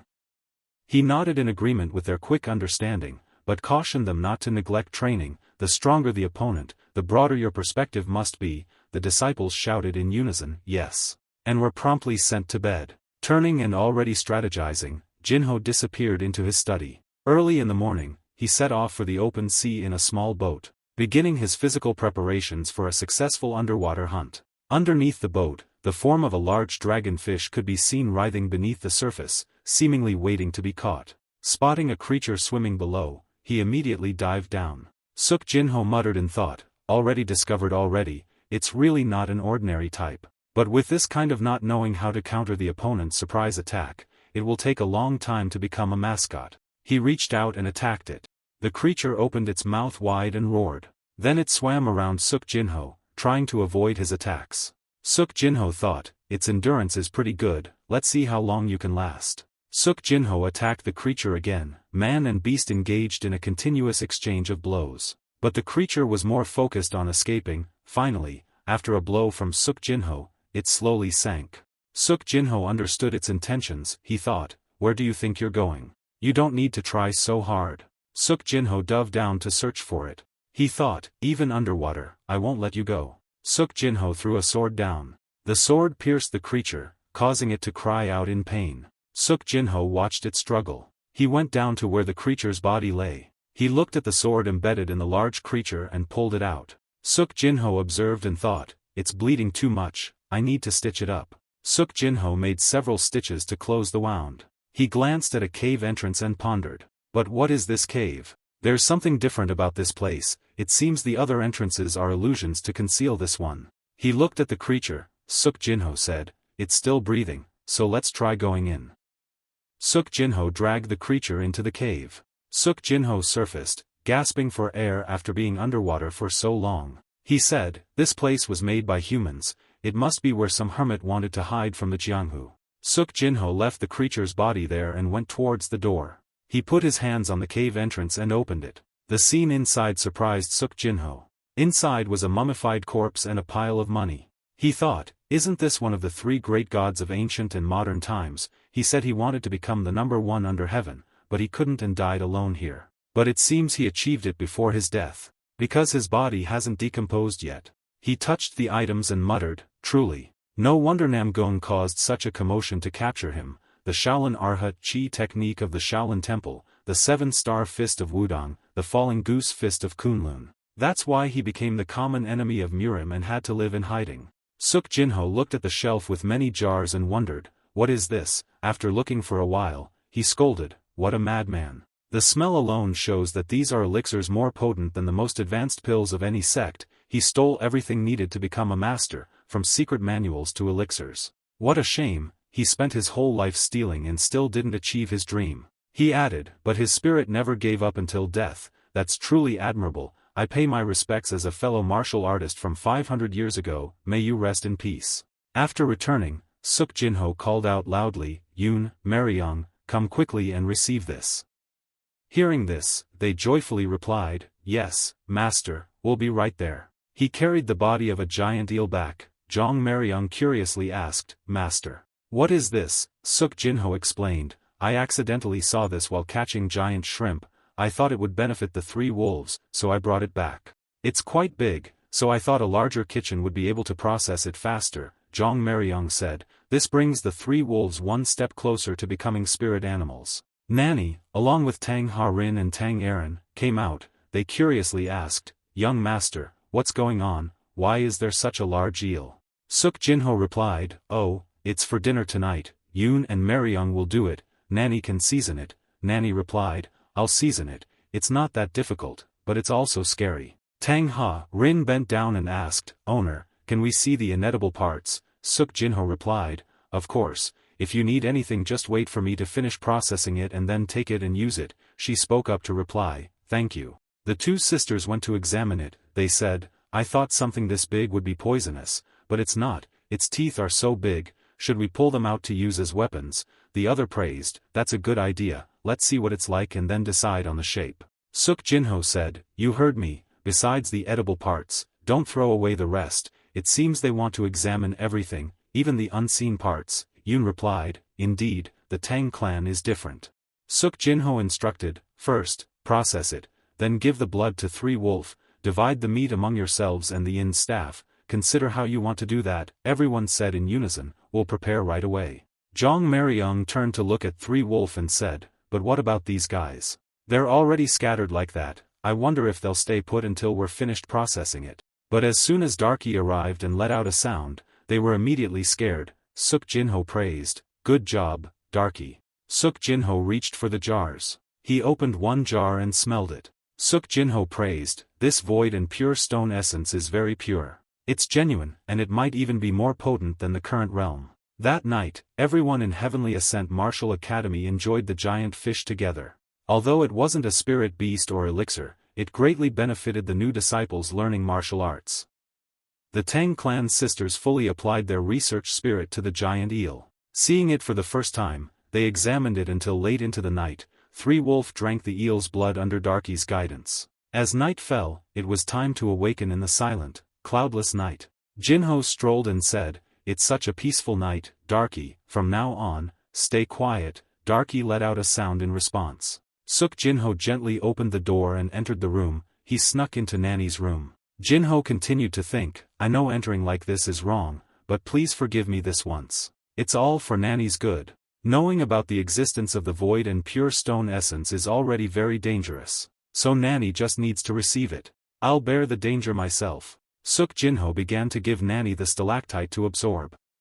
He silently wished, "I hope Nanny won't get sick and will live a long, happy life." Suk Jinho carried his sincerity, trying his best to give Nanny the best life. After he finished, Suk Jinho turned and left. He smiled and thought, "Don't be too surprised when you wake up tomorrow." Suk Jinho snuck out of the room. The black cat immediately jumped onto his shoulder. Suk Jinho asked, "You'll have to endure that smell a little, you know. You want some too? You haven't finished absorbing the 100-year-old purple clam yet." Seeing Darky continuously acting cute, he smiled and said, all right, just one drop." Suk Jinho helplessly exclaimed, "Goodness, I even have to be a protector for a cat." The next day, Nanny urged everyone, "The food from the guests goes over there, and the cooking ingredients go over here." She told Seol, "The leftover food can be shared with everyone in the inn, so just make a little more." Seol, "After all, it's better to have too much than not enough." Seol smiled and replied, "Yes." She turned to look at the two Tang clan sisters and said that they didn't need help,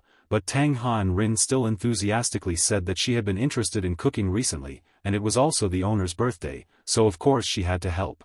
Tang Aaron spoke up uncomfortably, not understanding where this was taken for granted. Tang Ha, Rin reminded, "If you don't work then don't eat, receiving favors from others then doing things is natural." Nanny said they could rest inside if they were tired. Tang Aaron replied, "No, I'm only doing my own work, it has nothing to do with the shopkeeper." "Big sister, I'm right, all I do is eat." Suk Jinho approached from behind and praised, "It's really busy." Nanny smiled and called out, "Young master and sister." So and Kong also greeted the innkeeper in unison. Tang Ha and Rin went up first and said, "Good morning, innkeeper." Suk Jinho said, "We can just eat together, why prepare so much?" Nanny smiled and replied, "What if guests come, maybe someone from the main house or the Suk Wind escort agency?" Suk Jinho smiled and replied, "I didn't tell anyone, how would they know it's my birthday?" Nanny said, "Oh, these days, you have to prepare a lot to feel at ease." Suk Jinho didn't insist, replying, "Okay, if you want." Nanny explained, "Just the disciples alone would eat it all. Think about the giant eel last time, only bones were left." Suk Jinho smiled and said, "Nanny is right." Someone rushed in from outside and shouted, "Shopkeeper, shopkeeper." Suk Jinho asked, "What's the matter? Why are you so flustered?" Jong Maryung replied, "There are tons of guests arriving. I've already heard the names of countless families I've never heard of. People from Hebei and the Peng clan are arriving with gifts." Miss Peng Young apologized for not being able to come because she's in seclusion. "Oh, and Miss Suk Miryong has also arrived." Nanny smiled and said, "I told you so." Suk Jinho replied, "I know, I'll listen to you from now on. Then I'll go greet the guests. Everyone has worked hard." Everyone replied in unison, "Yes." Tang Ha, Rin thought a little confusedly, "Peng Miss Young of Peng clan Hebei Ha, she seems to be close to the shop owner." Nanny bent down to ask Tang Ha, "Rin, did you notice?" Tang Young Miss immediately explained, "No. Martial artists all have friendships with each other, I'm just like that." Nanny understood and smiled, "You don't need to worry, I think the young master probably doesn't have any feelings for her." Aaron wondered, is big sister Peng like that too? A talented woman who never looks at men personally came to Suk family, isn't there a reason? Tang Ha Rin thought uncomfortably, "I'm so curious." Outside, numerous dignitaries came to celebrate Suk Jinho's birthday, with gifts piled high. Suk Miryong came and praised, "That's my younger brother, he finally controls Huanghua County." Suk Jinho replied, "Control, I only opened a martial arts gym and bought 2 inns." Suk Miryong said, "That's still incredibly impressive." Suk Miryong curiously asked, "Do you have giant shrimp today? I really want to try it." Suk Jinho said, "It's limited, so you'll have to time your visit." Suk Miryong said petulantly, "That brat is so cold-blooded." Suk Miryong's servant brought a gift. She said, "Take this gift for your brother." Suk Jinho opened it and praised, "This exceeds my expectations." Suk Miryong happily said to her younger brother, "It looks ordinary, but it's expensive and not at all commonplace. It's for the martial arts gym's uniforms. After all, it's a martial arts gym, so it has to look the part, right?" Suk Jinho smiled and said, thank you, big sister, I'm very surprised. Suk Miryong covered her mouth and smiled. It's the first time I've seen you with that expression, it was worth the effort. But you know I don't like just empty words of thanks, right? Suk Jinho smiled helplessly and said, I will definitely take your advice. Suk Miryong said, more importantly, it's almost time to renew the contract with the Suk Wind Escort Agency, right? Suk Jinho asked in confusion, how do you know about that? Suk Miryong explained, I'm Suk Miryong, I have a strong information network, that's why I wasn't dragged into the fight between the two older brothers. Suk Jinho replied, the inheritance doesn't concern me. Big sister said, anyway, the exclusive contract is ending, I'm wondering if they'll accept my commission. Suk Jinho said, you don't just want information, you want a military advantage, too. Suk Miryong didn't hide it, she replied, yes, I'm interested in some kind of intensive short-term training course, I hope to improve my bodyguard skills. Suk Jinho said, we need to hear from the Suk Wind Escort Agency before deciding, we also need to ask other places. Suk Miryong smiled and said, you already forgot about the birthday gift. Suk Jinho explained, I'm just thinking things through, you don't need to jump to conclusions. Jong Maryung interjected, shopkeeper, it's Maryung. Suk Jinho asked, what is it? Jong Maryung replied, you need to go out. Suk Jinho curiously asked, is there an incident? Jong Maryung urgently said, no, a guest has arrived. Suk Miryong said, if you're doing this for the two older brothers, I'll be furious. Jong Maryung said, young miss is indeed an important guest of the shopkeeper. But the person waiting outside is the Supreme Elder. The Supreme Elder and his subordinates entered the martial arts gym. His subordinate looked around and said, with so many guests, it seems he's doing well in Huanghua County. The Supreme Elder added, the gym seems a bit small for the number of visitors, the hospitality seems lacking. The subordinate laughed, shouldn't everything start small, the scale can be gradually expanded. The Supreme Elder sighed, you only say that because it's not your grandson, right? I say this because worrying won't change anything. Suk Jinho and Suk Miryong went out. Supreme Elder. The Supreme Elder walked towards them with his hands behind his back. Jinho, it's been a while, happy birthday, thank you for having me, grandfather. Miryong is here too, why didn't you tell me, wouldn't it have been better if we came together? Suk Miryong hid behind Jinho and smiled, I didn't think of that, I'll definitely tell you next time. The Supreme Elder said nothing more, then asked Jinho, Jinho, can you talk to me for a bit? Yes, please follow me. Haha, you're quite the shopkeeper now, lead the way. In the room, Jinho poured tea for the Supreme Elder, it's your birthday, and you didn't even tell me, don't you think that's a bit much? Suk Jinho calmly poured tea, I was too busy, it's always like that. Regardless, I hear about you from time to time, I heard someone even reported directly to the head of the family. Suk Jinho said, don't worry about that, you know how the main family is, and you still say that. I'm retired, so I don't want to get involved, but your father doesn't seem to want to give you up, you won't stop him, and he won't listen to you either. Jinho took a sip of tea and thought, the head of the family must have a headache, I'll just watch, but my son is already struggling. The Supreme Elder took something from his robe, the guests are waiting, so I won't keep you long.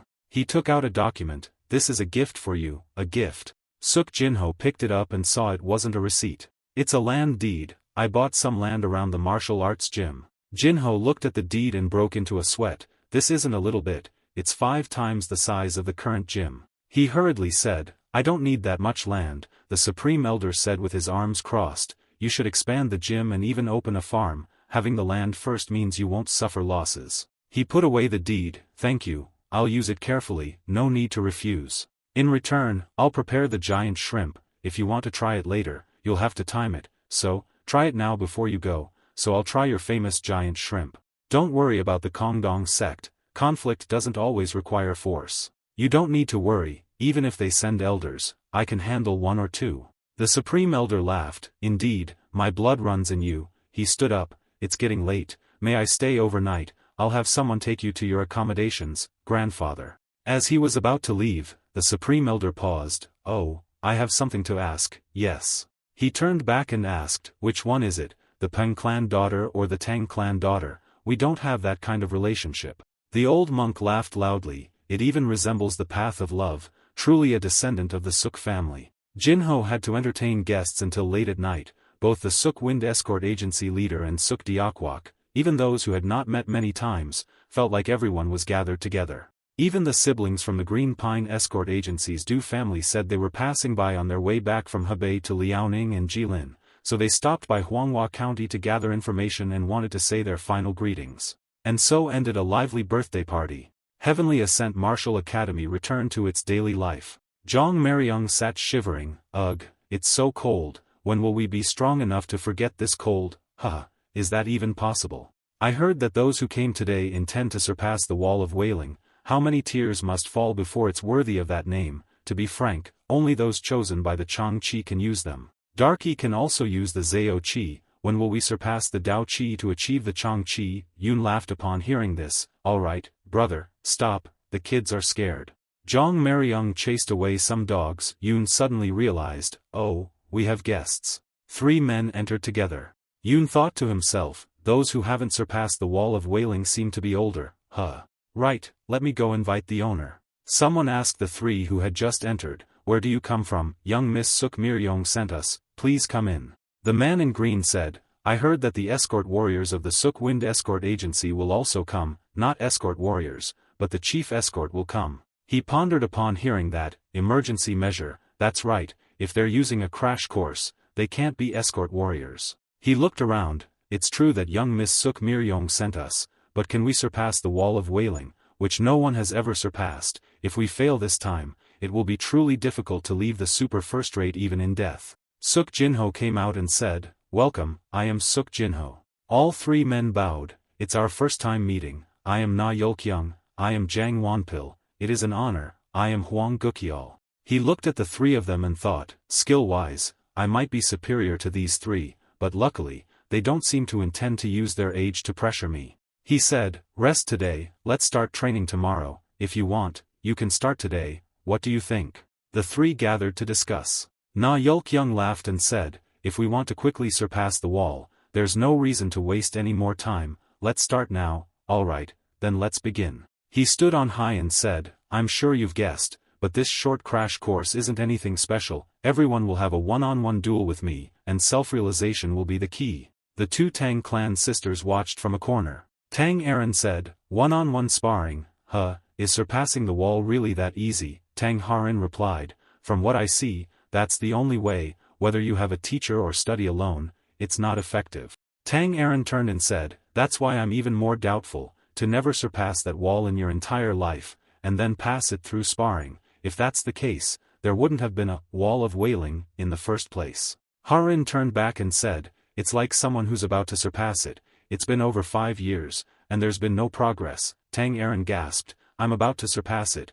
You had a hard time passing it. What hardship? I didn't even breathe heavily. You're so annoying. Tang Harin patted her sister's head, just kidding, you're about to surpass it too, and even reach a new realm, that's only natural. But if it's successful, it'll be a mess, Perhaps father will be the first to come, since there are many martial artists stuck at the wall of wailing at the main house. But if this crash course really can help people surpass the wall of wailing, it will surely attract far more attention than it does now. Back to Suk Jinho, after the exchange, he began, I will train with each of you one by one, who wants to go first?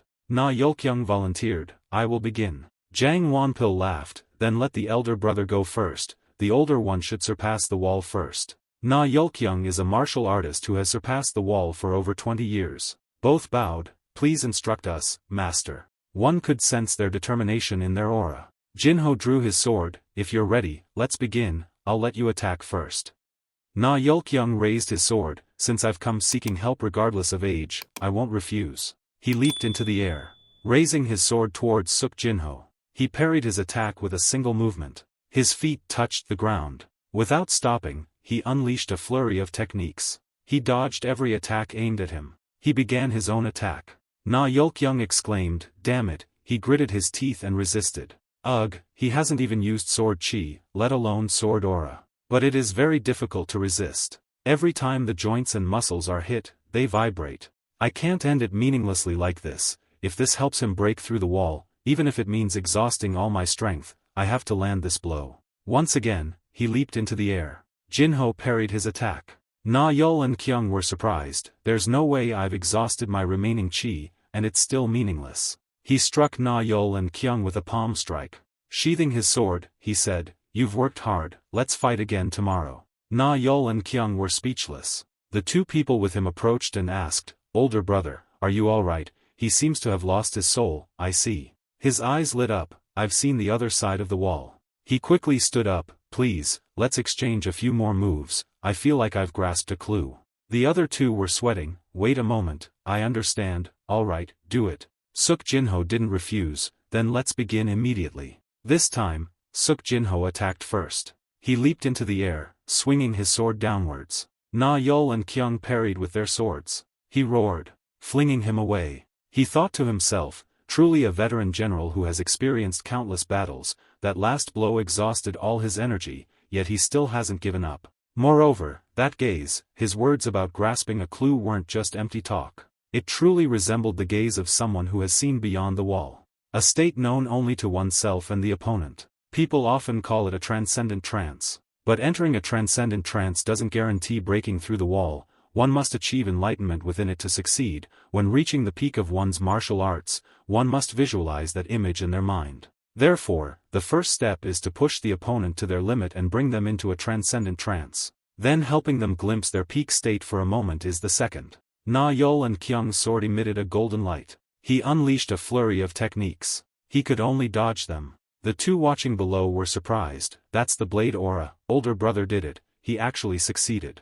Na Yul and Kyung were also surprised. "The blade aura, I created a blade aura." Jinho said, "Congratulations, confirm it yourself, I understand." He brought his sword closer to examine it. "I created a blade aura, it's a real blade aura." He thanked him profusely. "Thank you, innkeeper, thanks to you, my lifelong wish has come true. You don't have to be like this, you don't have to be like this, it's just what you deserve according to our agreement." Tang Aaron, witnessing this, said, "Helping someone overcome the wall of wailing so easily, even he knows it will cause more trouble later, and he's not someone who likes a quiet life, deep down he still wants to make a name for himself." She looked up at her sister. "If you asked, he might help you too, the innkeeper is very generous, I told you it's not necessary." The entire afternoon, Suk Jinho continued practicing with the three of them. This time, all three attacked simultaneously. Tang Aaron suddenly jumped in. "Just one move, please." He sent all three flying, and struck her on the forehead with a palm strike.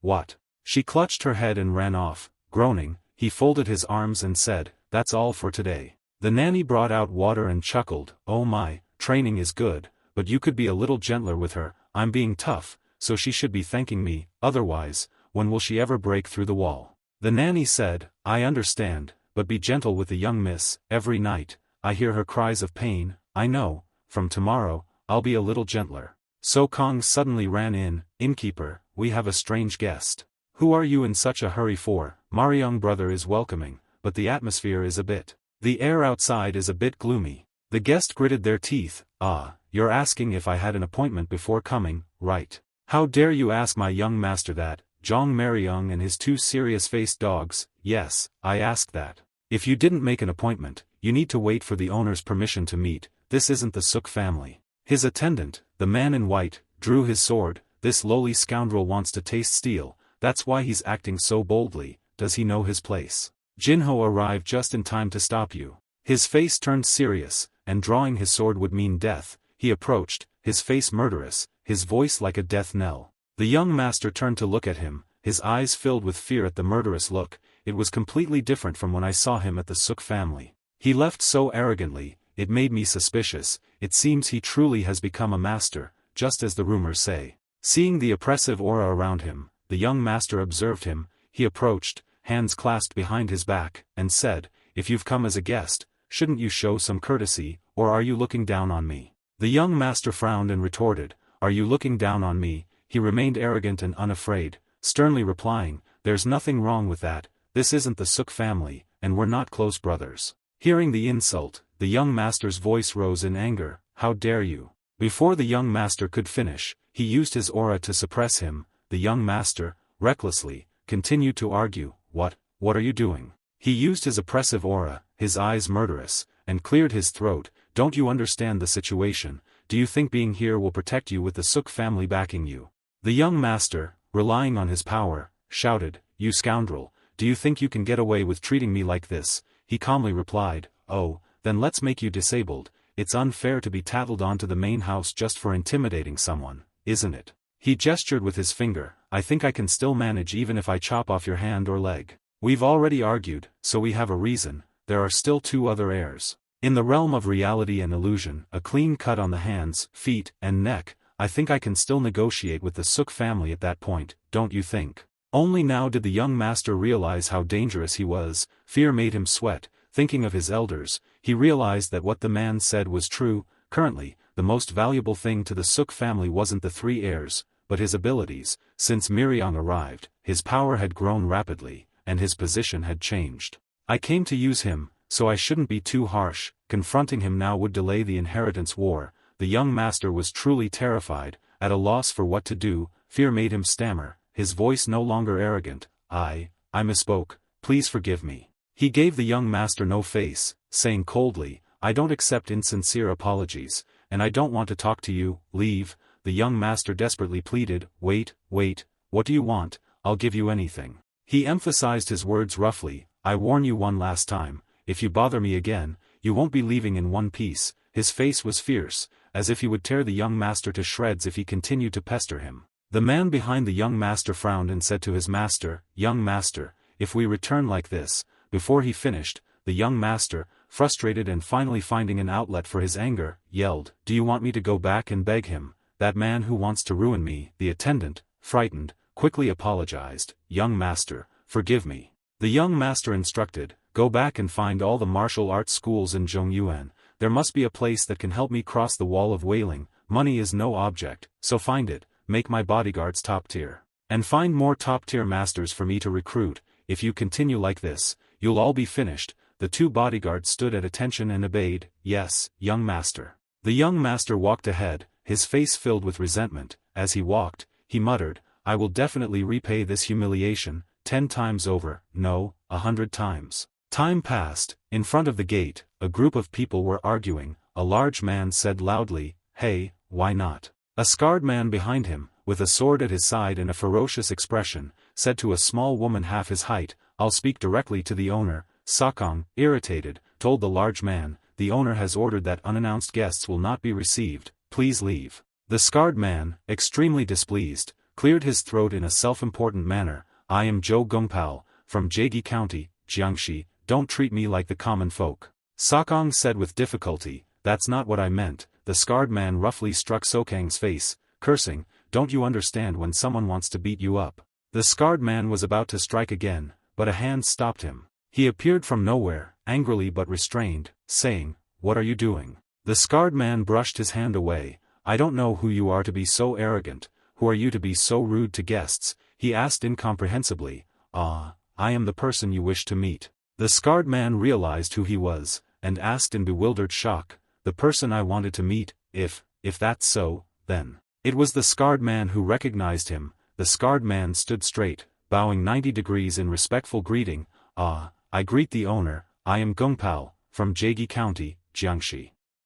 He had run out of patience with the scarred man. Annoyed, he said, Enough, get out. He dismissed him, but the scarred man didn't listen, continuing respectfully, I heard that the owner doesn't accept any more disciples, but as a martial artist, I cannot stand idly by. That's why I came here so unceremoniously. I beg you, I am the only support of my family. I need to take care of my aging mother, and to cure her illness, I must cross the wall of wailing before I can go out and earn money. Gongpao spoke loudly, his head bowed respectfully. I only hope you will accept me. As a token of my sincerity, I have prepared sufficient training fees. Please accept me. The scarred man extended his hand, revealing 2 gleaming silver bars in his palm. That brilliance only infuriated him more. If you don't leave now, you'll be leaving with 1 less hand or leg. With that money, you can easily find a doctor in Zhongyuan, can't you? He showed no mercy, immediately tearing through the man's pretense. You have money, yet you don't treat your mother, and you come here instead.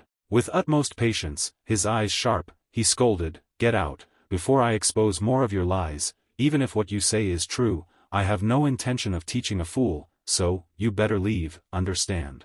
Exposed, the scarred man left shamefacedly. Before leaving, he clicked his tongue. He watched him go, arms crossed, sighing, I was hoping things would be less troublesome lately, but these scoundrels keep coming. Sakong looked at him, he added, From now on, deal with such people by handing them over to Mariang. Sakong understood and nodded in agreement. Yes, I will. He left, and another person rushed over, greeting him cheerfully. Ah, hello, I'm here to see the owner of the Heavenly Ascent Martial Academy. Having heard his earlier instructions, Sakong put on an intimidating expression. We are not accepting any more disciples at this time. The newcomer looked flustered and explained, I'm here to deliver a message, not to learn martial arts. He produced a scroll, stating clearly, this is a letter from the Sichuan Tang clan for the owner. Sichuan, a clear blue sky, brilliant sunshine, the sun shining through the tiled roofs. A gentle female voice rang out, calling out the name of a person watching the fun. Oh my, so, Seol, look over there. Sichuan is all about black clothes, in front of tall, strong, muscular men walking back and forth. So, Seol's assessment seems to be different from ours. Rin happily sat on the horse and chatted with him. It seems the owner isn't too surprised. Isn't this your first time coming to Sichuan? He bowed his head, not refuting Rin's question. I'm not particularly enthusiastic about new places, he mused. Besides, it's not my first time. In my past life, I lived all over Zhongyuan, he said. But thanks to the patriarch, Nanny and the kids get to see all this. That's enough. It's spring, so there's probably plenty to see. The two chatted merrily. Rin said, we're almost there, we're nearing Tang Clan Town. So, Seol curiously asked, Tang Clan Town? Rin replied, you could think of it as a village where people of the Tang clan live together. So, Seol realized, happily saying, like a village of the same clan, so everyone is related. Rin answered, that's right. Upon arrival, someone greeted them, welcome to the Sichuan Tang clan to meet the Heavenly Ascent Martial Academy leader and honored guests. The two Tang sisters looked at the greeter, happily calling out to the steward. The steward cheerfully greeted them, saying, it's been a long time, young miss. The steward took his horse, smiling and saying, let me take you to your lodgings at Baihayan Pavilion, the patriarch has ordered it. He didn't reply, thinking, as far as I know, the Tang clan's Baihayan Pavilion is a villa reserved only for special individuals. The steward, knowingly smiling, said, it seems you understand the significance of staying at Baihayan Pavilion. The patriarch wishes to treat you with the utmost care. He nodded understandingly, saying, I understand. The stable hands led the horses away. As he walked, he pondered the Tang clan's intentions. Why give us such good lodgings? It only makes one feel uneasy before even a greeting. Deep within a bamboo forest, an elderly man meditated on a rock. Suddenly, he smiled, a dangerous smile. On this side, he narrowed his eyes, sensing the aura of a powerful person. He pondered. I don't know who it is, but they greeted me, so I should respond, he thought. He released his own aura, a greeting to the hermit. Rin sensitively perceived something unusual.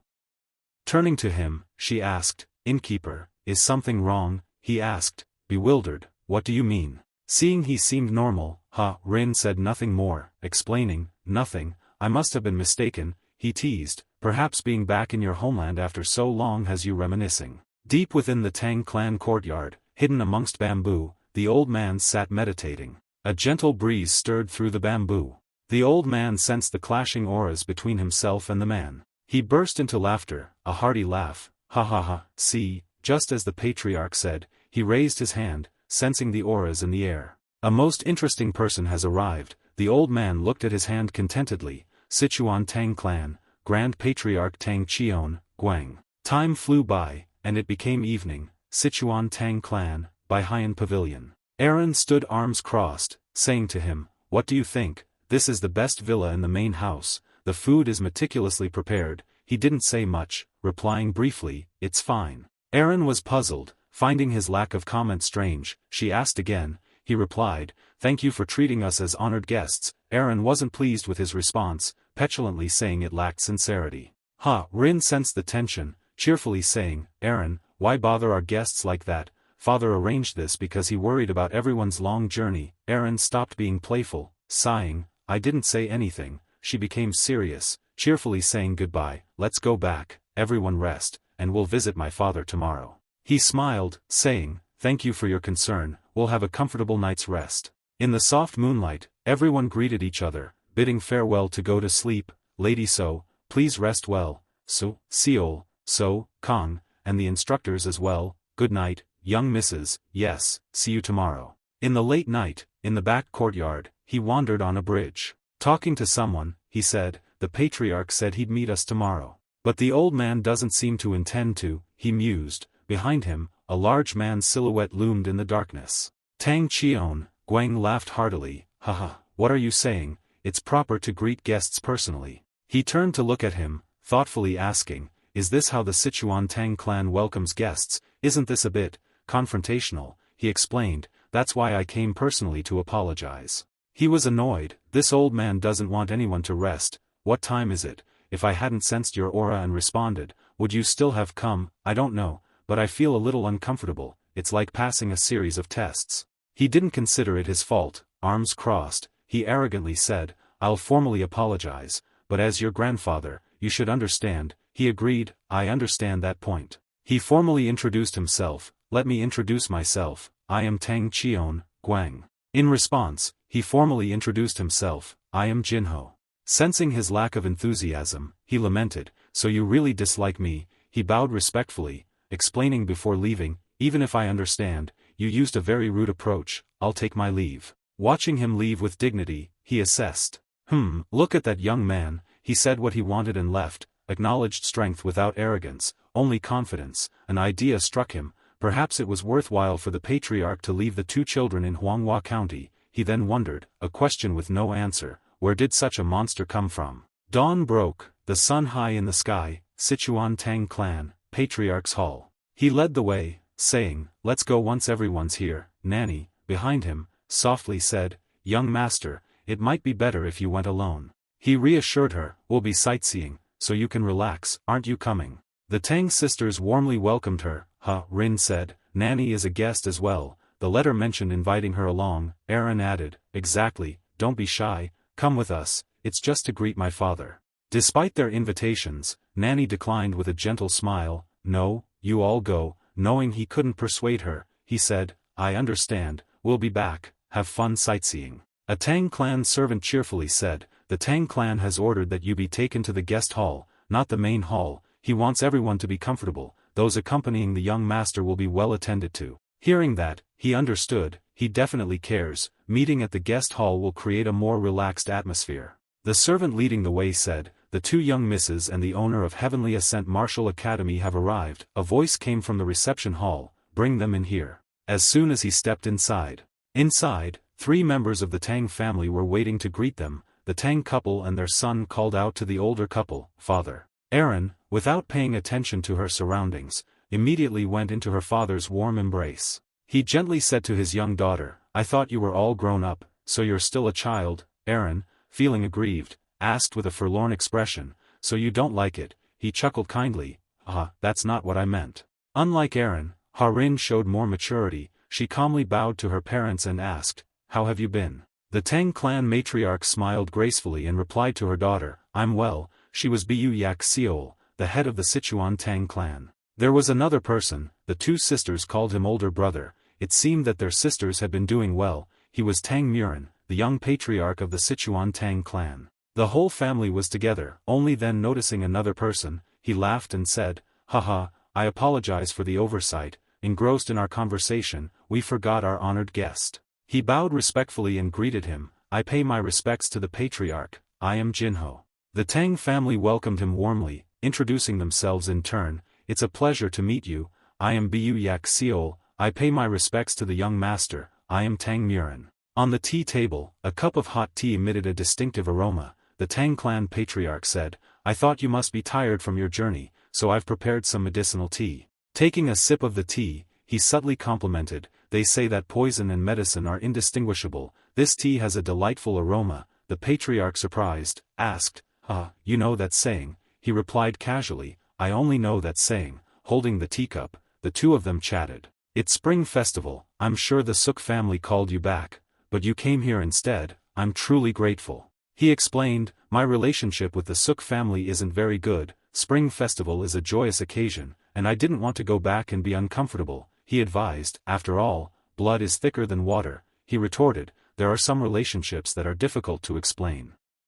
Feeling that the topic was inappropriate, he changed the subject. I heard you found another 1,000-year-old purple clam. Is it much different from the old one? He replied honestly, I was fortunate enough to obtain one similar to the old one. He probed, if you still have that good fortune, could you share a bit with the Tang clan? Of course, we will pay handsomely. He didn't refuse, smiling and saying, I'll tell you what I remember. The matriarch looked at him approvingly, assessing him inwardly. I've heard he's no ordinary person, but he's even better than expected.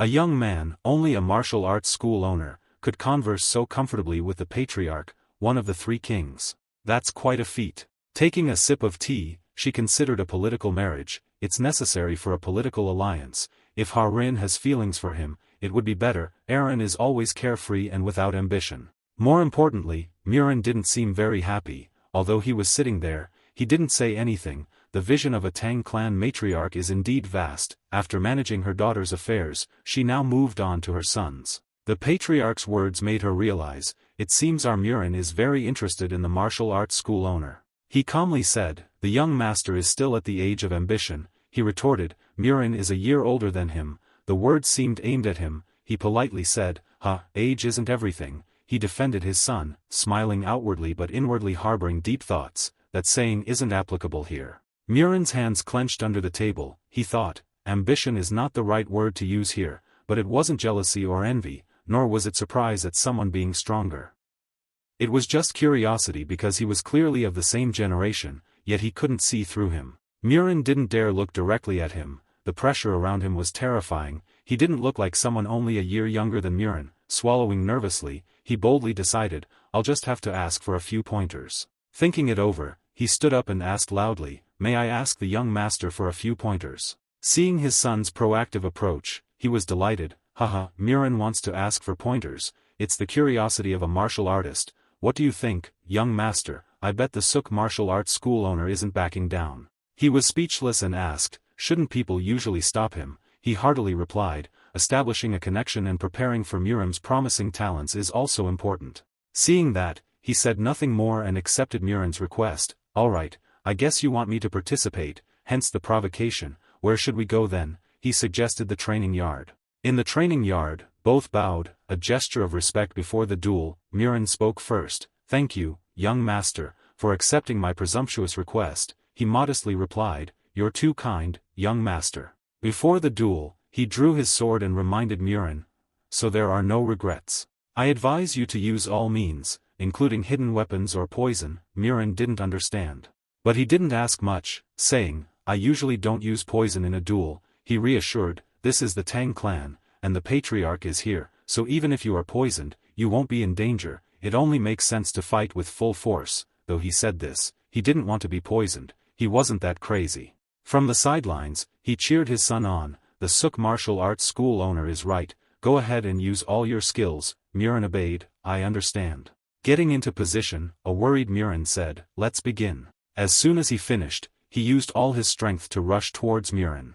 In a blink of an eye, he pulled out many darts and threw them at him. The darts seemed to have a life of their own, each a different color, green, red, and yellow. He remained calm amidst the storm of darts. He was astonished, just as he was thinking of simultaneously using the chasing soul flying butterflies and backstab nails. Seeing his opponent's strength, Murin wondered how to close the distance. Two types of hidden weapons, and they were poisoned. He knew the Tang clan's fighting style very well. Was it because he was a young master? But even the most insidious poison in the world would be meaningless. Faced with the darts, he skillfully used his Dao to deflect them. With lightning-fast movements, he deflected them, but the darts aimed at him. Seeing his incredible speed, Murin was astonished. How could he easily deflect such an attack? And what about his astonishing speed? Murin couldn't believe it. He never expected that he was a hidden monster. Murin had a hard time deflecting those darts. He silently prayed in his heart.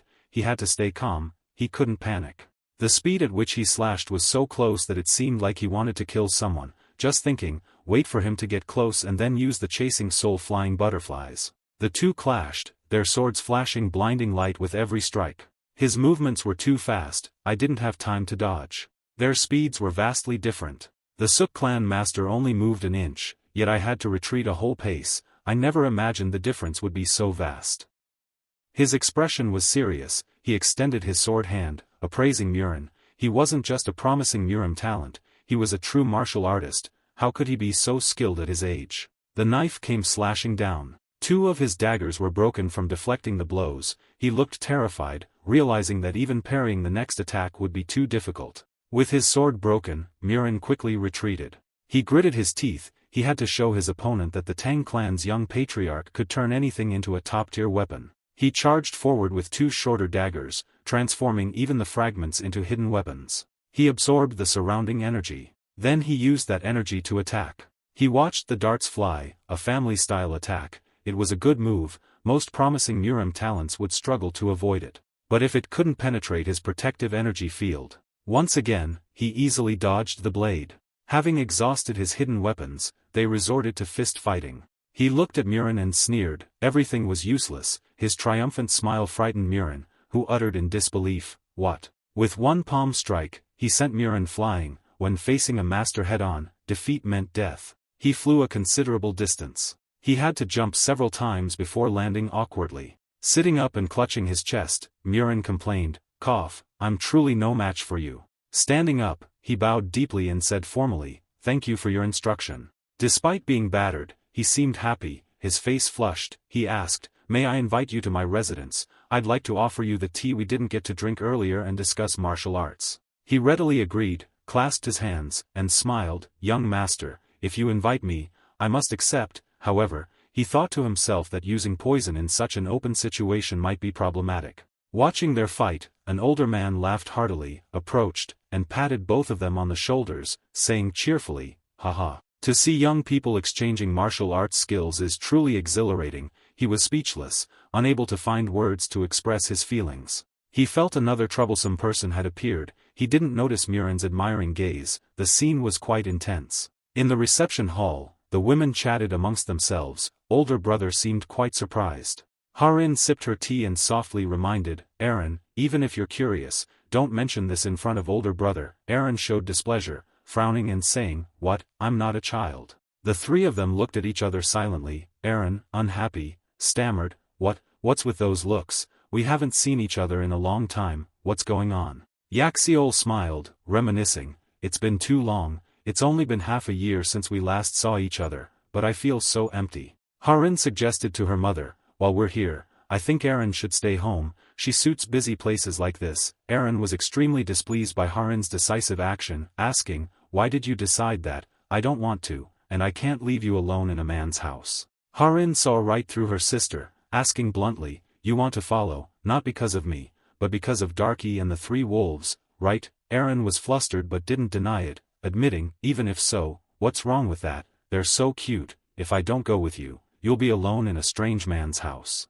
Yaxiol added her opinion, "Looking at things today, I think it's alright. Starting married life naturally is a good idea. I think you both feel the same." Aaron was startled and asked, "Mother, what are you saying?" Yaxiol explained, "As an illegitimate child with no right to inherit the Suk family, but with skills rivaling the 6 dragons, becoming our son-in-law is quite reasonable. But Harin, Mother thinks your happiness is most important. If things don't go your way, don't be too heartbroken." Hearing her mother's advice, Harin blushed and nodded, "I understand, Mother." Aaron added, "There's competition, so I understand if you're impatient." Harin was startled because it hit the mark. Yaxiol asked, "Is she the sword flower of the Peng clan of Hebei?" Aaron was surprised, asking, "Mother, how do you know?" Yaxiol praised, "Harin, our daughter, is graceful and beautiful. She has a refined look." Harin blushed at the compliment. She continued, "The sword flower is beautiful, but her personality is rather domineering. I also think you're more suited to the Suk clan master than the sword flower." Harin shyly said, "Mother, you're really biased." She smiled, "Of course, I always side with my daughter, so, if you're tired, come back to me." Both Harin and Aaron replied softly, "Yes, we understand." Numerous people were standing outside the training grounds. The nanny sitting beside him greatly admired the place, saying, "It's truly exceptional, both in scale and food. It lives up to its reputation as one of the 5 great families. Now I understand what makes them outstanding." He asked in surprise, "You're from the Suk family and still surprised?" The person beside him replied, "The scale is similar to the Suk family, but the atmosphere is completely different. Perhaps because of the many martial artists, I feel a strong sense of oppression." He agreed, "Of course, those invited by the Tang clan aren't ordinary people. Especially there are those who intentionally bring their daughters to meet the young patriarch. The power of those people is also not easy." Another person also said, It seems like not all of them are aiming at Tang young patriarch. He was curious about what that person meant, asked, "What are you saying?" He smirked and said, "Those young misses over there seem more interested in the tavern owner than the Tang young patriarch." Following his gaze, a group of women looked at him with adoring eyes. He ignored them, treating them as air. The other person added, "It seems Miss Tang Heron also." He didn't finish his sentence, he was speechless. The nanny chimed in, "It shows our young master is not inferior to anyone." He couldn't argue with them, letting them praise him to the skies. Heron appeared, asking, "Is everyone enjoying the banquet?" He politely replied, "You must be very busy, no need to worry about us." Heron smiled and said, "That's not the way to host guests." He said, "It's alright, we're just watching, so please go greet the other distinguished guests." Heron refused again. It seemed she wanted to stay by his side, avoiding the swarming mosquitoes. Her father and older brother were already greeting the guests. Aaron whispered sarcastically from behind, "Why don't you just admit you're worried about those ladies eyeing the tavern owner?" Heron blushed, scolding Aaron. "I told you it's not like that." Aaron, teasing, whispered, "Let me speak for you." Heron was embarrassed and couldn't respond. The two whispered to each other. A figure approached. Aaron recognized him and told her sister, "Big sister, isn't that the one who goes around saying he likes you, Jiao Changkayam of the Sichuan Gu family sword sect?" He has a scar between his eyes, looking very ferocious. He approached and introduced himself, "I am Jiao Changkayam of the Sichuan Gu family sword sect. I heard that the renowned Sukyong master is here, so I came to greet you. If it's not too presumptuous, I would like to spar with you. Is that alright?" He wasn't polite, wanting to confront him directly. "Sparring? I don't think that's your real intention." Changkayam frowned, knowing he wasn't an easy target. The banquet was relatively quiet, so he didn't bother asking further. He stood up, his aura imposing. "Then, as you wish. I will fight you in front of everyone." His eyes like those of a wild beast, he lunged forward, wanting to tear the man's throat out. Changkayam's face turned pale with fright, his face drained of blood. Jiao Changkayam laughed upon hearing his agreement. Truly a valiant man. He looked at him, secretly thinking, he's just a bastard who got lucky finding a 1,000-year-old purple clam. That's why the Tang young miss is interested. He glanced at the two Tang sisters who were bewildered behind him and continued his thoughts. The rumors about him knocking out the Kongdong sect's top disciple are surely just nonsense. He thought of defeating him, winning praise from the Tang young miss. Today, I will show the world that it's all nonsense and win back the Tang young miss's heart. Everyone around was still stunned, while the conversation between the two continued. "Now that we've agreed to spar, shall we move to the training ground?" He replied, "Whatever you want." Hearing his reply, he turned to the elders and said loudly, "Excuse me, seniors, please lend us the training ground for a little exchange." The patriarch happily agreed, "All right." Tang Cheongguang, standing beside, chuckled, "The junior chief is digging his own grave." Many people gathered at the training ground. The Gu family sword sect and other large clans held their breaths, awaiting the match. The onlookers excitedly discussed among themselves, "What a show, who do you think will win? Shall we bet?" "Good idea." An excited man said, "I bet on tavern owner Suk. Wasn't there a rumor that he defeated a top Kongdong sect disciple, and he helped someone cross the wall of wailing?" Someone countered, "I feel he's already surpassed the level of Murim's promising talents. You know there are many false rumors in Murim. Compared to the recently emerged Suk tavern owner, the young master's abilities have been proven for a long time. Moreover, among Murim's promising talents in Sichuan, besides the Tang clan's junior chief, he's considered the top one. Therefore, I bet on the Gu family sword sect's junior chief." A woman in the middle spoke up, "Both of you have valid points, so I'll bet." But before she finished, something astonishing happened on the fighting ground. He landed a blow that sent Gu Jangjayam flying to the ground. Several meters away, the surrounding people started to clamor, "Wow! It's over before we could even place our bets." He lay on the ground, astonished by the outcome. "I was defeated so easily, are the rumors true?" But he tried to get up, thinking, even if it's true, I can't lose without putting up a fight. But before he could stand, the man's foot was already under his chin. He kicked him, sending him flying a few more meters. Not stopping there, he aimed to kick him in the face. Gu Jangjayam, terrified, shouted, "Stop, please stop." He closed his eyes in fear, thinking, is this really the end? Suddenly, someone pointed a sword at him and shouted, "Stop him." He leaned over and grabbed him. He looked at the sword and thought, I understand he wants to stop me, but what is this aura? It seems to have crossed the line. The man continued to attack him relentlessly. He was a subordinate of Gu Jangjayam. Seeing the attack aimed at him, he thought, the junior chief must have lost face, so he wants to kill me or something. These righteous sects are truly something else. But then, as if realizing something, he thought, no, the more it's like this, the better. He stopped dodging and counterattacked directly. Seeing this, the man thought, he wants to face me head-on, how ridiculous. He attacked with all his might. But he was stopped with a single hand. This surprised the man. He looked at him and thought, this is absurd. How could I be pushed back by some brat's internal energy? He directly twisted the man's arm down, making him cry out in pain. Then, he used that same hand to throw him to the ground, causing a large dent in the ground. He turned to the Gu family sword sect members and said, next. Hearing this, one of them angrily shouted, what? He beckoned them and said, in your anger, wanting to be arrogant is already wrong. If you still want a humiliating victory, come on. If you're scared to come alone, call all your buddies. Hearing that, the man became furious. He drew his sword, walked towards him, and said, you bastard. Today, I absolutely will not let you leave unharmed. He also brandished his red sword, preparing for battle. The man unleashed many attacks, but none were effective. He then charged forward and smugly said, when your attacks are ineffective, you shouldn't be so reckless. This needs to end before the hall master interferes, but you're worried I can endure it too long, aren't you? Hearing this, the man's anger flared. He shouted, shut up. He raised his sword high, looked at him with terrifying eyes, and said, let me help you solve your worries. Seeing this, the man quickly used his sword to parry. The power emanating from him was immense. The man seemed unable to withstand it, thinking, what's with this oppressive feeling? The more we fight, the more oppressive it becomes. It felt like his sword was cracking. He had to quickly get out of this oppressive pressure.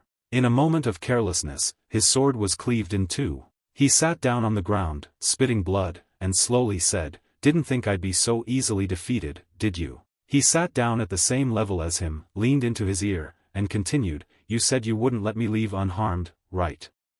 Hearing this, he was terrified. Wait, I'll let you leave unharmed. But as soon as he finished speaking, he struck him in the stomach with a palm strike. A mouthful of fresh blood spurted from his mouth. He collapsed to the ground, trembling and saying, damn it, my dantian, my dantian. The people around started whispering, a martial artist whose dantian was destroyed, but it was the Gu family sword sect who started it. Still, this is a bit. The Tang clan patriarch approached him and spoke, Master Suk. Before he could continue, he interrupted, if you intend to stop me, it's too late. The patriarch quickly denied, I have no such intention. Standing in the middle of the arena, he said calmly, the young patriarch of the Gu family sword sect was the one who wanted a duel. I saw it as a fair fight. They should be the ones ashamed of their junior. Besides, wasn't it a Gu family elder who attacked with such killing intent? If Master Suk's martial arts were inferior, then he would be the one lying down now. Saying this, he glanced towards the Gu family and continued, isn't that right?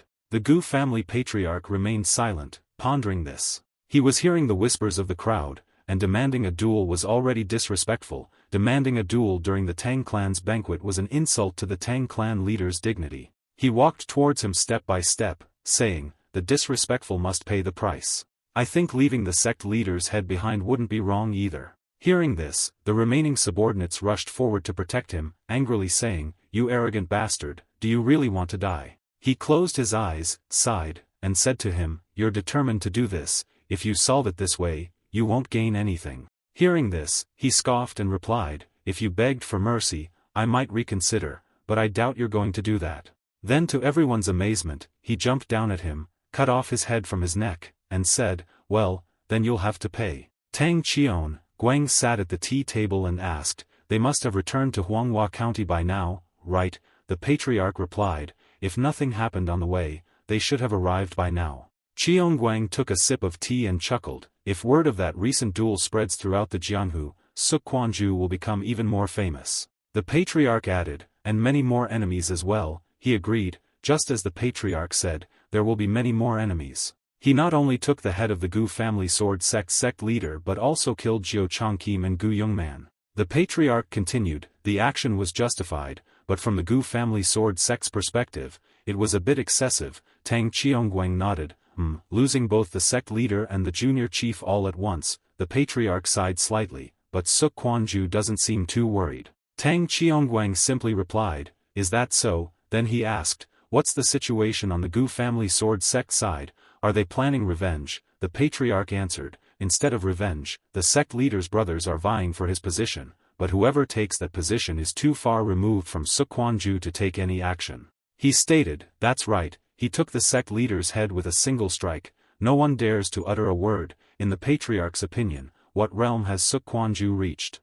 The patriarch pondered, from what I see, he must be at the super grandmaster level, no, perhaps even beyond, he must have reached that level to achieve this. Tang Qiongguang was somewhat awestruck, only 19 years old, and he surpassed the super grandmaster level. The patriarch replied, it sounds unbelievable, but it's the truth. What can we do? He said, Harin's stubbornness has its reasons, who would have thought she would bring back such a treasure? The patriarch hastily said, while nothing is certain, but, Qiongguang tried a different approach. What if we lose that talented young man? The patriarch still tried to deny it, that's not the case, but, Tang Qiongguang concluded, we must keep him at all costs, we cannot let the Peng clan of Hebei take him, absolutely not. The scene shifts to the Peng clan of Hebei. Peng Mugian said, you said it was absolutely impossible, look now, Sukwonju has reached the super grandmaster level. I told you he was a hidden dragon, but you didn't believe me. Now, he's called the Heavenly Dragon Sword or the Mysterious Heaven Sword. The patriarch could only clear his throat. How was I to know? I even ordered Neian to go into seclusion. She didn't like it at all. Mugian asked, after her seclusion, what do you think Neian will do when she hears the rumors? He replied, I'll tell her I did it to prevent strange rumors. Peng Mugian exclaimed, look at the Sichuan Tang clan. Initially, everyone said it was crazy, but now it's perfectly normal for their daughter to live in a martial arts academy. If you listen to me and Neian would already be with Sukwonju. The patriarch was uncomfortable. I understand what you're saying, but there are better candidates. Let's end this conversation, Mugian retorted. Better candidates, among the Murim's promising talents from the great sects and prestigious families, who at the super grandmaster level would agree to be a son-in-law. That's why the Tang clan is so proactive, and more importantly, Neian wants to marry him. You're also someone who arranges political marriages. Do you want Neian to follow the same path? The atmosphere turned heavy. The patriarch sternly said, enough, let's end this here. Mugian was startled and quickly retreated. I spoke out of turn. The patriarch chuckled, out of turn, you've said everything you wanted to say. Mugian persisted, it's not too late to reconsider. I find it utterly unreasonable that we have to share the title of #1 family in the world with the Sichuan Tang clan. The patriarch tapped his fingers on the armrest, pondering, #1 family in the world, huh? Suddenly, someone burst through the door. Father, patriarch, something has happened, he asked, what happened? The person replied, young miss, has disappeared. The scene shifts to the martial arts academy where Suk Jinho is staying. Suk Jinho and the others have returned to the Heavenly Ascent Martial Academy after their trip to Sichuan. It's unclear whether it's due to rumors of the duel with the Gu family sword sect, but more and more people are visiting the martial arts academy. Among them are the Jiyun siblings and Du Jiyun from the Green Pine Escort Agency, who have also stopped by the Heavenly Ascent Martial Academy while preparing to relocate their base. A dog suddenly lunged at Jiyun, causing him to yell in fright. Tang Harin wanted to keep a fox named Waiho as a pet, so she brought it from Sichuan. Initially, Jinho only wanted to open a martial arts academy to live peacefully, but gradually, more and more people came to follow him. He could have resolved the situation at any time, but he didn't. Instead of striving to be the best as he did before, he preferred his current life, watching over others in his own territory. Of course, with more people to be responsible for, there's more to pay attention to. After careful consideration, Suk Jinho decided to take a break after a while. Peng Neian stood before the Heavenly Ascent Martial Academy. So, it's here. She hesitated. I heard they're not receiving guests at this time. I wonder if it's appropriate for me to come uninvited. If it were me from the past, I would have just barged in, even without an invitation. Ah, what would he think of me, so childish? Mariyoung saw her and said, oh, is it young Miss Peng Neian? She replied, ah, Mariyoung. He approached, carrying firewood on his back. It is you? My goodness, it's been a long time. Neian replied, yes, are you all right? He replied, yes, young miss. She seemed surprised. You've changed a lot, you're completely different from when you were at the Suk family. He just smiled and asked, I've been training hard, but young miss, why don't you come in? What are you doing standing outside? Neian blushed and quickly explained, I I was afraid it would be rude to come without warning. Besides, I heard you're not receiving guests. Mary said, young miss is an exception, of course. Come in quickly. She breathed a sigh of relief. That's good then. Suddenly, she heard a commotion and asked, what's that? Aren't those wolves and foxes? Mary chuckled and explained, Darky's training them, so you don't need to worry. She wondered, Darky's training wolves. She looked at the fox, and Mary introduced, this fox is named Waiho. Young Miss Tang Aaron from the Sichuan Tang clan is raising it. Nei frowned, so Aaron's raising it. I heard Aaron and Harin are living here, is that right? Aaron came from afar, Nei sister. Long time no see, it's so nice. Nei replied, it's been a while, I heard you sisters were here. Rin greeted her, sweating, senior, it's been a long time. Nei asked directly, Rin, you don't seem very happy. Aaron stood outside, fearfully thinking, seniors, her gaze is like fire. Suk Miryong inside the room slammed the table, loudly asking, what? What do you mean by suddenly closing the gates? Jinho replied nonchalantly, closing the gates, we're just temporarily closed to guests for renovations. She asked, why the sudden renovations? Everything seems fine. He gestured, listing the tasks. The land the Supreme Elder gave us is vast, so I'm figuring out how to use it. We also need internal renovations to the martial arts hall. I need time to plan the future training of disciples. Plus, we need to build more stables, tame some wild horses, develop new items for the inn, and catch spirit creatures to feed the fox spirits. Hearing that, Miryong interrupted, alright, I know you're busy, but you don't have to stop trading with me. Explain yourself clearly. Jinho bluntly said, it's not about ending the trade, but the agreed-upon time has ended, and I don't want to extend it. Besides, you've been taking too much lately, even the 100-year-old purple clams are gone. She replied, Jinho, the sea is vast. Jinho refused, vast, yes, but I'm only in Honhua County. Miryong sighed and sat down, that's true, because of the 100-year-old purple clams, you can't go anywhere else. So, after some time, when do you plan to start again? He replied, I don't know yet. Suk Miryong sighed, I understand, if you start again, remember to call me, that's what good brothers are for. You know that even though we're not accepting guests, the inn is still full of people waiting, right? He replied, when the time comes, I'll resume accepting disciples, but only those who are qualified. She stood up, exclaiming, that's a typical answer from you. I understand, I hope to hear good news from you. After saying that, she left. Zhen Xia took a sip of tea, thinking, I've accomplished quite a lot recently. This is enough to prove what I wanted. He recalled the original Suk Jinho's appearance and wondered. Has that become reality? Are you satisfied, Suk Jinho? If it's enough, then go, I'll live a worthy life from now on. I'm about to leave, but I still don't feel at ease. Anyway, from now on, I'll live as I please, I'll do whatever I want. Whether I linger or leave peacefully, Zhongyuan is already engulfed in bloodshed and chaos.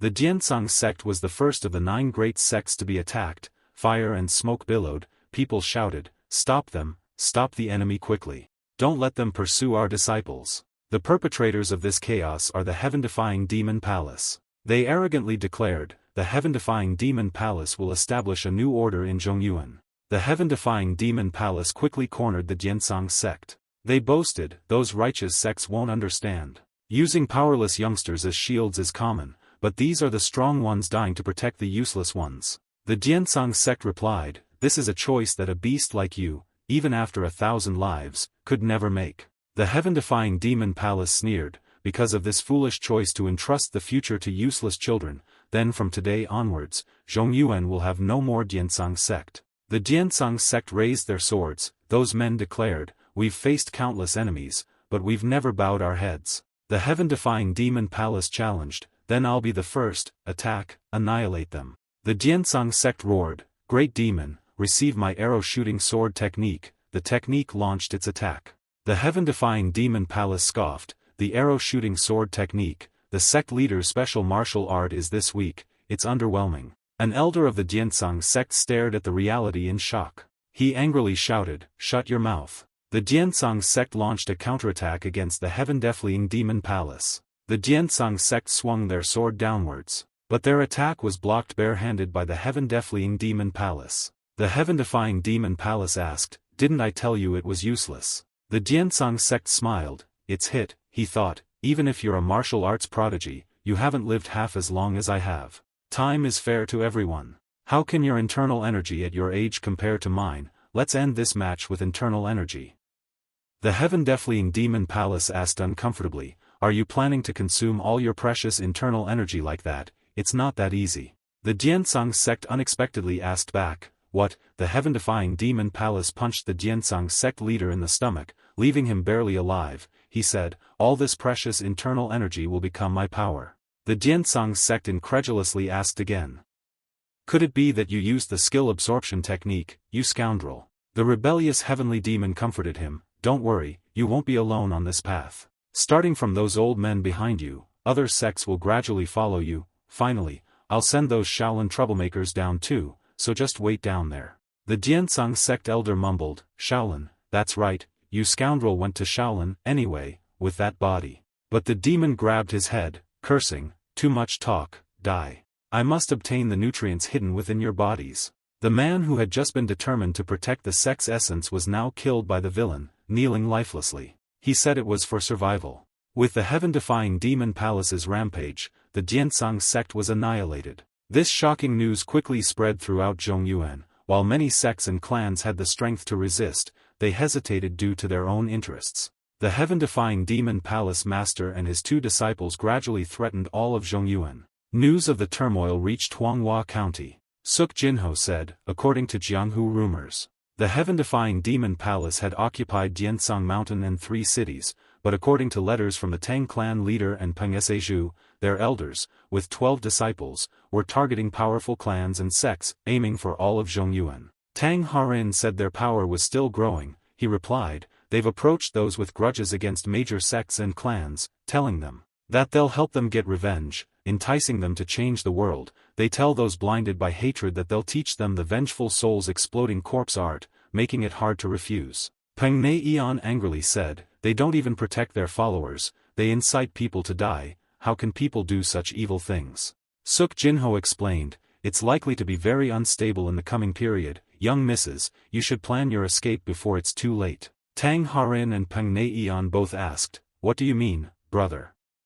Suk Jinho said, now, the 5 great families, including the Peng and Tang clans, are in more danger than the Heavenly Ascent Martial Academy. Naturally, both patriarchs want you young misses to stay here temporarily. Both girls stood up, saying, that's impossible. Peng Neian said, father wants me to stay here because it's safer near the innkeeper, but my clan is in danger, I can't just wait here for news. Tang Harin also said, my connection with the Heavenly Ascent Martial Academy is as important as family in danger. The innkeeper will stay here anyway, so there's nothing to worry about, you'll protect this place. Suk Jinho said, actually, I called you here to hear those words. I know you're both worried about your families, but you just weren't comfortable mentioning it. The young missus looked at him and called him innkeeper. Tang Harin smiled and said, thank you, brother, we'll definitely return. Peng Neian said, me too, if you accept.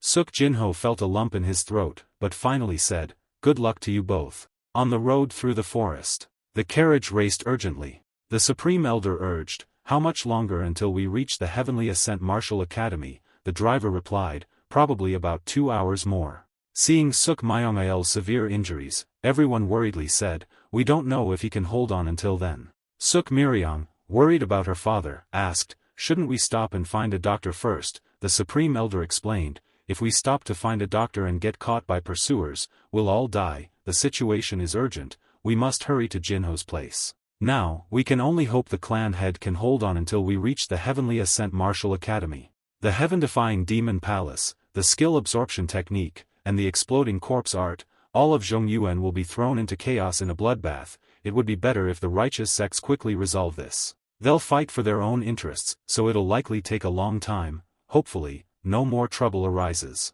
Suddenly, he startled. What's this? Suk Jinho said, surprised, sitting on the windowsill. Maryung and Yoon, hearing this, turned around in surprise. Maryung looked at him and asked, did you call me, sir? Yoon added, is something wrong, sir? Then he ran along the roof. Follow me. The other 2 ran after him, replying, yes, sir. He quickly dashed forward. Could the heaven-defying demon palace have reached this far? There are no sects or prominent Murim families in Huanghua County. why would they come to a place like this? Elsewhere, a carriage sped forward. Mariung curiously asked, "My lord, a carriage is speeding towards us, should we stop and check who it is?" Suk Jinho replied, "No, let's wait and see." Inside the carriage, Suk Mariung leaned out and shouted, "Jinho, it's serious, that scoundrel, Suk Manhwa, colluded with the heaven-defying demon palace and assassinated father." A moment later, Suk Myongael was having his wounds treated by the Supreme Elder. He looked at her and asked, "What's happening?" She replied, "The bleeding is severe, call a doctor." He said, "No need for a doctor, there are better healers." She said, "Great, call them quickly." He turned and called, "Mariung, tell the Tang young misses that there's an urgent patient and invite them." He quickly left, replying, "Yes, sir." Then he walked toward Supreme Elder. "Supreme Elder, how is the condition of the master?" He replied worriedly, "The wound is deep and bleeding heavily, probably needs immediate treatment." Just then, Mariung rushed over. "My lord, I've invited the two of them." Tang Harin anxiously asked, "My lord, how is the patient?" Looking at the wound, he replied, "I heard the wound is deep and bleeding heavily, please treat him quickly." After observing the wound, she urgently said, "Prepare for Aaron to come and treat him immediately. I'll temporarily stop the bleeding here and move the patient." Tang Harin responded, "Understood, to be safe, I'll prepare antidotes as well." He then looked at the elder and instructed, "Supreme Elder, we'll talk later, first, let's move the head." The elder anxiously replied, "It all depends on Jinho." Seeing Suk Myongael being carried inside, he said, "I hope for your help." Tang Harin replied, "We'll do our best." He gestured, then, "Please come inside." Suddenly, Suk Miryong anxiously spoke, "The Sword Emperor, who went to distract them, hasn't returned yet. We must go save him immediately," she urged. He coldly replied, "Going now won't save him." She questioned, "What?" He gravely continued, "If the situation were that good, we wouldn't have needed a decoy in the first place. Think calmly, going now will only result in more casualties. Instead, let's prepare thoroughly and take revenge, that's what the living must do." She fell silent, lost in thought. The elder patted her comfortingly, "Miryong, don't worry, even if Manhwa did something foolish, he probably didn't harm the Sword Emperor, he'll become a valuable pawn in future negotiations. So, for now, follow Jinho's advice." Miryong sadly replied, "Yes, I understand." He then spoke, "You two treat him first, we'll talk later." The elder replied, "All right, let's do that." After a while, Suk Jinho said, "First, regarding the head's condition, thankfully, the critical danger has passed. Young Miss Harin will explain in detail." Tang Harin, standing beside him, continued, "Fortunately, there's no sign of poison, except for the assassination attempt,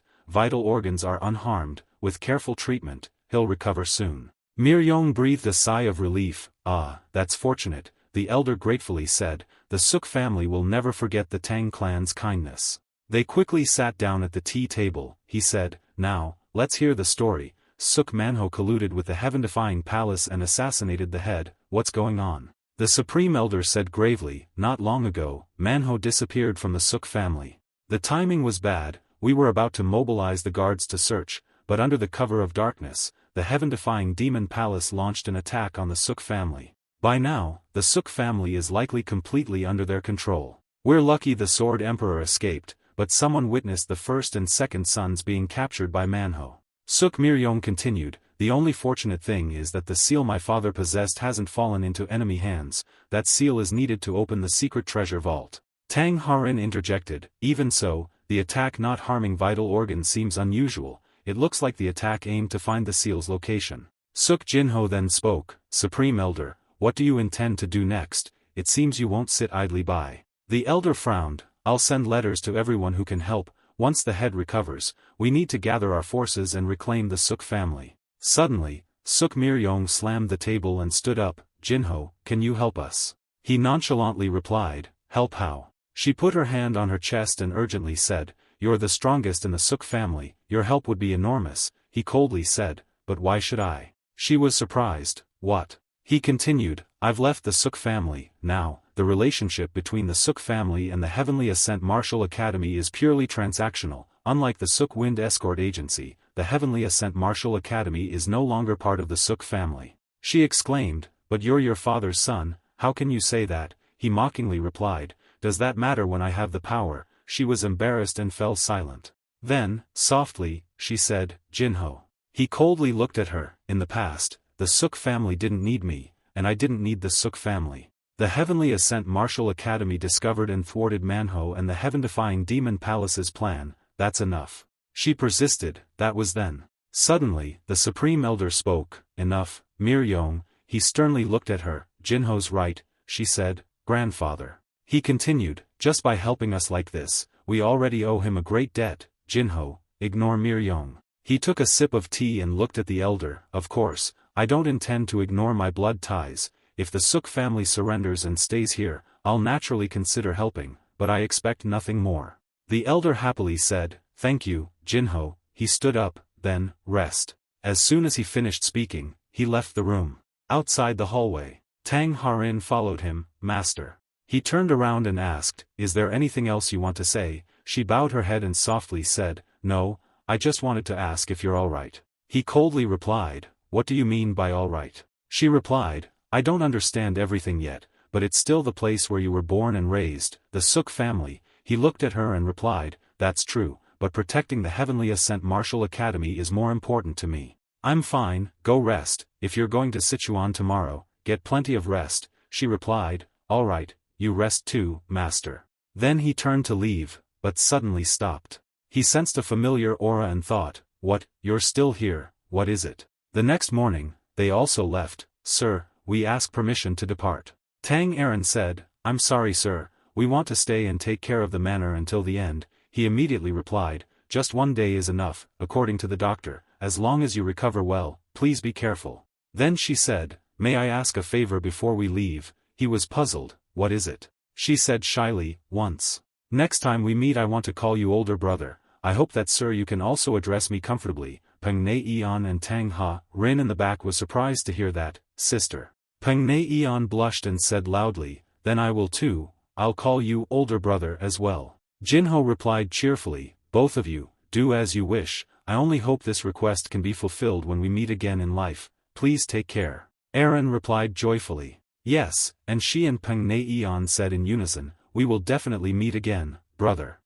The betrayed youths, bound and doused with cold water, were extremely uncomfortable. Suk Manhwa arrogantly said, how does it feel, after just a few days of experiencing life at the very bottom of society? The others angrily scolded him, Manhwa, you damned scoundrel, how dare you do this to us, you've completely lost your mind. Suk Manhwa walked over, grabbed the man's hair, and said, don't you dare act tough, I might accidentally kill you in my anger. Ironclad Taegun came to advise, after achieving our goal, killing him is not too late, don't let your emotions ruin the whole operation. Suk Manhwa replied, yes, my lord, I understand. Ironclad Taegun added, to open the secret vault, we'll definitely need the Manor Lord's seal, won't we? Suk Manhwa replied, that's right, I heard that forcing it open will cause the entrance to explode. Ironclad Taegun replied, the Manor Lord has gone to the Heavenly Ascent Martial Academy in Yellow River County, hasn't he? Suk Manhwa obediently said, yes, that's correct,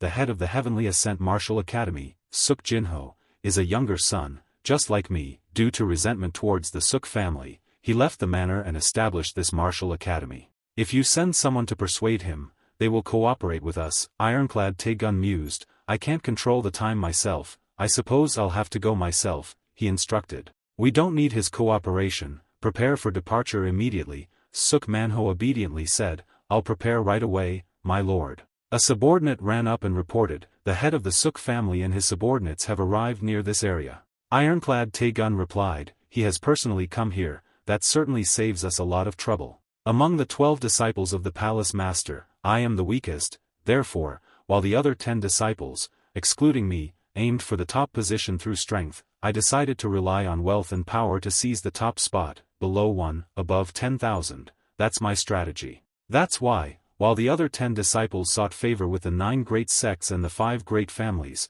I chose the Suk family. If I can find the special martial art hidden in their secret vault, I will be even more likely to win the palace master's favor. The Supreme Elder arrived and spoke, the Supreme Elder has arrived. You scoundrels, open the gate immediately. Behind the Manor Lord were Suk Jinho and Suk Miryong. Suk Manhwa was with the enemy, he shamelessly said, it's been a long time, grandfather, so father is still alive, I never intended to kill anyone from the start.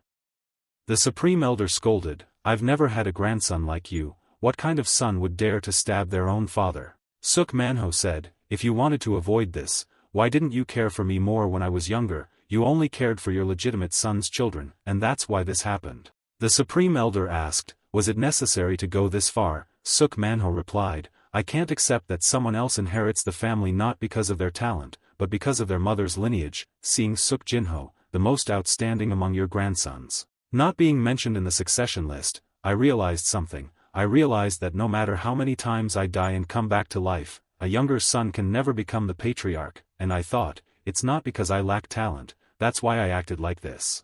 Lord Ironclad said, well, let's stop this tearful reunion here. I have a gift prepared for the home page, please look over there for a moment. Yes, they took out the two people from the Suk family who were being dazzled. The Supreme Elder and the Manor Lord exclaimed in surprise, you're still alive, Jin, Ryong, and Ki Ryan. Suk Manho said, if you give me the seal, I'll give you these people back. And they won't be returning in one piece if you delay any further. Jin, Ryong, and Ki Ryan cried out, calling to their grandfather and father, please save us, father, if you don't give him the seal, he'll really kill us. The Supreme Elder and the Manor Lord were truly in a difficult position. They couldn't lose the family, nor could they lose their grandchildren. Suk Manho said, you're truly heartless. Are you going to trade the lives of your loyal followers for your property? He cruelly squeezed his brother's arms, causing them to shrivel. The young man cried out in pain, my arm hurts so much. Suk Manho asked, this should help you decide, shouldn't it, or are you still hesitant? The Supreme Elder cursed, Manho, you damned scoundrel, aren't you going to stop? Jin, Ryong, and Ki Ryan pleaded, Manho, please spare us, please, have mercy. Suk Manho said, your slow decision led to this, so don't blame me. Suk Jinho stepped forward and said, it seems you've learned some heretical and evil techniques lately. Suk Manho greeted him, brother, long time no see, Jinho, you call such a powerful technique heretical, if you learned it, I'm sure you would be pleased as well. Suk Jinho sneered, it's indeed powerful, except for one fatal flaw. Suk Manho asked in confusion, a flaw? Suk Jinho explained, there must be a reason why Murim masters have classified the skill absorption technique as a forbidden technique. Think about it, many people have practiced the skill absorption technique, but their deaths are never known. They just quietly disappear from Murim. Why is that? Suk Manho, still unconcerned, replied, it's because this martial art is too dangerous, a threat to all of Murim. If someone truly masters the skill absorption technique, the power in the world will surely change. Suk Jinho said, so why do those who have mastered the skill absorption technique go collect other secret martial arts? They just need to master the skill absorption technique and that's enough. Ironclad Taegun thought, this bastard, does he know something? Suk Manho said, I'm not interested in those things, my current recognition is enough. Suk Jinho, let's help the Ironclad forces seize the Suk family. If you want, I'll willingly give you the head of the family position, Suk Manho offered. Supreme Elder Suk Miryong and Suk Myong-el, the head of the family, were both shocked. Suk Jinho replied, you've been promised the head of the Suk family. Unfortunately, I have no reason to help you seize the Suk family. Because I already have it. Suk Jinho raised the ring of the family head seal before Suk Manho. He incredulously asked, what, how do you have this seal? Suk Jinho explained, because no one else can relinquish the Suk family bloodline, they asked me to take over. Suk Manho said, that's great, Jinho, congratulations, now, use it to open the secret vault for me. Suk Jinho retorted, why would I do that? I don't owe you anything. Suk Jinho turned to the Supreme Elder and said, let me be clear, I have no intention of inheriting the Suk family. Even if the Suk family collapses, I wouldn't feel any regret, he added. The Supreme Elder softly called, Jinho. He explained, so, everything from now on isn't because I have feelings for the Suk family, but simply because I'm calculating what I'll gain. The land the Supreme Elder granted me is quite large, so I'm just carefully calculating. The Supreme Elder called out Jinho's name, but he had already vanished. Suk Jinho had moved to another location. This greatly irritated Suk Manho. Suk Jinho scolded, what are you still standing there for? If you came here with a desperate resolve, then fight. The entire Suk family, including both heads of the family, were surprised. But in an instant, they regained their composure, shouting, behead them before they use their martial arts, hurry up, behead them. Both sides engaged in an attack. Ki Ryan and Jin Ryong cried out, release us first. After being released, the Sword Emperor thanked them, Jin Ryong and Ki Ryan shouted, Jinho, please save us. Suk Jinho replied, I have no reason to save you. The Sword Emperor then went to rescue them. He said, this is the only thing I can do for you now. I think young Miss Miryong would be a better successor than the two of you. Figure out how to survive, he advised. They anxiously pleaded, Sword Emperor, please spare us, but behind them, others were preparing to attack. Suk Jinho said, that's a face full of forbearance, as if they want to kill you immediately but are trying to restrain themselves. You seem curious about the ending of the story, but unfortunately, I have no intention of telling you, he added. Ironclad Taegun said, it doesn't matter, when your limbs are crushed, your mouth will automatically open. He raised his weapon to attack, if your mouth is also crushed, it'll be a problem, he muttered. Suk Jinho replied, watch your mouth. He slammed his weapon onto the ground. He charged in for another attack, saying, don't worry about nonsense. A punch from Suk Jinho sent Ironclad Taegun reeling back in pain. He asked, your attacks are so slow and theatrical, creating so many openings. Ironclad Taegun said, you arrogant fool, do you dare enter my great moon pool? So you're confident, are you? Do you think these weak attacks can penetrate me, Ironclad Taegun? He sneered. Your movements are quite agile, let's see how well you can dodge. He charged at Suk Jinho with his mace. Suk Jinho glanced at the Suk family members fighting, realizing, so you're intentionally pushing me towards them. Ironclad Taegun said, keep dodging, this time, someone's definitely going to bleed. Suk Jinho said, I apologize, but the game with you ends here. Stop the nonsense and watch your mouth, he added. Ironclad Taegun, under attack, trembled and wondered, how is this possible? His weapon fell into Suk Jinho's hands. Ironclad Taegun said, you arrogant guy, you dare to hold a weapon. Jinho said, what use is absorbing it with the skill absorption technique, a fool who only knows how to swing weapons with force but doesn't know how to use chi properly. If your stupid and crude attacks are finished then now it's my turn to act. Suk Jinho scolded. You've never seen how long your trusted Ironclad can hold up, have you? Now I'll show you, watch closely. Suk Jinho attacked him with his own blood mace. A powerful, violent attack erupted. Ironclad Taegun wondered, how is this possible, what's going on? The Ironclad has broken, should I abandon the great mace and retreat, or should I hold my ground? Damn it, there's no time, I have to dodge quickly. Ironclad Taegun thought cowardly, I'll retreat now, but I definitely won't let you off the hook. I'll be back and show you the greatness of the heaven-defying demon palace. But before he could, Suk Jinho immediately smashed his mace into his back with a deafening blow. Ironclad Taegun wondered, what's this? The Ironclad broke. Why? He fell down in pain, creating a large explosion. Jinho announced loudly, Ironclad Taegun is dead, warriors of the heaven-defying demon palace, drop your weapons and surrender. They immediately asked in astonishment, Ironclad Taegun has been defeated. Suk Jinho stepped forward and said, anyone who doesn't surrender, I'll chop off their hands and heads myself.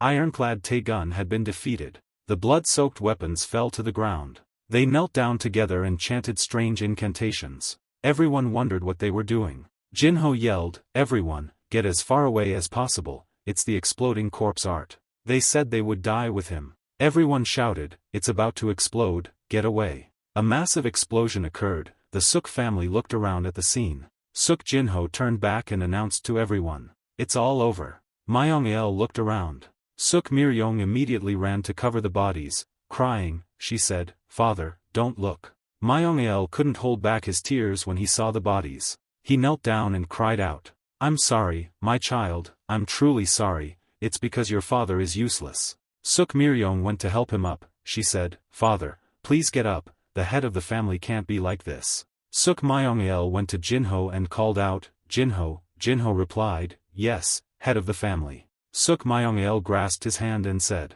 I'm sorry, I insisted on living like an exemplary head of the family. I forgot that I'm your father, and only lived as the head of the Suk family. When you left the Suk family, I realized it was all my mistake. Suk Jinho comforted him, it's all over now, you're alright, you're truly okay now, father. Myong-il, as if seeing his young son again after all these years, tearfully called out Jinho's name, thank you for understanding. Suk Jinho stepped forward and said, now that everything is finished, I'll take my leave, I can't be absent from the martial arts academy for too long. He thought to himself, fool, your family ruined your life, and now you save them, how ridiculous, can a simple apology erase the hatred, Are you trying to prove something? Yes, if you think it's enough, then it's enough, don't do it again.